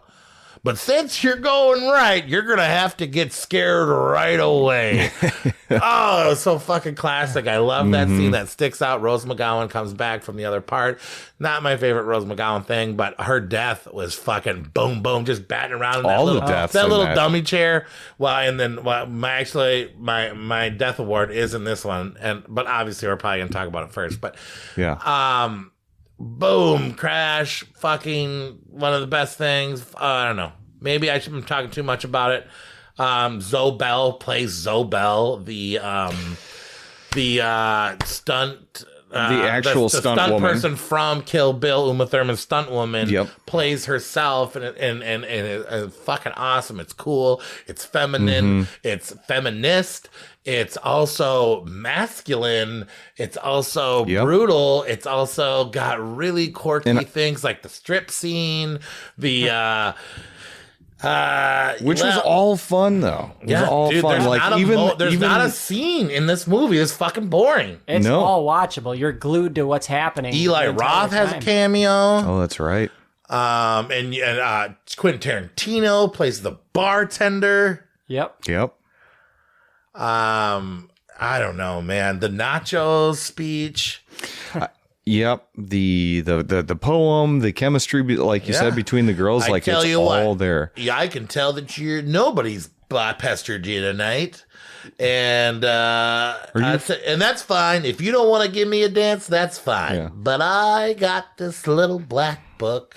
Yeah, and I'm gonna have to put your name next to this little black book under chicken shit. And then he gets it, and that's a great scene. The music selection and the transportation. It is great. And the cop, how Marley from Planet Terror and then the cop from Dusk Till Dawn have cameos in the middle. Yep. And I don't know. What do you guys got to say about this movie? Man, you kind of nailed it, but yeah, I think this was when this came out with Grindhouse. I think that this was Because Planet Terror is overlooked. great. I actually do prefer Planet Terror over Death Proof. I think it's more of a fun movie for the Grindhouse thing, but this one is always on the bottom of Quentin Tarantino's list of films, and I don't really get it, to be honest with you, because this is probably my number 2 or 3. Really? Okay. Quentin Tarantino films. Sure. But I've always loved this, and I didn't like that they released the movie separately when they first came out. There's a lot missing. If you watch the Grindhouse version, there's a lot missing. I don't The remember movie that. is 2 hours and 4 minutes on its own. It's an hour and 34, I think, in the Grindhouse It doesn't feel one. like 2 hours, and a lot Definitely of it's just not. talking. You know, like I was engaged in when they were talking about buying like a magazine because one of the girls was in it. Yeah. And it's like, I want Talking about All the billboards, characters are talking about great. radio. This does have some And of then the vanishing point thing where they go test drive a car and they're going to play a game, a very dangerous game, a very cool game, where, everybody takes Razio Dawson plays a strange character. They literally belt a girl themselves. to the top of a car, rev it up, drive it as fast as they can so the vibrations get her off. Thrilled. That's a sexual Is that thing. a thing? I don't even remember that. Oh, Yeah. Like what do you, sitting on a fucking washer. Tatane was basically based off of. Oh, she was getting off, bro. That was sexual. Yeah, but then to have Stuntman Mike come up and just give us one of the best car chases yeah, out this there. is there while she's hanging on the hood for dear life. Oh, And God. shooting it all practically too is just because that car is hauling ass. Yeah. And she is barely hanging on. Barely she's hanging a on. pro. Well, she is a pro, and obviously They must only a have pro done could something do to that. belt her to the hood or something. Every once in a while, you can. I'm sure they did that. I'm sure they removed that, but you can kind of see a couple handles, like up by the windshield wipers and stuff Okay, too. yeah, That they're she can featured out. hang on every once in a while, but. It's still even strapped Even to the that, car. even that, I like you're. wouldn't be What if caught they dead flip doing the that. car? You're Yeah. fucked anyway. You know what I mean? And so they're not going slow during that. Like It's you. a super fun, action-packed movie. And I feel like everybody's seen this movie. Haven't seen this movie, you're weird. So watch this movie. And to use the whole car as an extension of his like dick and whatever, and then they subvert it with the girls going after him at the end. It's super and then they fun. switched it. They go revenge. I spit in your grave, and then they beat him. When they're beating a whap, and then They kick the With shit that out of him. pipe? Oh my Yeah. God! Every time that connected, I was felt glad it. when you see her go right before. Like, well, you want to go get him? And they're like, yeah, let's go get him. And then she grabs that pipe, and you're like, that's gonna be tight. Yeah. And then it happens, but. God, and Kurt That's Russell, our when number he's, like, one. when he's wincing in pain. Oh yeah, I fucking it's good love acting, He's man. so Holy good. shit. He's so good. It's not even- they not did even turn a masculine really pain. It's cool, like- scary monster character into a wincy bitch, and I would have liked him to keep a little bit more toughness. Yeah. But you get enough that's tough okay. Kurt Russell in other movies. It's great to see him go to that level. It's a solid horror movie. It's a solid Quentin Tarantino movie, and just because it's not 3 hours and some epic long length and storyline, It's not Pulp you Fiction, still but get it's fun. It's entertaining. Definitely, it's worth a deserved. revisit for sure. That's our number one. Yeah. So, and this was your number 4. This I can't remember. It was 3 or Yeah. 4. Okay, 3 or 4 because then Christine was my number 4, so we're even now, right? Because this was my number 1. And this just proves that I'm the smartest because I had Death Proof at number 1 So, Christina my number 2. Yeah. I'm just saying. So that's it. That's Excellent our Savage 10. So going from bottom to top, our honorable mention number 3 is Crash, followed by Nightmares and Joyride, and then to the Savage 10, we're doing I Bought a Vampire Motorcycle at 10, 9, Highway to Hell, 8, The Wraith, 7, Breakdown, 6, The Car, 5, Maximum Overdrive, 4, Duel, 3, the Hitcher. I almost said The Hunter. original, not the remake. Yes, the original 1986, and then number 2, Christine, and number 1, Death Proof. All right. Bada boom. Great list, actually. Really great list. Quick, a few that we may have missed that you thought maybe should have been on there, but aren't. Let's talk about Rolling Vengeance was really good. Hitcher in the Dark was not very good, but Mirage, there's a weird sex scene where people are having sex in the back bed of a car while a brick is on a car as they drive through a desert. Yeah. Tatane, some people say not, but a girl has sex with a car and gives birth to a half-car baby. Wheels of Terror is a school bus versus a dirty, grimy meth car, and the end scene is very good in that. A movie a lot of people probably didn't see, and I saw, and I actually really loved, and it's really low budget, and it's really stupid, and a lot of people do. But watch Blood Car. Blood Car is on Tubi. There's the girl from My Girl, Macaulay Culkin, gets hit by the bees. Well, she grew up and she only did one movie, and it was Blood Car, and it's about this vegan who tried to make gas because gas costs so much money, nobody drives, and he mixed this like vegan thing with human blood, and he ends up turning a blade in the trunk, and he throws people in the trunk, and the car drives, and he gets laid. You should check out Blood Car. We don't have time to talk about it right now. Road Games. Trucks, the original fucking Maximum Overdrive. Yeah. Road Train was weird. That's on Tubi. Watch that. Black Cadillac, Quaid's in that. Creep Van, Lloyd Kaufman's in that.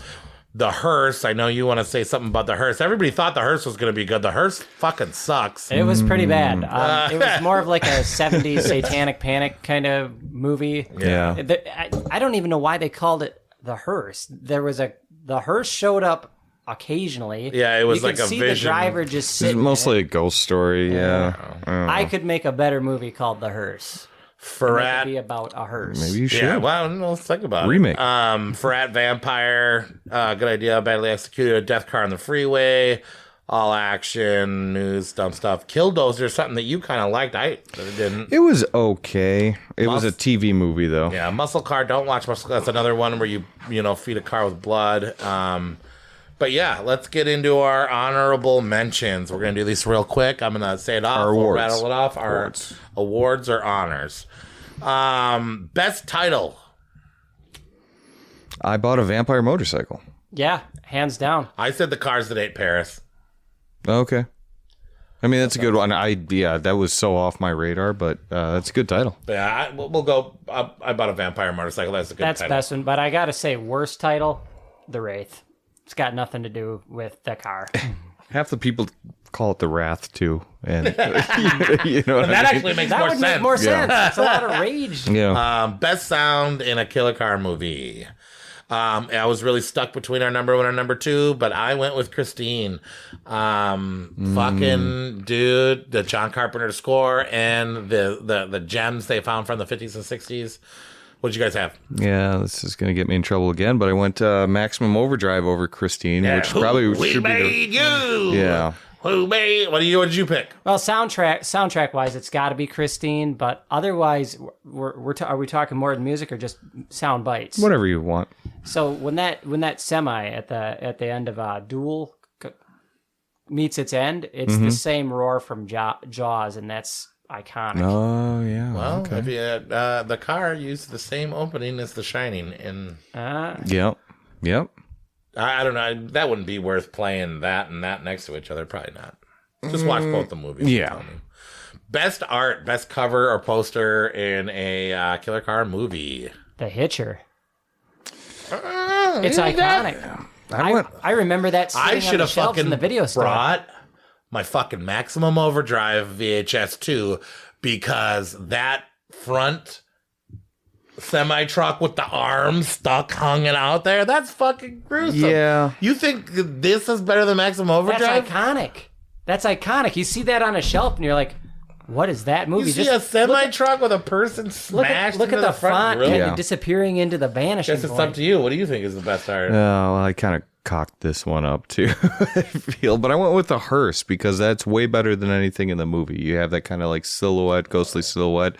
Ghostly I hearse. think we all went into the hearse thinking the hearse was going to be good. But I was really looking at all the art and just nothing really grabbed me on that. The Hitcher is kind of cool, but Maximum Overdrive, that cartoon one with the arm inside of the thing, and he's the like goofy Green Goblin smile.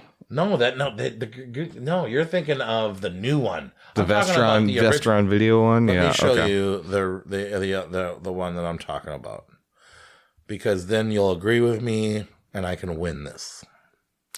Okay. Well, it may mean something. You know what I mean? Yeah. Sure. No, you're probably right. Well, I looked this up. Most underrated killer car movie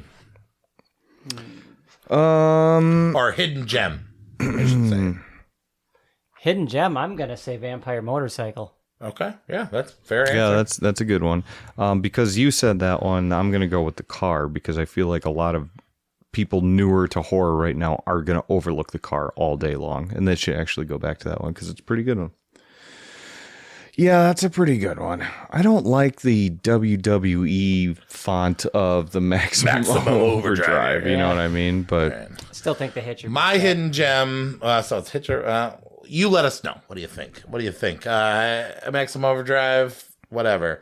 I think Highway to Hell, because you guys underrated it and you guys didn't see it, and it's true that I thought Highway to Hell, and then obviously I had Blood Car, but I already gave that. There's some gems here for sure. Yep. Worst killer car movie. The hearse. That's not a bad answer. The Car sequel, Road to Revenge. Oh yeah, I did see that existed, but I think I had like a 2.1 on Internet Movie They Database. dropped it on Netflix a long time ago, like when it first came out, and I turned that thing off like third of the way through. It was terrible. I had Killdozer because it bored the fuck out of me. Yeah, TV movie vibes, right?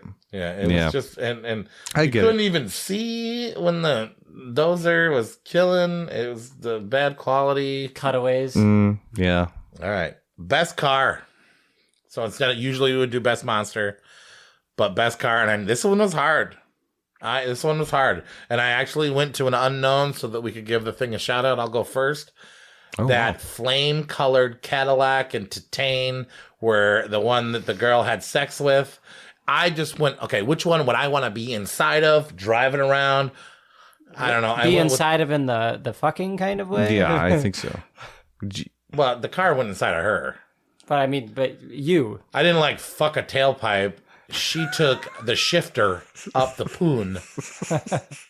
And she got pregnant that day. But I'm saying, So where are you taking it? He's giving it. He wants to be inside the car. Oh, I thought he was going. like, I thought he was like power bottoming the I want to Titan be car. in the car, In it. flaming. You know what I mean? Like a flame. You know, I'll be the flamer inside the flame car. Yeah. I just thought that car looks really cool, man. No, it was. I just feel like if I was going to choose one, but the car was actually a close second for me, and the Goblin semi truck. I really almost wanted to go with the green Goblin semi because I'd drive that fucker. Jacoby. Well, you know, those Peterbilt semi trucks really have an intimidating look to them, and that's why Steven Spielberg chose the one for Duel. But you know what? I mean, you just told us you wanted to have sex with Christine. You're not I'm going to getting to that. Which is precisely why I picked Christine as my car. Oh, but Because I'm like, I'm going to fuck that car. I think you just fucked your car first. No, you didn't. I think you just had sex with your car before you had a chance to. Oh, boy. Dude, you want to take a run to the CRV? You don't mind. You don't mind. Is this literally a key party? I got to give an honorable mention to the car based on the Yeah. Oh, yeah. Yeah, it's a Duel badass 3. car. Because its design alone, it's as bare bones a car can get, but it is intimidating the way it's designed. But hands down, yes, I'm giving it to Christine. They just that Gotta movie be, is right? car porn. Every shot of that car. Even shines. after Nate had sex with it, you still want it? I'll take sloppy seconds. He's still It's his wants it. He dream loves car, it. He right? loves it. But It's like that song by Mr. Big, just to be the next to be with you. Instead of coolest character, I did. good pull on I Mr. did Big. coolest driver. You can do coolest character. If you don't I know. got it. Yeah. Who's your favorite driver from a killer car movie? Let me make sure I'm thinking of the right thing. But I think that was Stuntman Mike.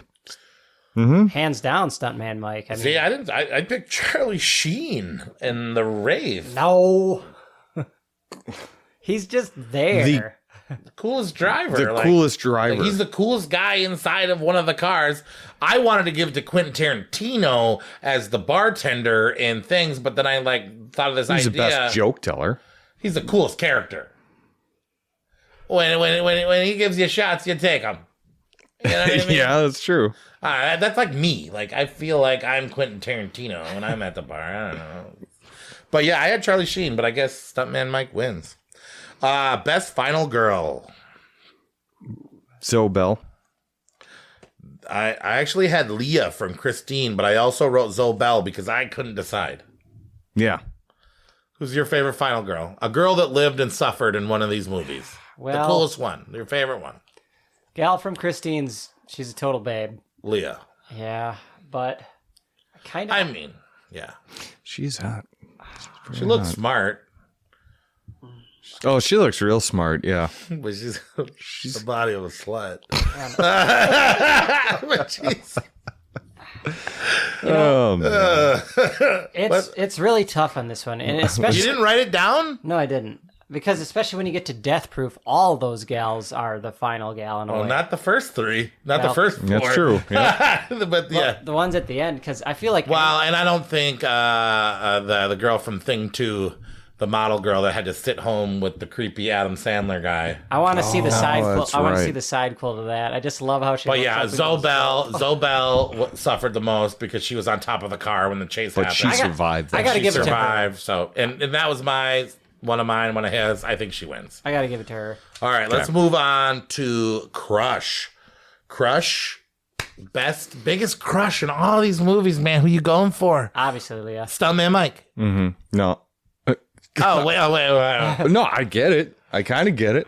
No, I actually did not pick Leah. I do have a man crush on Kurt Russell, so that both falls. Told you, he into kinda looks like my breakdown. uncle. So you That's take weird. Stuntman Mike. I'll take Breakdown No, Kurt Russell. I took Christy Swanson. Because I know he's going to find me. I took Christy Swanson in Highway to Hell when she's got the blood on her mouth and he looks in the mirror. I and took Leah. literally- Yep. And I actually had a secondary as Jennifer Jason Leigh in Hitcher. Yep.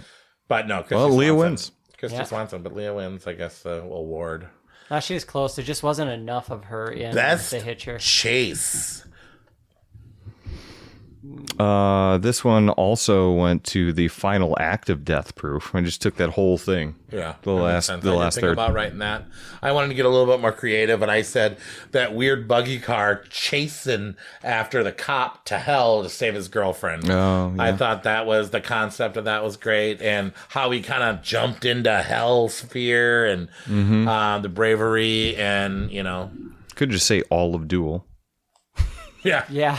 I did. I did Yeah, think about that all as well. Duel. What's the best chase? You should have fucking wrote these down. I was gonna, but I was running late. It's It's hard. okay. You're at the Ghost concert. I see. It's hard though. Which one out of bars? I gotta give it to the final one with Stuntman Mike. That scene is just It is done very When well. they're- terrible. yeah. Yep. Best kill. Yeah. So this one comes from I bought a vampire motorcycle, and I'm gonna go Nurse in the Hospital. When he cuts her in half, but then it's so ridiculous how that motorcycle comes crashing through the window. Yeah, and that stupid slow movement of Yeah, the it's one like ear just up in the I air, actually sucks her blood out from her neck, and then she's been cut in half. no, well, that's good. But I had the memorable, the never forgotten car crash and Death Proof The halfway mark. when that's he It turns is. the Right lights there. on, they're It's- playing you Ricky see it- Dickey and Don's song. They're jamming out. One car's out the window. They show it 4 times. Yep. What each tire does to each person's face. Yeah. And there's the leg. That's there's way the overlooked. Face, there's the thing. That was the best kill. Oh, he killed 4 That's and on 1. me. Yeah, you're right. Yep. That's the Hands down. Yep, that is the No best car. contest. It's the leg that goes flying off. that Franklin gets me. Award. And the gelatin effect. Oh it god! has. And then when they drop the leg, and the just- gore is Incredible. getting nuts, and how they showed it. You see the light turn on, 1 death. Light turn on, another death. Yeah. Light turn on, Yeah, other death. it was cool. And then the last one with the yep. Rips off her face. Yeah. yeah. That I rewind that almost every time to watch that It is 4 And the times music again. and everything in that scene is just beautiful. Yeah, Ricky Dicky Don, and the explanation of the song and the request and the Yep. fucking just great. Okay. That's playing in my Franklin head right Award, now. the character that you wanted to die so bad, and you're so happy that they finally died. I picked Packard from the Wraith because he's I like a rapist and a murderer and a he's he moved on to he's make a douche. Then he made The Notebook. They made The Notebook, which is really why he should die. Yeah. They did a really good job in 2 of the movies. There's the chubbier fella in Christine that gets cut in half in the alleyway when Christine squeezes down that pathway. You wanted him to die? Yeah. He fights dirty. He literally grabs the friend by the dick. Yeah. Yeah, that's right. And yeah. they don't. It's in the deleted scene, but they don't really show it too much in the movie. But they insinuate it. But he literally took a crap on the dash of the car. Oh yeah, he was the one that shit on the car. But I'm also They mention it, and then not in the deleted tape. They do mention it. He took a shit on my car. yeah. Yeah. But I also kind of want to give it to pretty much all the sidekicks in the Wraith. They were all annoying enough. I The couldn't cronies, wait for not them to even die. Packard. Yeah. Especially. But they did it all for Packard, so I think you kind of just helped my answer out.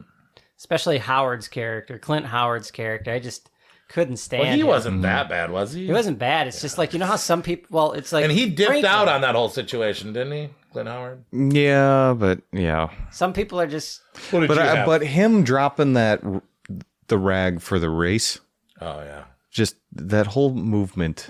He's just that guy. He's He's a goony looking Yeah. guy. You Yeah. know. Who'd you have, Nate? All right.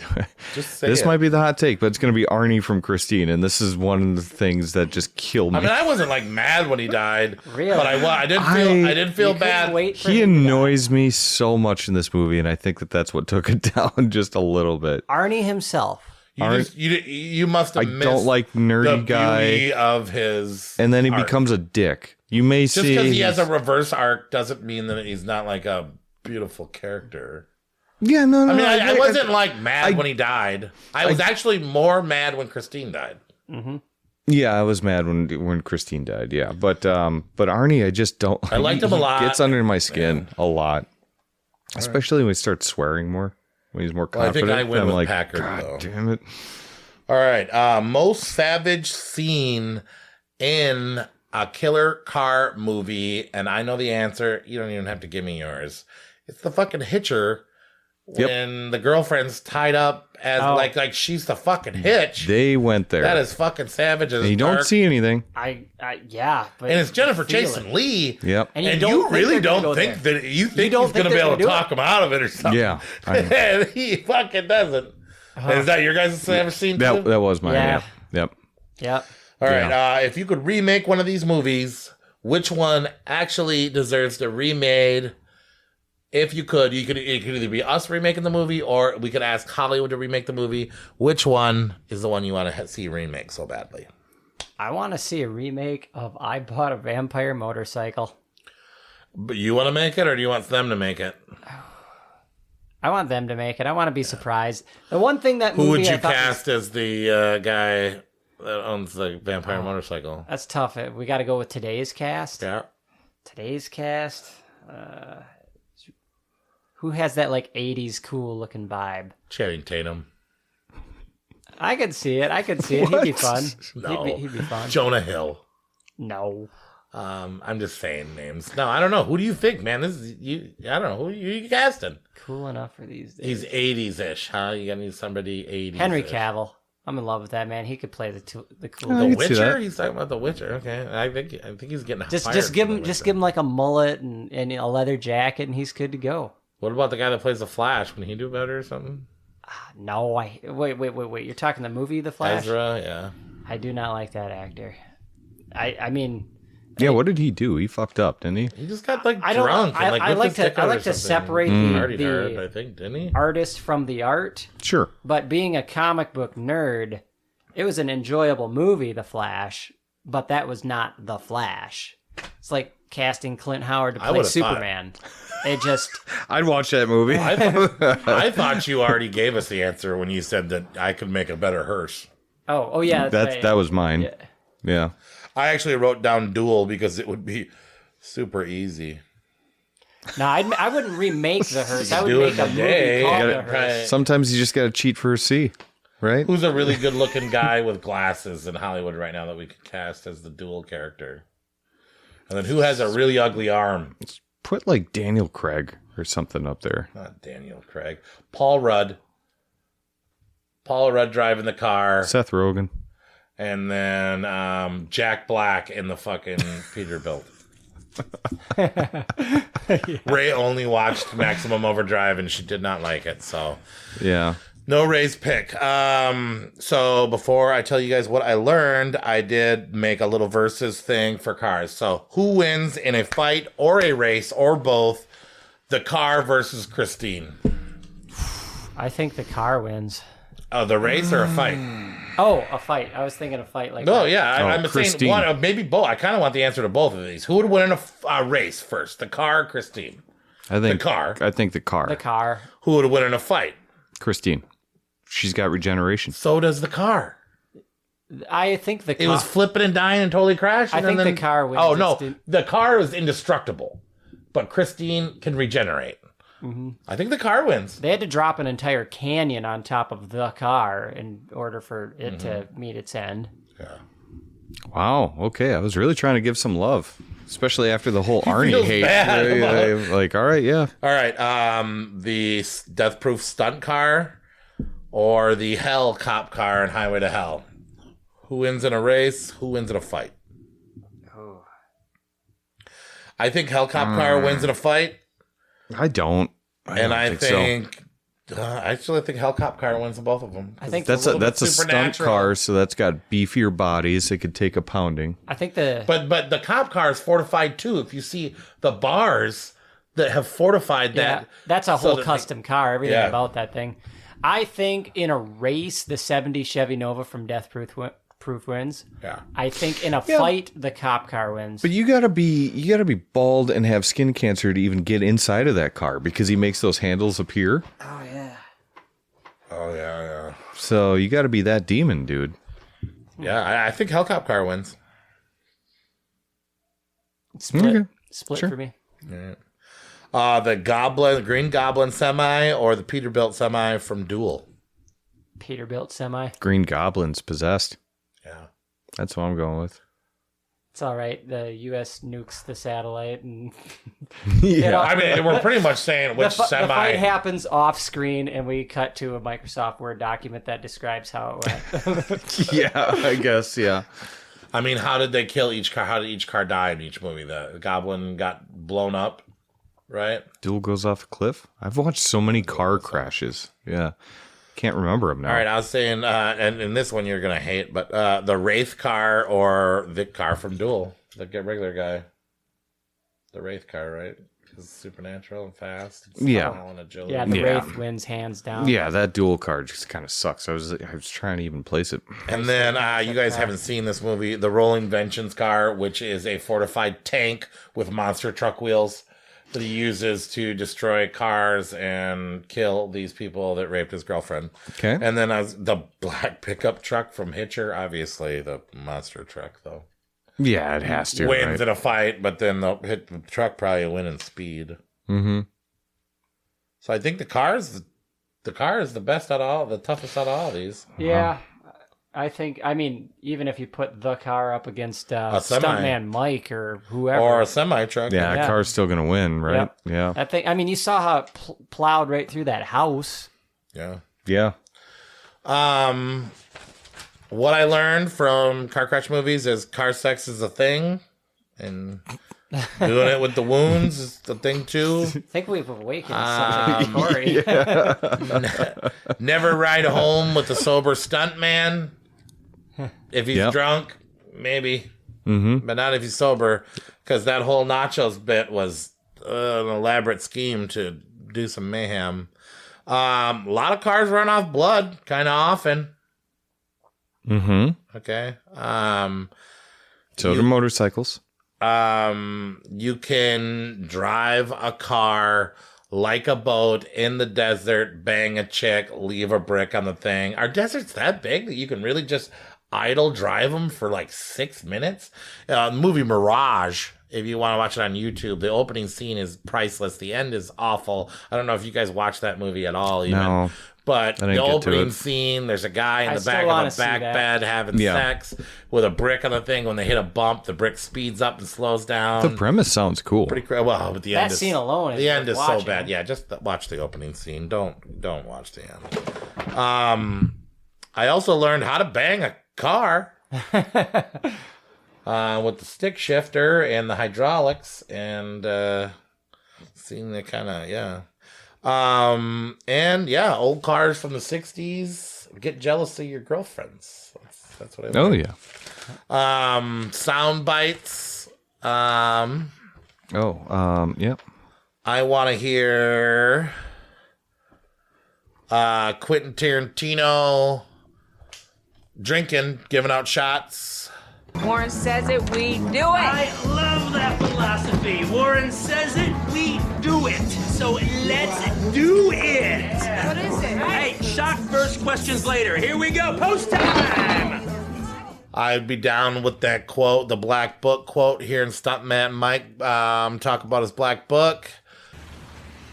You know how people say, you're okay in my book, or in my book, that's no good. Well, I actually have a book. And everybody I ever meet goes in this book. And now I've met you, and you're going in the book. Except, I'm afraid I must file you under chicken shit. I already kind of did it, but she looks smart, but she's got the body of from Christine. She looks smart, but she's got the body of a slut. You know, these ones were hard. I want to hear Stephen King say to his old lady, "That machine just called me an asshole." Honey, come on over here, sugar buns. This machine just called me an asshole. Was there any other sounds you think of that would be cool to hear? Like any? I want to hear Stephen King suck his own dick about his own movie from the trailer. Oh yeah, that trailer speech. Oh, okay. Maybe even cut one of those other ones if you have to. But yeah, maybe hear them from that trailer. That's fucking crazy. My name is Stephen King. I've written several motion pictures, but I want to tell you about a movie called Maximum Overdrive, which is the first one I've directed. A lot of people have directed Stephen King novels and stories, and I finally decided if you want something done right, you ought to do it yourself. It was my first picture as a director, and you know something? I sort of enjoyed it. I just wanted someone to do Stephen King right. So come and spend some time with me and my friends at the Dixie Boy. Spend some time in the dark. Please don't let us be in the dark. Help me. I'm gonna scare the hell out of you.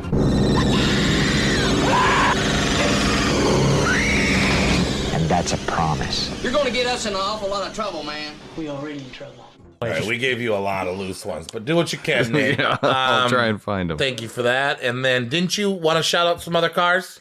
Oh yeah, I do have a short list here of some other famous horror movie cars that didn't really fall into the category. Jeepers Creepers van. Yep, the Jeepers Creepers car, which is Solid. That is a 1941 Chevy COE, modified, of course. Evil Dead, I think we've briefly brought Delta? Yep, brought up. There's actually a really funny story on that. So the car is called the Classic Behind the Scenes, and as horror fans are aware, Sam Raimi puts it in every single one of his movies. You'll see the Delta, the Classic 73 Oldsmobile in every single movie. Now, Bruce Campbell on the side likes to take it upon himself to try and sabotage that car to fuck with Sam every chance he gets. Like, I think he had like the wheels welded in place at one point. Oh, geez. So Sam Raimi's I just love like that. keeping his fucking backyard? Yeah. No, he's got it under lock and key. He's got clones. He's got everything. But I think if you read Bruce Campbell's book, or his autobiography, If Chins Could Kill, he has a whole chapter on that car. It's highly worth reading. Right. I'm also going to bring up Elvira's Macabre Mobile. Oh, yeah, that is a dope car. Oh, yeah. The 1959 Ford Thunderbird. Custom grille, chromed out spiderweb, and cheetah interior. I like how you said that like Bruce Campbell would or something. Yeah. That's cool. What else you got? Obviously, the Ectomobile is Oh, famous. yeah, Ghostbusters. Oh, yeah, I actually have that fucking Hot Wheel. Yep. Yeah. Hopper's truck. Oh, you brought it. Oh, what's that? It's my Christine Hot Wheel. Oh, yeah. Is that the actual Christine? Like when you bought it in a wrapper, did it have Christine on it? Yeah. Oh, Yep. wow. I've got a model of Hopper's cop truck. Guys, we should have just brought all our Hot Wheels and played.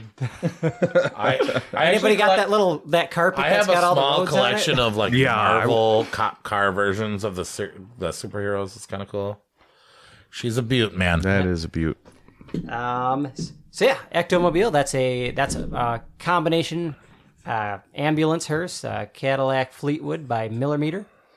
The Phantasm 71 Plymouth Hemi Cuda. Yep. We talked about that a little bit too. God, I want that car. Moving on from that, you can't talk horror and not bring up, even though it's not really horror, it's more Halloween, the Munsters family coach and Dragula. Dragula wearing his Dragula shirt. Got my Dragula shirt on, man. That's cool. Yeah.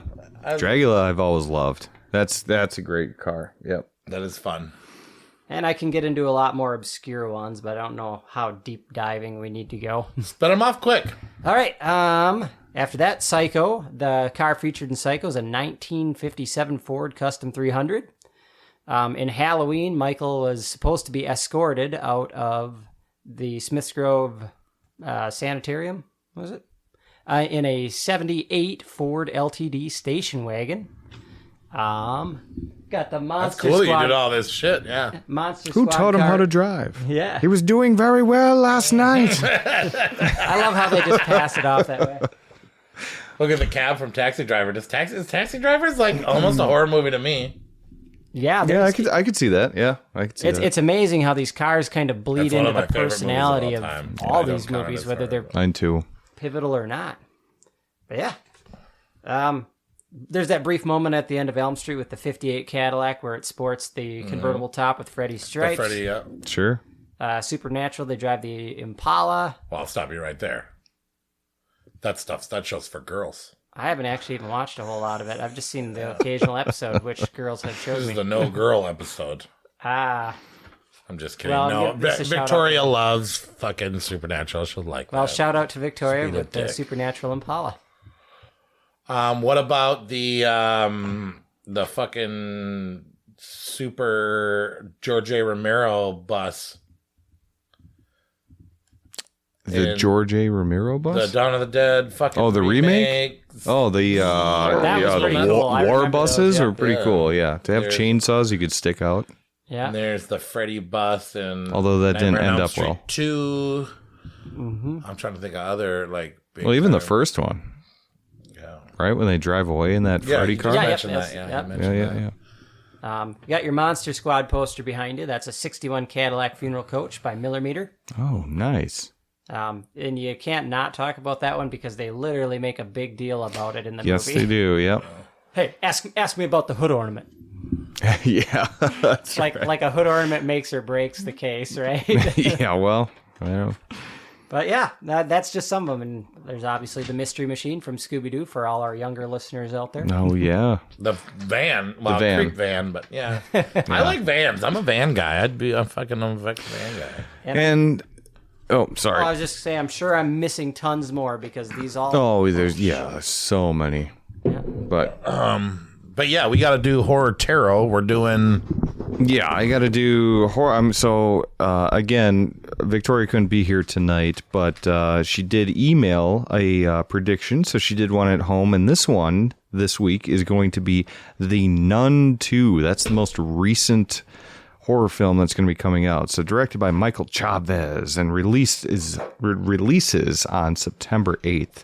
So she drew 3 cards. 1, the reversed 3 of Wands. 2, 2 of Pentacles. And 3, the Queen of Cups. I feel like we get the Queen of Cups all the time, don't we, Corey? We get a lot of cups.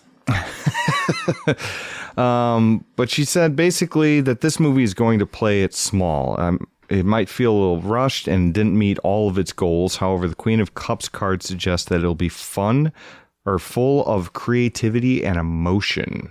Did any of you guys see the Nun II trailer? It actually, to me, looks a hell of a lot better than the first Nun did. I haven't seen the Nun 1, and I hate the Conjuring universe. Then you are not this audience. I guarantee you this is going to be worse than Cocaine Bear. But I did see the trailer, and you thought it looked good? I thought it looked better than the first one, which isn't saying that much. The first one was like... Why does this make so much money? I don't know. Why is the Nun so popular? I mean, I guess the girl PG-13, first of all. did do a good job encompassing and being a scary, ugly creature.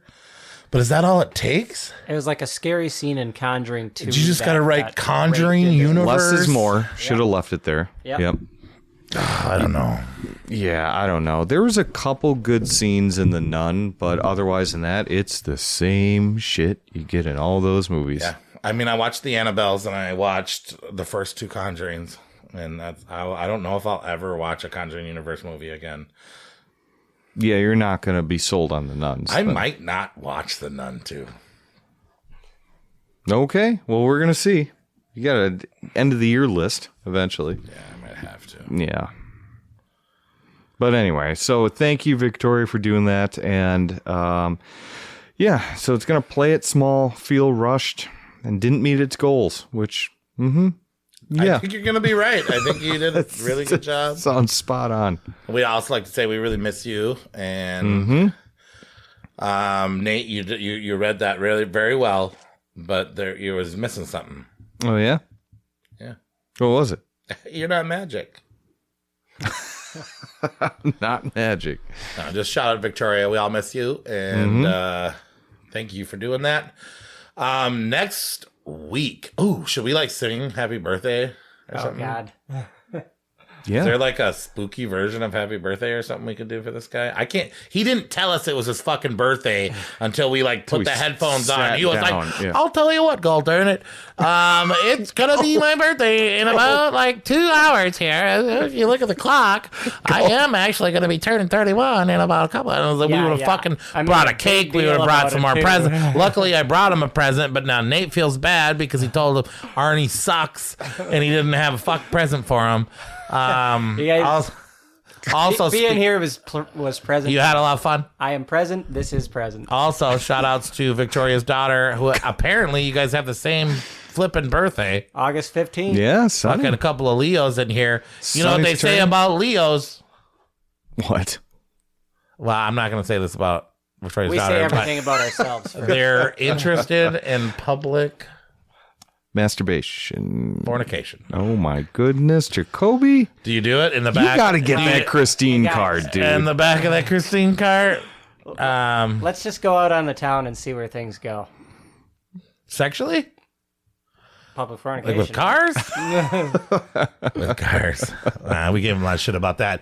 But next week, or not next week, next episode, we're coming back. We're going to finally do a 70s episode. 1978, Tanner from the old shop, old guy, rolled an 8 for us, and we went with an 8. So me and Nate will be back here for the beginning of September, and we've been super busy, so thank you for being with us. This is a long episode. Shout out to Josie. We're gonna go get her out of the trunk. Gotta find the key first.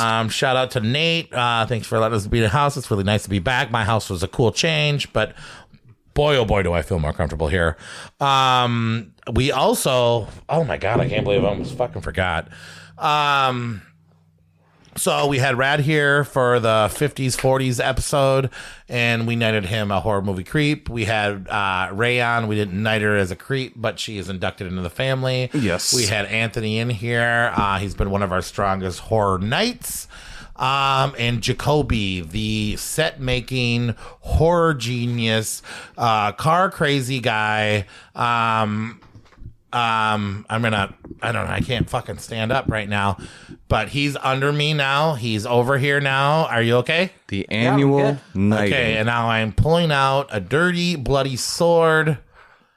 I am, by the power invested of us, by the Midwest, Savage Horror Creeps. We do now knight you, an honorary member of the Savage Horror Creeps. You are smart, intelligent, and actually cooler, not just because of your cars, because of your knowledge, because of your cosplay, because of the things you build, how good you are with fucking wood. I applaud you.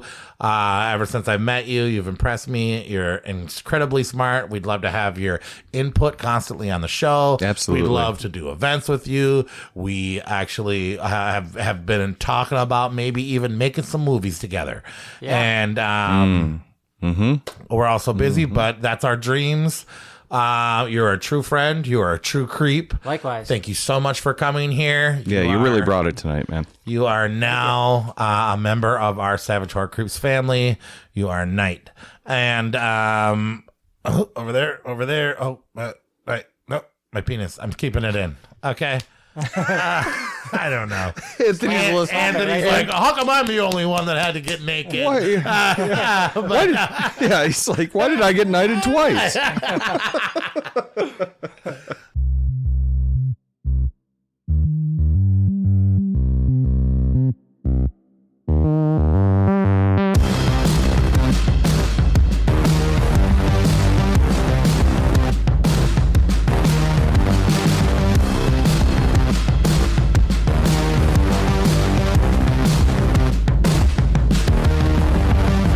Not tonight's not crash. that crash. No, I didn't not racism. And then crash. she would have been like, fuck me. Fuck me. I do want to live in that world where fucking Keanu Reeves swears way more in speed. He says, he doesn't. He's too nice now. And now the internet's ruined him as just a total nice guy. Fuck me. I swear to God. I do want to see him as a degenerate in movies. Oh, fuck me. Well, what was it? And Constantine, he was a piece of shit, wasn't he? Yeah, but he was like a sad piece of shit. Yeah. Yeah. Matrix, he wasn't really a piece of shit. Bill and Ted, he was a Hey, idiot. Satan. Fuck me. Fuck me. Fuck me.